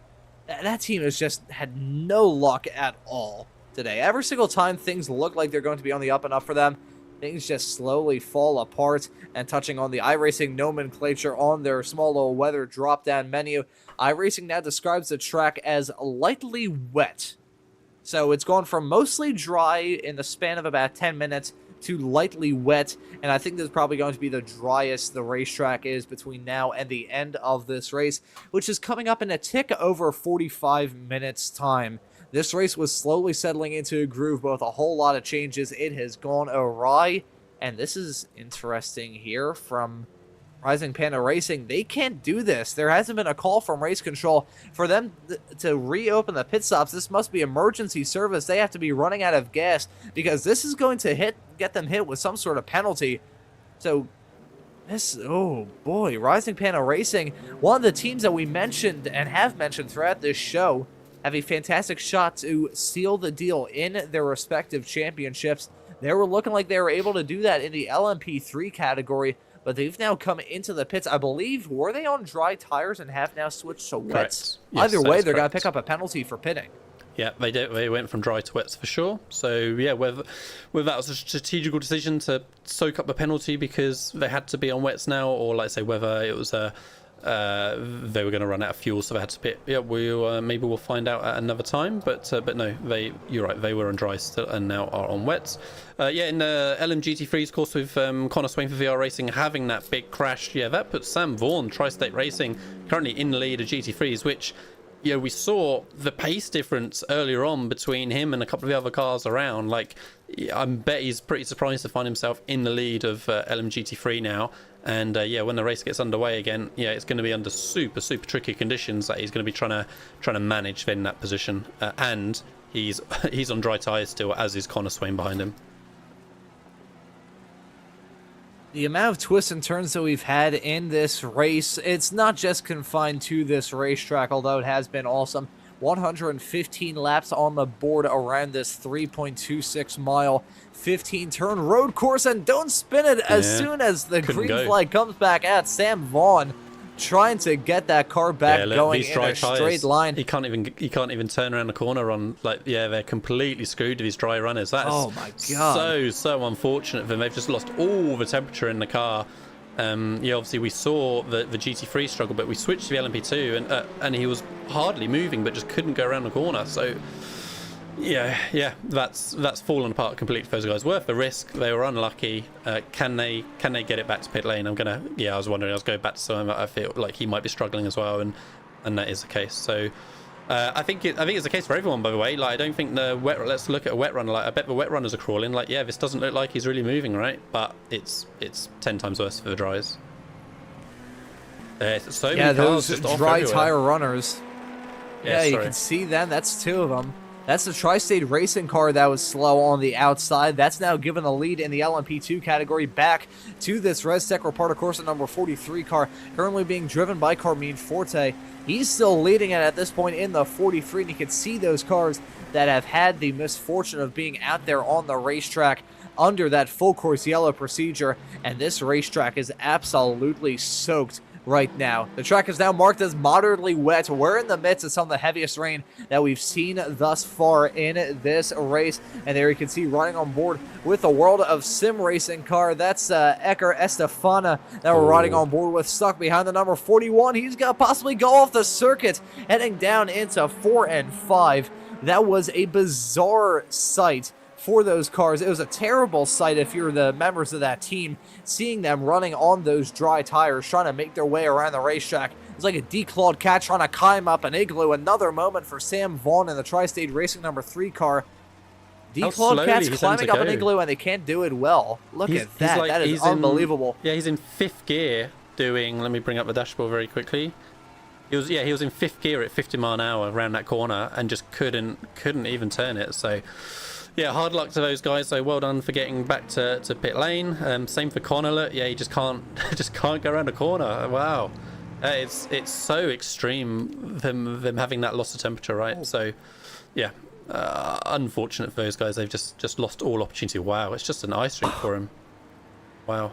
Oh, it absolutely is. That was the slowest spin that I have ever seen in my time at doing iRacing broadcast. Connor Swain is hoping to get this car spun around. Yeah, he's on full lock. Trying to do everything that he can. Yeah, full lock. My God, he was nearly crabbing there. It is so slick around this racetrack. He may end up towing back to pit lane, considering how slick it is out there on the race course. There's another car going off. That, I believe, is the number 5 Focus Racing LMP3 car going off the circuit, heading around the final corner.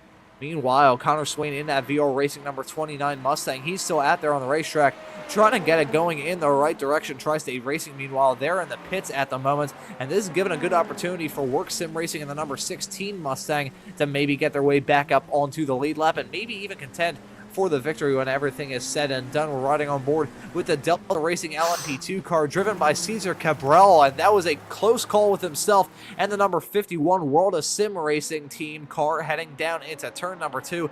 That was a near disaster involving those drivers, but this race has just been completely turned on its head with coming up to 40 minutes left to go. The track that at the beginning of this race was enveloped in sunlight, dry and nearing the 80s in terms of the track temperature. It's now more of an ice skating rink than anything else, especially for the drivers still with the misfortune to be on dries. Yeah, I mean, nobody should be on dries anymore, right? Like, everyone should have got back to pits, I would have thought, and changed to wets. I mean, I feel like here's Connor again. Like, I feel like maybe this is still lap 1 for him, possibly. Like, he must be, right? He's still just trying to get back. He's still not managed to get back to pit lane. Like you said, he should have towed because it's so difficult for him. But yeah, everyone else basically on wets, and yeah, it's properly wet out there now for sure, you know. So yeah, let's hopefully the guys can get into a bit of a groove on these new tyres and get into a little bit of rhythm and get some semblance back of their race. But you know, at the front of LMP2, Restec Reparto Corsa, you know, still comfortably in the lead. So they were on the right tyre at the right time, did everything right. Rising Panda Racing, same for them. Yeah, they entered in second, come out in second. And then Simitok and NOP have just been glued to each other basically for an hour solid, if not more. Yeah, Simitok not able to gap NOP at the minute. In the LMP3 class, Rising Panda Racing, were in the lead and again still are. I'm surprised that Dinoco have come out in second. I felt like they were struggling so much at the beginning by being on wet so early, but I think that was more a symptom of how much then other cars around them struggled when the rain did come down. But yeah, that worked out all right in the end. They're in second still. Delta V Racing then in third, and then we're watching already. Sam Vaughan still is in the lead in third place. Just thanks to everyone else kind of falling off around him. And Walk Sim Racing now up into second because Connor Swain lost so much time, unfortunately, for VR Race trying to get back to pit lane, which he has now. He is now on wets, but yeah, down in third. And I mean, that car's still got serious damage still. So how much pace is going to be in that car anyway? It's difficult to know. NOP back in the pits. That's a bit of a surprise. Ooh, this is an interesting call to say the very least. This may be a splash and dash because I'm not sure if these drivers in the LMP2 category can actually make it to the checkered flag. Now it's a drive-through penalty. So incident limit, I guess. Incident limit, I guess, again for MNOP. So that's unfortunate. Like I say, we're going to see more of those, I suspect, as we get into the closing stages. Everyone just running out of incidents. But yeah, that's put that battle between them and Simitok Sensations over with, unfortunately. But again, they just need to get their head down now and see what they can do for the last 40 minutes. Still have a feeling, though, that we need to have some of these drivers come back down pit lane as a slow moment for Rising Panda Racing coming out of turn number 1 in the LMP3 category.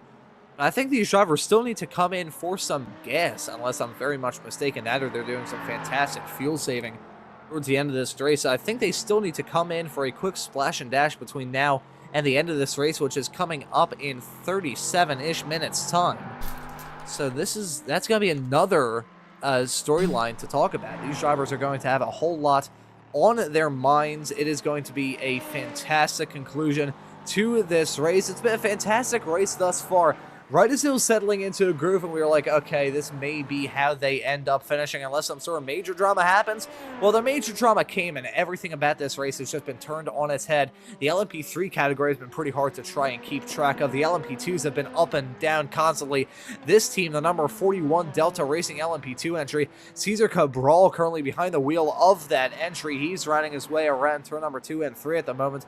That team has been up and down a lot thus far. They've had probably about 5 or 6 drive-through penalties to serve thus far. However, despite that, they're still running solidly inside the top 10. So, I mean, credit where credit's due to the drivers in that team. The fact that they've been able to put together as good of a race as they have, despite the amount of setbacks that they have had to overcome. And LMP3, meanwhile, it's just been insane to look at. LMGT3, we were expecting it to be game, set, match for the ResTech Reparta Corsa number 73 team. However, things haven't really worked out too well for them. I gotta say, in terms of not working out too well for the ResTech Reparta Corsa drivers, the number 60 is still out there on the racetrack with dry tires. So that is a bizarre call for them to stay out there on the racetrack because, as you can see, the track is still pretty much entirely enveloped in the rain. It's gotten to the point where the track is so shiny you can barely see the painted lines on the side of either racetrack. As a drive-through penalty for car number 4, full course yellow, speed violation. So the number 4 car running in the GT3 category, that's currently being driven by Higo Oliveira. He is now going to be taken out of contention. I gotta say, I think he's been in the pits quite some time, currently in the pits as it stands at the moment, possibly serving that drive-through currently, possibly just running into some sort of difficulties. Either way, the number 4 BMW going to be on the back foot massively come time for the final half hour of this race. And speaking of the final half hour of this race, the track is still, it's continuing to rain still. We are now into the red of the rain. This clump that we find ourselves in the midst of right now that we have actually hit in this race is pretty much going to run us all the way until the checkered flag. And it is red. It is like, I could best describe the color as like tomato soup red. That's the only way I could describe the color. You can tell I didn't have breakfast or lunch for this today, for that matter. But the track is now labeled as very wet, and that's really what it is. This race has been incredibly up and down, and that is still going to continue as it looks like a run through the pit lane for the number 5 Focus Racing team. They're running 5th in the LMP3 category currently. Not sure what happened to them. But now looking at Salvatore Ferdinando in that ResTech Reparta Corsa number 60 car, how this team has not come down pit lane in this race to put on some dry tires, and now they're still staying out there. They've got to be on wets, because if they're running on dries and still out there on the racetrack, I got to wonder if Salvatore Ferdinando either has the biggest balls this side of the equator or just has no concept of what a rundown pit lane is. Yeah, so we'll go on board with him for a bit to see how it's looking. But yeah, I wonder if this is a data error and he is on wets. But yeah, I don't know. He's not showing us having stopped in pit lane since lap 96. Yeah, that's not that 96 for GT3s, and the 2 ahead stopped like 4 and 7 laps later. Yeah, I don't know. I'm not sure. But yeah, I don't know how he's driving around on dry. So he must be on wets surely. Yeah, that car is looking like it's handling way too well. Yeah, certainly compared to what we saw for Sam Vaughan and for Connor Swain for Tri-State and VR Racing, right? So we shall see. But he's keeping it around for now. But yeah, the track is absolutely soaked now, right? Mirror finish in so many places. Super difficult for the guys whether they're on dries or wets. I'm just having a skim through like the lap times. I'm trying to see if I'm seeing anyone outstanding of really gaining or losing massive amounts of time. Revolution E-Racing here had a pretty slow lap last time round, a 2:09.89. That was 10 seconds slower than the leaders. So whether they just had a mistake or whether that's just their pace, unfortunately in the wet conditions, we'll kind of wait and see over the next few laps. Otherwise, looking at the LMP3s, oh, bad timing. I was about to say Delta V Racing with 3 seconds a lap quicker than the car ahead, but that their current lap is going to be much slower. Oh! And unfortunate for the GT3s there as well. So, yeah, big impact there between the GT3 and the LMP3 of Delta V Racing, but Yep, just one of those things. Got spun and stranded in the road. Similar sort of sensations back in pit lane again. So they is this going to be an instant limit as well, same as NOP had before? It's looking like it might be. So yeah, the NOP battle might be back on then. NOP served their instant penalty limit drive-through. They've come out a little bit ahead, and yeah, Sematech have now done the same. Or was that a drive-through message that came up on screen a few minutes ago, possibly? The drive-through penalty that was issued out as of late was to the 4 car, the 40. Okay, cool. So yeah, so an instant limit then on this one. Yeah. Okay, cool. So yeah, so good that battle could be back on again. There's like 8 seconds between them now, unfortunately. So we'll see. But yeah, they've both had to serve the same penalty. Yeah, back to me glancing at lap times elsewhere. I'm seeing Volk Sim Racing potentially looking like they could be gaining a fair bit of time over Tri-State Racing ahead, but they're a minute and a half back, right? So that's just pure lap time difference isn't gonna help them here. But yeah, I think we need to keep an eye on the gaps over the coming sort of 4, 5, 6 laps, because I think there's going to be some swings in there as different people are more or less comfortable in these conditions. Yeah, that's a big thing when it comes to rain driving. You just need to have that confidence in your race car and your ability to try and traverse these racetracks without any sort of major drama. Gonna see that play a big role in this finish, to be sure. Oh my god, you can see just riding on board with Liam Kilton, who is back behind the wheel of the Work Sim Racing number 16 Mustang. Started this race in that car. He's now back in it, but my god, just it's a total wall of mist, essentially. I feel like if this was in real life, the race may have already been put under a hold at this point, but still, this iRacing is now marking the track as extremely wet. It is extremely wet out there and extremely treacherous for these drivers, as Bart Matai has now come back down pit lane in the Tri-State Racing 12 car. So that is going to be a I'm not sure what that is. That could be a call to come down pit lane, maybe for a quick splash and dash. Could be a drive-through penalty. Not sure either way. Maybe having looking technical at this problems LMP2 field now. So unfortunately, yeah, we're going to have to go to a holding screen and try and come back. I believe my iRacing's crashed. So sorry about the viewers. Here's a very exciting thumbnail for you. And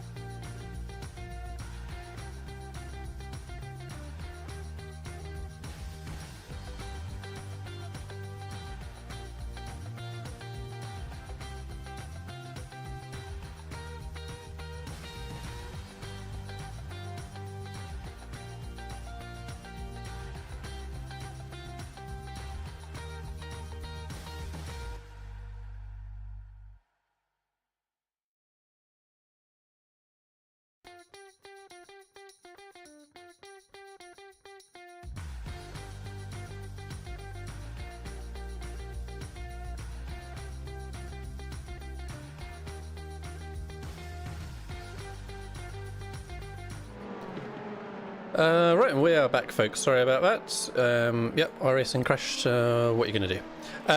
But fortunately, Ron, you were keeping half an eye on things. Did you anything kind of particularly exciting happen that you saw in those last 5 minutes? A little bit of drama here and there. I gotta say the Tri-State Racing number 12 car made another run to come down pit lanes. I'm not sure exactly what is going on with them at the moment, but no major drama going on. Gotta say Rising Panda Racing look like they're in the pits from the lead in the LMP3 category, so that would be a pretty big game changer towards the end of this race. But for our leader, the number 43 Red Stecker Parta Corse car still being driven by Carmen Forte. He's still in the lead quite comfortably. Actually, I say quite comfortably. It's only 3 seconds between himself and Rising Panda Racing in P2, so we may have a fight on their hands there. Meanwhile, the other Rising Panda Racing car, the number 47, that is exiting the pits right now. It's actually a drive-through penalty for entering the closed pit lane during the latest full course yellow that we had. So that's the reason why they've had to make that run to come down into the pits. That penalty call was going to come at some point, and it's now come with about 25-ish minutes left in this 4-hour-long race here from round number 5 of the European Sports Car Championship. It's been a fantastic race thus far, and we're setting ourselves up for a fantastic finish to boot. Rom, we have a battle forming for the LMP2 lead as a car in front spins right in front of the LMP2 lead, who just about scrapes by. Oh, I've lost all my cameras, which is awesome, so let's go back just to an off-board. Yeah, Restet Racing have been caught hand over fist by Rising Panda Racing, so just before we had to drop away for a little bit, yeah, Rising Panda Racing were 11 seconds behind Restec here, and now they're a second and a half, Ron. So what a second half to the race for Rising Panda in the LMP2 field. They were, down in, 5th or so not that long ago, and they are about to take over the race lead. Yeah, this is going to be a fantastic finish, deciding the overall winner in this 5th race of the championship. I'm pretty sure no matter how you slice it, unless NOP or Sematech Sensations or Tri-State Racing manage to pull out the victory, we're going to continue that streak of having a different team win every single race thus far this season. Red Stecker Parta Corse with the number 43, along with the number 22 entry, which is well farther back in the LMP2 category. Those cars have not won a race thus far. The same goes for Rising Panda Racing, the number 46 in LMP2. The 47 that they're lapping right now is on track to win in LMP3, and I believe would also seal the deal in the LMP3 championship. More on that a little bit later on towards the end of this race, coming up in less than 22 minutes time here on Apex Racing TV. But Ryan Ware in that Rising Panda Racing number 46 car slowly reeling in the leader.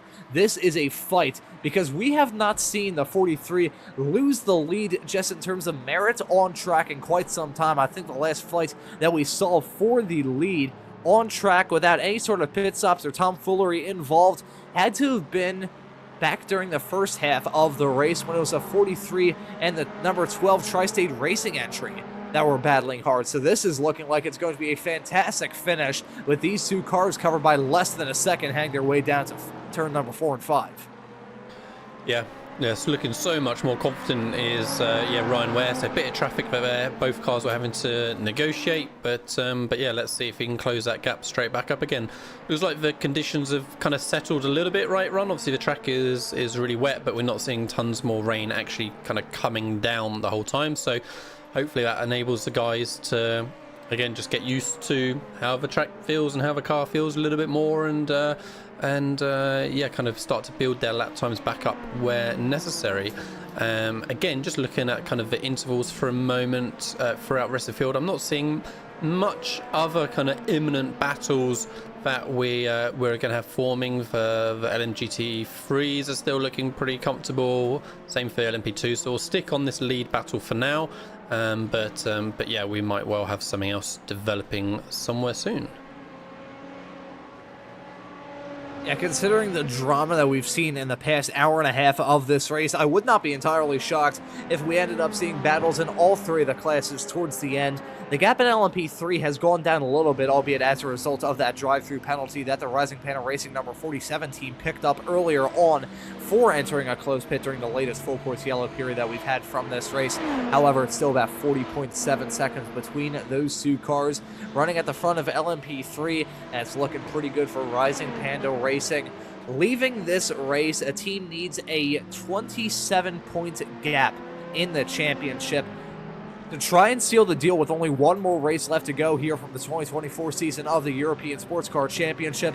And it looks like Rising Panda Racing is going to be the ones doing it. They entered this race with, I believe, a 21-point gap in the championship. That's looking pretty good for them. Side by side with Rising Panda Racing and ResTech into turn number 4 and 5, and Rising Panda Racing with a beautiful move around the outside, going to get it done to take the lead in the LMP2 category. Right as I was talking about the other Rising Panda Racing car, the number 46 in LMP2 pulls off a bold and audacious move. Usually if we were running in the dry, that move, as cool as it would be, wouldn't be entirely nondescript. That move, meanwhile, in the rain, though, that takes some guts. Yeah, I'd say they're just looking so much more confident. So yeah, just kind of walked straight up to the back of him and round they went. So yeah, they just need to focus on hitting their marks now, right? Not making a silly mistake, having a little spin, having contact with another class of car. And yeah, if the conditions kind of stay wet, it looks like they should be staying very, very comfortable for them in the race lead. And ResTech now just want to try and hang on to their coattails as much as they can, make sure they don't get sucked into NOP in third, who are 30 seconds back, so it should be safe. But yeah, again, who knows what can happen with 20 minutes left of the race. And yeah, I wonder if they have damage as well, Ron, because yeah, being so easily I say easily, but like being overtaken by their teammate who are a lap down, yeah, kind of straight by. So is it just comfort, or is there something else going on with damage or something as well? But yeah, they are not comfortable at the minute out in those conditions. I gotta say, looking at the pace of that ResTech Reporter Corse team, it's gone down a whole lot as of late. Of course, the change in weather conditions playing a big role in that. But I mean, the driver behind the wheel of that car, Carmen Forte, he took command of that car right as the rain began, so it's not like these are very odd conditions for him to deal with. These are really the only conditions that he's had to deal with thus far in this race.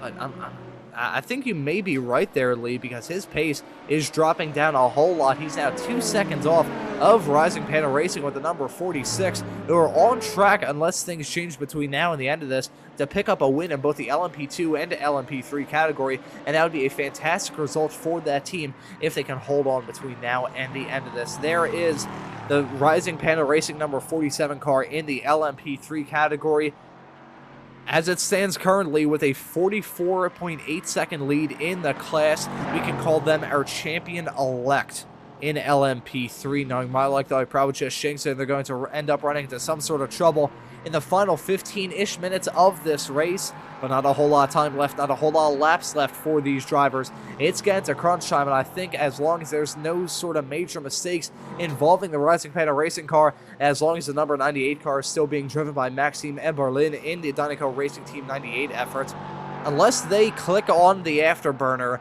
and close up that 45-ish second gap between now and the end of this race, looks like it's going to be pretty good, and looks like it's going to be a championship day for the Rising Panda Racing 47 team. Yep, no, absolutely looking very, very comfortable at the front of LMP3 there as well.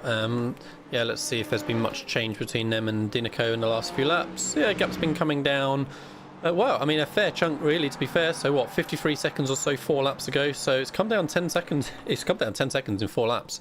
So, oh, wait, sorry, that's second and third. Shall we... All right, so that's interesting in itself, actually. So, yeah, Dynaco are losing time, sorry, to W2. What I meant to do was click back on Racing Panda and see that they're fine. And, yeah, they're static, right? It's been around the 45-second mark the whole time. So, Rising Panda looking good.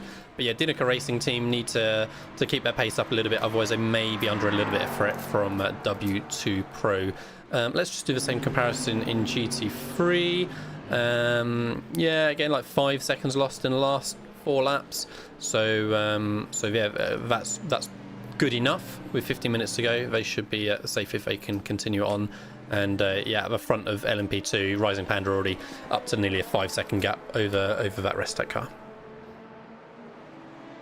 Whereas, interestingly, sorry to start again. The Restec teammate has caught up with the Rising Panda car, so that's kind of interesting. Again, it shows the pace that could be there, but yeah, just the 43 car hasn't been able to match it. And that was a pretty big sideways snap for the number 60. That was coming out of turn number 7 a couple of moments ago. That was a near disaster for the driver running second at the moment in the LMG, actually third in the LMGT3 category, I believe, but nevertheless, so pretty close up and down this grid as a drive-through penalty. This is going to be a game changer. Drive-through penalty for car number 22, avoidable contact with the 4, so that is going to change up things in the LMP2 category for sure. They're currently 2 laps down. However, that is going to affect the traffic situation there. Currently running a very dangerous game as I'm currently disconnected from the cameras, trying to figure out what's going on with the Restec Reporter Corse team in terms of lap time. So, Lee, I'll pass it back off to you as I try and do a little bit of investigative journalism to see what happened to our at 1-point leader. Yeah, all good. Well, I'd say I think things are fairly settled for a minute. They say drive-through penalty for the 22 isn't going to affect things with them down in 11th already. So yeah, World Sim Racing team starting to come under a little bit of pressure from Delta Racing. So yeah, we'll just wait and see how that develops for a little bit as we come into the closing 15 minutes of the race. Looking through, sorry to budge in there, Lee. I was just going to say, looking through the lap times for the Restec Reporter Corsa number 43 entry, looking like they've been fairly consistent, and they've actually shaved off a couple of seconds in terms of lap time. So I think it's just a little bit of occasional inconsistency, which is part of the reason why they've ended up losing the lead. But anyways, I'll pass it back off to you. Yeah, I think they've just been a few seconds off the whole time, so everyone's lap times are coming down right as the weather conditions are improving, but yeah, they're just a little bit off every lap. So yeah, going to continue to drop away as it stands. Delta Racing have just come off the back a little bit more of World Sim Racing teams, so that's not developing, but yeah, it needed that little bit of a shot in the arm in the race with the weather coming in. So yeah, it really did cause a lot of last minute opportunities for a few teams to take a bit of a gamble, whether it was going early on wets or whether it was staying late on dries. Ultimately, neither of those options really paid off for anyone in particular that kind of springs to mind. It was a matter of being on the right tire at the right time, and that meant that those were the positions that the leaders are occupying. Guys just need to try and keep their concentration up, keep it on track, see out these last handful of laps. Yeah, only a handful of laps left to go here from round number 5 of the European Sports Car Championship.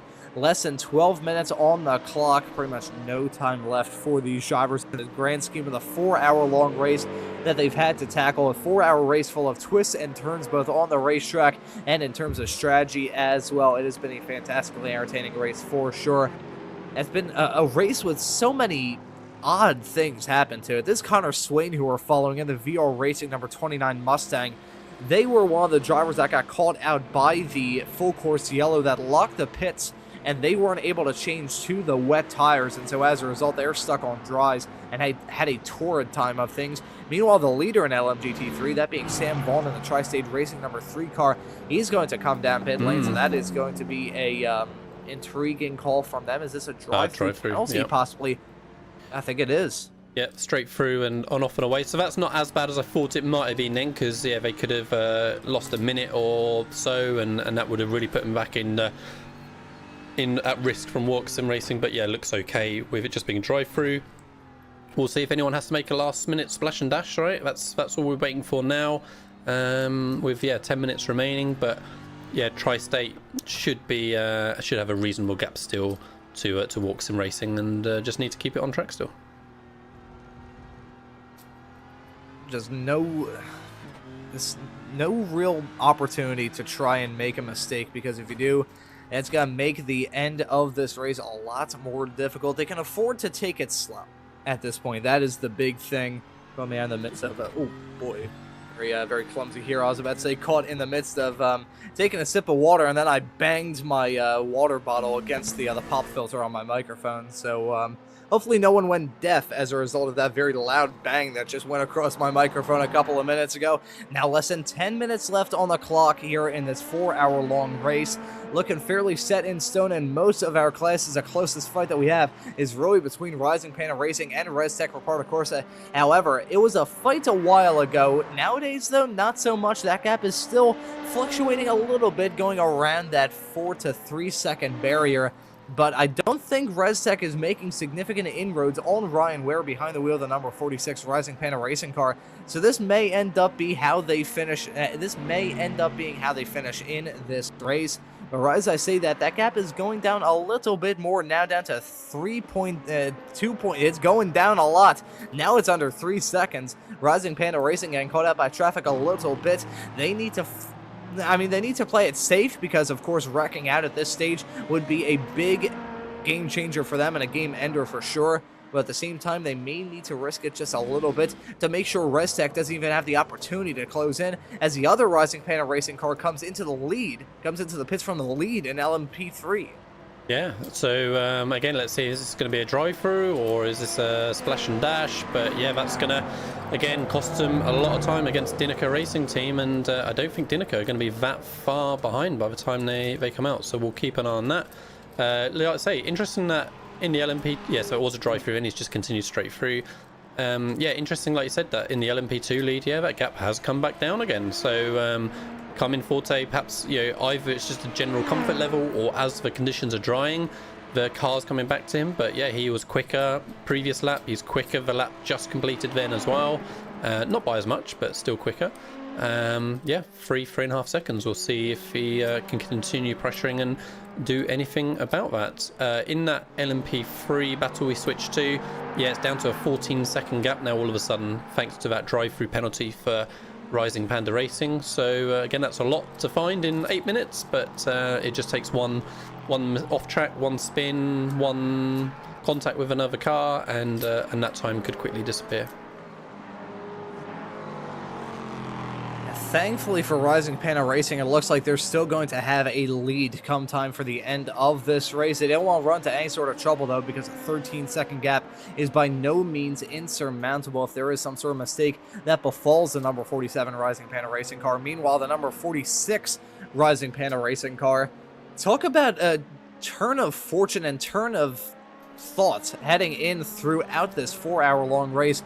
Shows you that a lot can happen across a 4-hour multi-class sports car race, and both the number 47 Rising Panda Racing car in LMP3 and the number 46 Rising Panda Racing LMP2 car can prove that quite a lot. At the beginning of the race, the Rising Panda Racing LMP3 car started this race from pit lane. They were on the back foot massively. After grabbing a front row starting position, we were thinking, oh no, they're going to have to rely on that cushion that they've built up thus far this season off the back of 3 straight victories, as we have pointed out throughout this broadcast. Now, come time for the end of the race, they have a 12.5-second gap over Dinoco Racing Team in second, and they are only a handful of laps away from not only grabbing their 4th win of the season, but also sealing the deal on the 2024 European Sports Car Championship. Meanwhile, for the sister car, Rising Panda Racing, the number 46 in LMP2, they started this race backwards, literally. They went for a spin hang through turn number 2 and 3 at the very beginning of the race. And ever since then, they've just kept their nose to the grindstone. They have avoided the drama. Yes, they may have had a little bit good luck go their way, but in the world of racing, you may have a lot of good pace, but if you don't have good luck on your side when you need it, you're going to run into a whole lot of trouble. That's not what Rising Panda Racing has run into, though, because they are only a handful of laps away from getting a P1 and P1 in the P2 and P3 categories. That was a mouthful there for sure. This is just, it shows you that in these races, it is so important to keep your head on your shoulders and just never give up. Yeah, I mean, Rising Panda Racing here for the LMP3s need to make sure they don't give up because they've lost 7 seconds in the last lap. We said there was a 15 second gap between them and Dinoco after they served their drive-through, and it's now down to a 7.5 second gap. So yeah, they had an issue somewhere and are struggling, and in fact, let me just sanity check, get that one. Here's a quick replay of what happened. I think we caught this in the background of another car. I think they're going to go straight over the grass momentarily, but this is where they lost their 7 seconds. Yeah, straight across the gravel and then back across onto the other side. So yeah, they were lucky not to get tangled with the other cars there. But yeah, they've got to keep their concentration up still for these last few minutes and make sure they don't allow Dinoco to close up any more time. Still 2 seconds between the LMP2 leaders. Staying concentrated and staying focused is probably going to be the main thing that all of these drivers are keeping in mind. And a lot of these team principals for these esports organizations looking to try and grab a victory are definitely barking. They're barking that command into the ears of these drivers for sure, because at this point in time, 3 hours and 55, coming up to 3 hours and 56 minutes into a 4-hour long race, it is very easy to get caught up in the mist of seeing the checkered flag and having a fantastic shot to win. But at the same time, you need to keep that car going, keep it going in a straight line, keep it going on the racetrack, and then you can celebrate once you cross that start-finish line and take the checkered flag.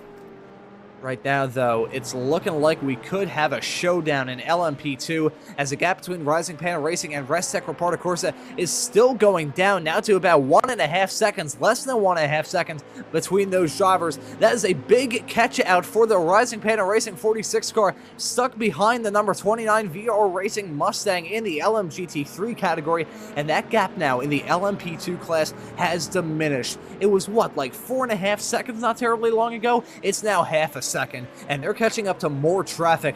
Rising Panda Racing, they're going to be in a world of hurt, doubly so considering one of the first LMGT3 cars that they're about to catch up to is one of the Restec Reparto Corsa cars. However, it looks like the Restec Reparto Corsa number 43 is actually going to get called out a little bit more from that number 60 Restec car than the 46 did, as that gap is now ballooned back up to 1.7, teetering around that 1.7, 1.8 second barrier. Coming to the end of this race, I believe next time by it's going to be one more time around for these drivers. 30 corners left in this 4-hour long race. Is it going to be Rising Panda Racing or is it going to be Restec? It's not a matter of which one is going to have the most amount of pace. It's really a matter of which one is going to have the best luck when it comes to the traffic. Yeah, I would say we're seeing a good example there of just how much of a difference that's going to make. It might ultimately decide which of these cars take the win. Yeah, let's say a bit surprising that the two Restec cars between different classes couldn't quite coordinate well enough to not impede, but yeah, did not work out on that occasion. Still keeping half an eye on the LMP3 battle as well. Another second and a half or so gained, but again, it's not enough if it continues as it is. So yeah, that one's still looking like Rising Panda Racing should hold on. Yeah, blue skies kind of out around the circuit. Yeah, no more rain looking like it's going to come down for these last few seconds. It's just a matter of dealing with the track conditions that the guys have already got. Yeah, that sun is coming out and shining on the drivers leading, coming to the end of this race. It was looking for a while that the number 43 Restec Reparto Corsa team were going to be the ones to beat, and they were the team to beat throughout a vast majority of this race. However, in the past few minutes, in the past 1 hour, we'll say, things have kind of fallen apart for them. They're running in P2. They're only 2 seconds back of the Rising Panda Racing car, which is still leading in the LMP2 category. However, they're going to hope for a miracle, and that miracle may not come for Carmen Forte. However, you still got to say, the Restec guys, they should not bow their heads low because they've put together a fantastic show. However, they just weren't able to seal the deal, it looks like, when everything is said and done. Looking at a fight involving the Delta Racing number 30 car going around the outside of the World of Sim Racing Team 51 around the outside of turn number 8. That could have ended in an absolute disaster a couple of moments ago. And speaking of absolute disaster, the Rising Panda Racing number 47 nearly got ran into the back of by the number 30 heading down into turn number 10 a couple of moments ago. Meanwhile, the sister car, Ryan Ware, behind the wheel of the Rising Panda Racing number 46 LMP2 effort. This team has not put a foot wrong all day. They came back from adversity. This car started the race backwards at the tail end of the LMP2 field. They went for a spin, hang through turn number 2 and 3 at the very beginning of the race. It's raining again, yeah, but I don't think unless these drivers are banking on the track being dry, it's not going to hurt Adela, doubly so considering the gap between Rising Panda and ResTech has ballooned. The number 43 car has gone off the track. Something's going on to the driver of the number 43 car of Carmen Forte, trying to close up to the back of Rising Panda Racing coming to the end of this race. I think he may have bit off a little bit more than he could chew, and when everything is said and done, he may end up in P2 when everything is done here at Mugello. We're following Ryan Ware heading his way into turn number 12 for the final time in this race. We haven't seen a team thus far get victories in two separate classes. We're only a few moments away from seeing something like that happen. However, we're just a few mistakes away from seeing something like that not happen, as the gap in LMP3 is still pretty close. Only about 3 seconds between those two at the front of that board. But looking at Ryan Ware, the Brit in the number 46 Rising Panda Racing car, started this race with a spin. He's going to end it with a win. Ryan Ware wins it when everything is said and done to take Rising Panda Racing's first checkered flag in the LMP2 category, and he does it under rain-soaked conditions here at Mugello. Rising Panda Racing victorious in LMP2. It's going to be a big gap between themselves and the ResTech Reparto Corsa team, who with a mistake in the dying breaths of this race, going to end up in a heartbreaking second after they were on track for a dominating victory. Sadly for them, looks like it's going to all end in tears. But look at another Rising Panda Racing car. This is Christian Kampgreier in the number 47 car. He's riding his way through turn number 10 and 11 for the final time. However, that gap to himself and the Dynaco Racing number 98 team right behind is slowly going down. There's a little bit being shaved off at every single corner. However, I don't think there's going to be enough time for the number 98 team to be able to sweep by and take this victory from the number 47 team. They're running their way around 13 and 14 for the final time. This team has been fast this season. This team has been fast this race. They're off the back of 3 straight victories. They came into this trying to make it 4 straight from the European Sports Car Championship. Had to start this race from the pit lane, but in an opportunity that they seized and grabbed in their hands, Christian is going to go on to that start-finish straight away for the final time, and Rising Panda Racing with the number 47 team are going to be your season champions in the LMP3 category.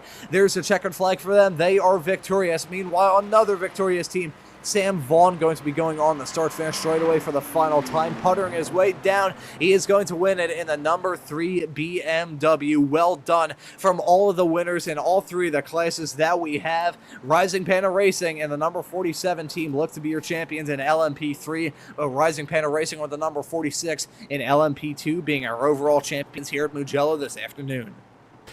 Yeah, so close from a couple of different classes there to having a sudden last-minute change of position, but yeah, not quite happening that time by LMP2, LMP3, and GT3 all holding on for the victories. But yeah, what a frantic end! 45 minutes, 1 hour to that race run. Like I say, really spice things up, and yeah, some winners and losers from there at different times. Let's have a quick confirmation of the final results as the drivers return into pit lane. So I think, unfortunately, yeah, due to the iRacing crash, unfortunately, I think my system is going to struggle with the race results, which is why they were not showing correctly. It's got itself a bit confused. Let me try once more. There we go, that looks a bit more like it. That's what we were going for. So, yeah, LMP2, Rising Panda Racing, taking that win. Didn't see that coming, did we, Ron, really, with ResTech, Reparto Corsa looking so comfortable all through the remaining of the race.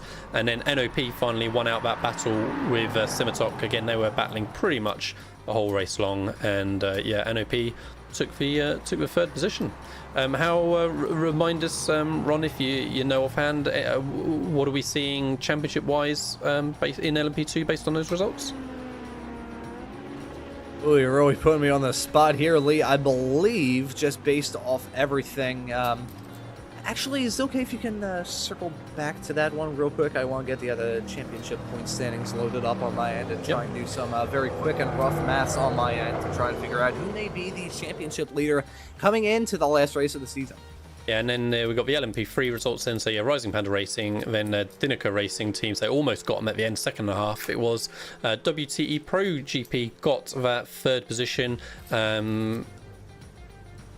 which sorry, looking at the wrong one. And then fourth position Delta V Racing. So yeah, it was only the top 2 cars on the lead lap. Everyone else a lap or more down. And then for LMGT3. We got Tri-State Racing for taking that win, Sam Vaughan. So yeah, congratulations to them. Rest at Reparto Corsa, and then VR Racing taking up the final podium positions. So yeah, like I say, lots of changes as we went through, and it was good to see some different action at different times. That's what we wanted from this Mugello circuit with the inclement weather. So touching on the storyline that you put me on the spotlight for, Lee, I believe coming into the final race of the championship at Portimao in just about a month's time here on Apex Racing TV, it is going to be a 2-horse fight between Tri-State Racing and NOP. Those 2 cars were really the only ones within striking distance when it came for the championship, as the third place runners coming into this race of Cimatech Sensations were 30 points back, and with about 27 points on the board for every single race, it's definitely going to be a pretty big long shot for them to try and stake their claim on what is going to look like I say what's going to look like. It's going to be a fantastic conclusion to this championship. We already have one championship concluded, though, in the LMP3 category. Rising Panda Racing look like they have gotten that job done when everything is said and done from this race at Mugello.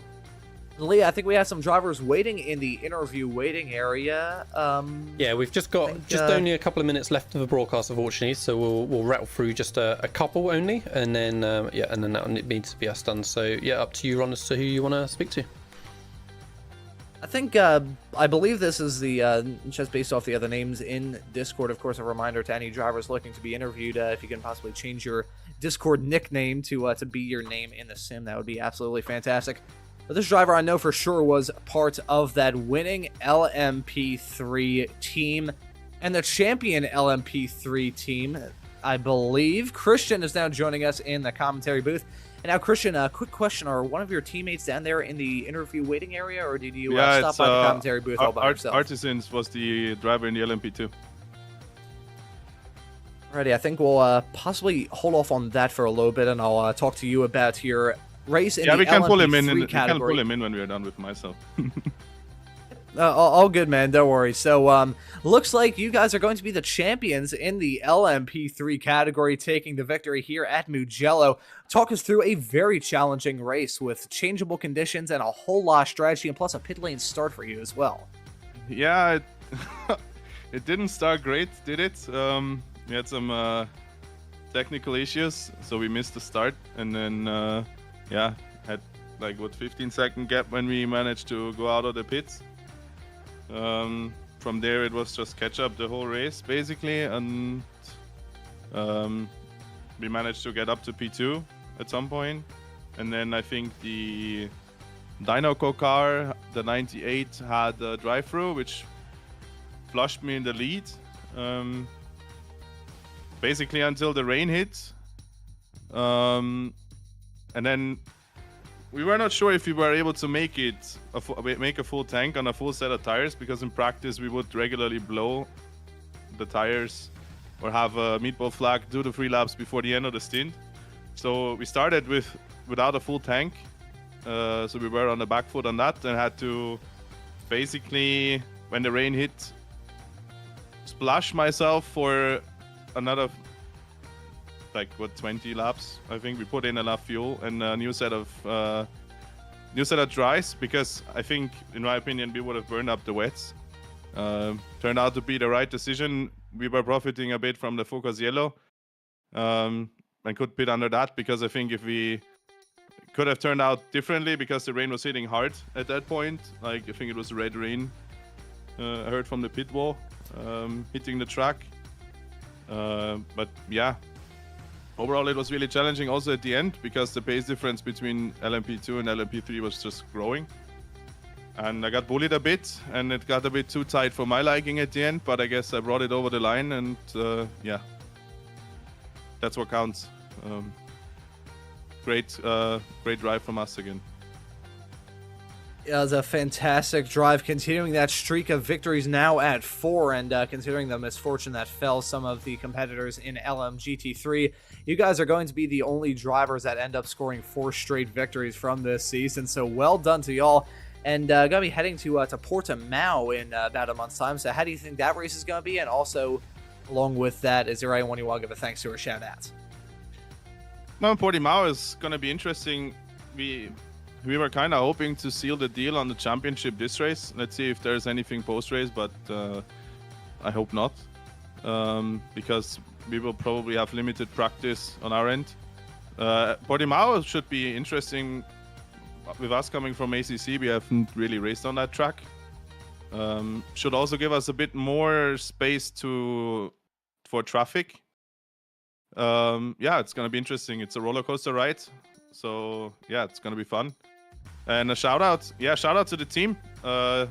Double class victory today. Didn't expect that after that start to the race, but I guess Ryan can talk more about the LMP2. And yeah, shout out to all the guys for the prep, for the results the whole season. Shout out to Max, my partner in crime in the car, for his amazing drive. We struggled a bit, but pulled through again. And yeah, thanks to you guys and to the organizers. Alrighty, well there you go, Christian. Congratulations on the win, congratulations on the championship, and excited to see you back out on the racetrack for the final round of the season at Portimao in about a month's time. Thanks for joining us, man. Thanks, guys. See you then. And that right there was Christian Kampreger. And Lee, do we have any more time to bring anyone else? We'll quickly do the leader for the other twos. Yes, let's do Ryan Ware next then.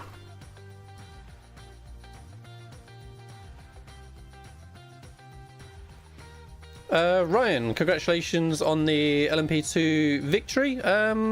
Pretty eventful out there, I think, for everyone. Talk us through your race. How was it from your side?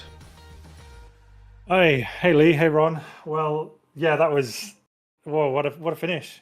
The start wasn't the best. I don't know if you saw the wee lap 1 antics, but I didn't start very well because I ended up facing the wrong way. So yeah, just dropped it on cold tires, so a bit embarrassing, but just trying to keep it going forward over the next couple of hours. It managed to put us in with a shot somehow with the rain when it finally came down. And my God, that rain, treacherous. I've never seen red rain before. That was horrible. Yeah, I mean, it looked super tricky out there for so many people, but yeah, you guys just made such progress. You know, with just hour and a half, couple hours left, you were sort of 5th, 6th position, and just kept moving forward the whole time. When I mean, you saw the pace difference between yourselves and Restec in the closing laps in the rain. I mean, when did you think that victory was going to be on? I didn't want to kid myself so early on because the gap was still 30 seconds, and I saw the initial delta of the lap times, and I thought, ooh, that's a bit of a gap. And then it just sort of came closer and closer, but then it was a real yo-yo, that battle, because as the rain stopped and it got a little bit grippier, the Restec car did come back. Yep. So I really started to try and push, and I didn't really want to push that hard in the rain, but I had to. Otherwise, yeah, they would have got me back. So fair play to them. It was a good effort, and fair play when we had the battle as well for keeping it nice and clean, because we were too wide through a very treacherous part of the track. And yeah, racing room was definitely given. So a lot of respect to that team for that. No, awesome. Glad to hear that you saw some good clean racing out there. Like I say, it was tricky for everyone, and congratulations again for coming out on top. Anyone you'd like to give a shout out to before we let you go? Yeah, thanks to Piers and Remy, teammates, who didn't give me such an hard time for looping it on lap 1 and decided to do some very, very fast laps to end up putting the car where it was. So yeah, they're chuffed with that. But yeah, thanks a lot, guys. Awesome. Good to speak to you, Ryan, and yeah, good luck in the final round in a month's time. Thank you very much. See you later. Cheers. Right, and then I'll very quickly bring in Sam and chat to him as well. Winner in LMGT3. Congratulations, Sam. I am guessing you did not anticipate coming out on top when you were really desperately struggling to get the car back to pit lane on the dry tyres after the safety car. Oh no, it was a long ride. That was a long ride back in, and we were hoping to maybe get into the pit window if it opened up, but it did not. So we decided to stay out, and the tires did not respond at all. But I had Nico alongside of me. He's down there in the waiting area. I know he's excited to maybe join me on the stage here. But yeah, we made it back through, and we're able to switch tires and hang on in for the win. Awesome. No, good to hear. Like I say, it was such kind of back and forth during the race during different times, right? I mean, when how did you feel once you got on the wet weather tyres? How did you feel in those conditions? Did you feel like you could keep it pointing straight and hold out for the win? Yeah, it sometimes went straight even when I wanted it to turn. So it was difficult. I had practiced in a little marginal weather, but that was red radar pretty, I think, extremely wet, so it was pretty dicey out there. But Nico and Garrett kept me in check, and the whole team, and we were able to keep going in the right direction. Awesome. No, well, congratulations again on the win, and yeah, good luck for the final round in a month's time. Yeah, obviously thanking your teammate Nico. Anyone else you'd like to give a shout out, Sam, before we wrap up? Being alongside the admin team, I mean, just a lot of work goes into setting up this league, and we'd like to see the excitement out there, and we look forward to the next race. Awesome. Excellent. Good to hear. Thanks very much for coming to speak to us, and yeah, we'll see you for next time, Sam. Thanks for everything you do. See you.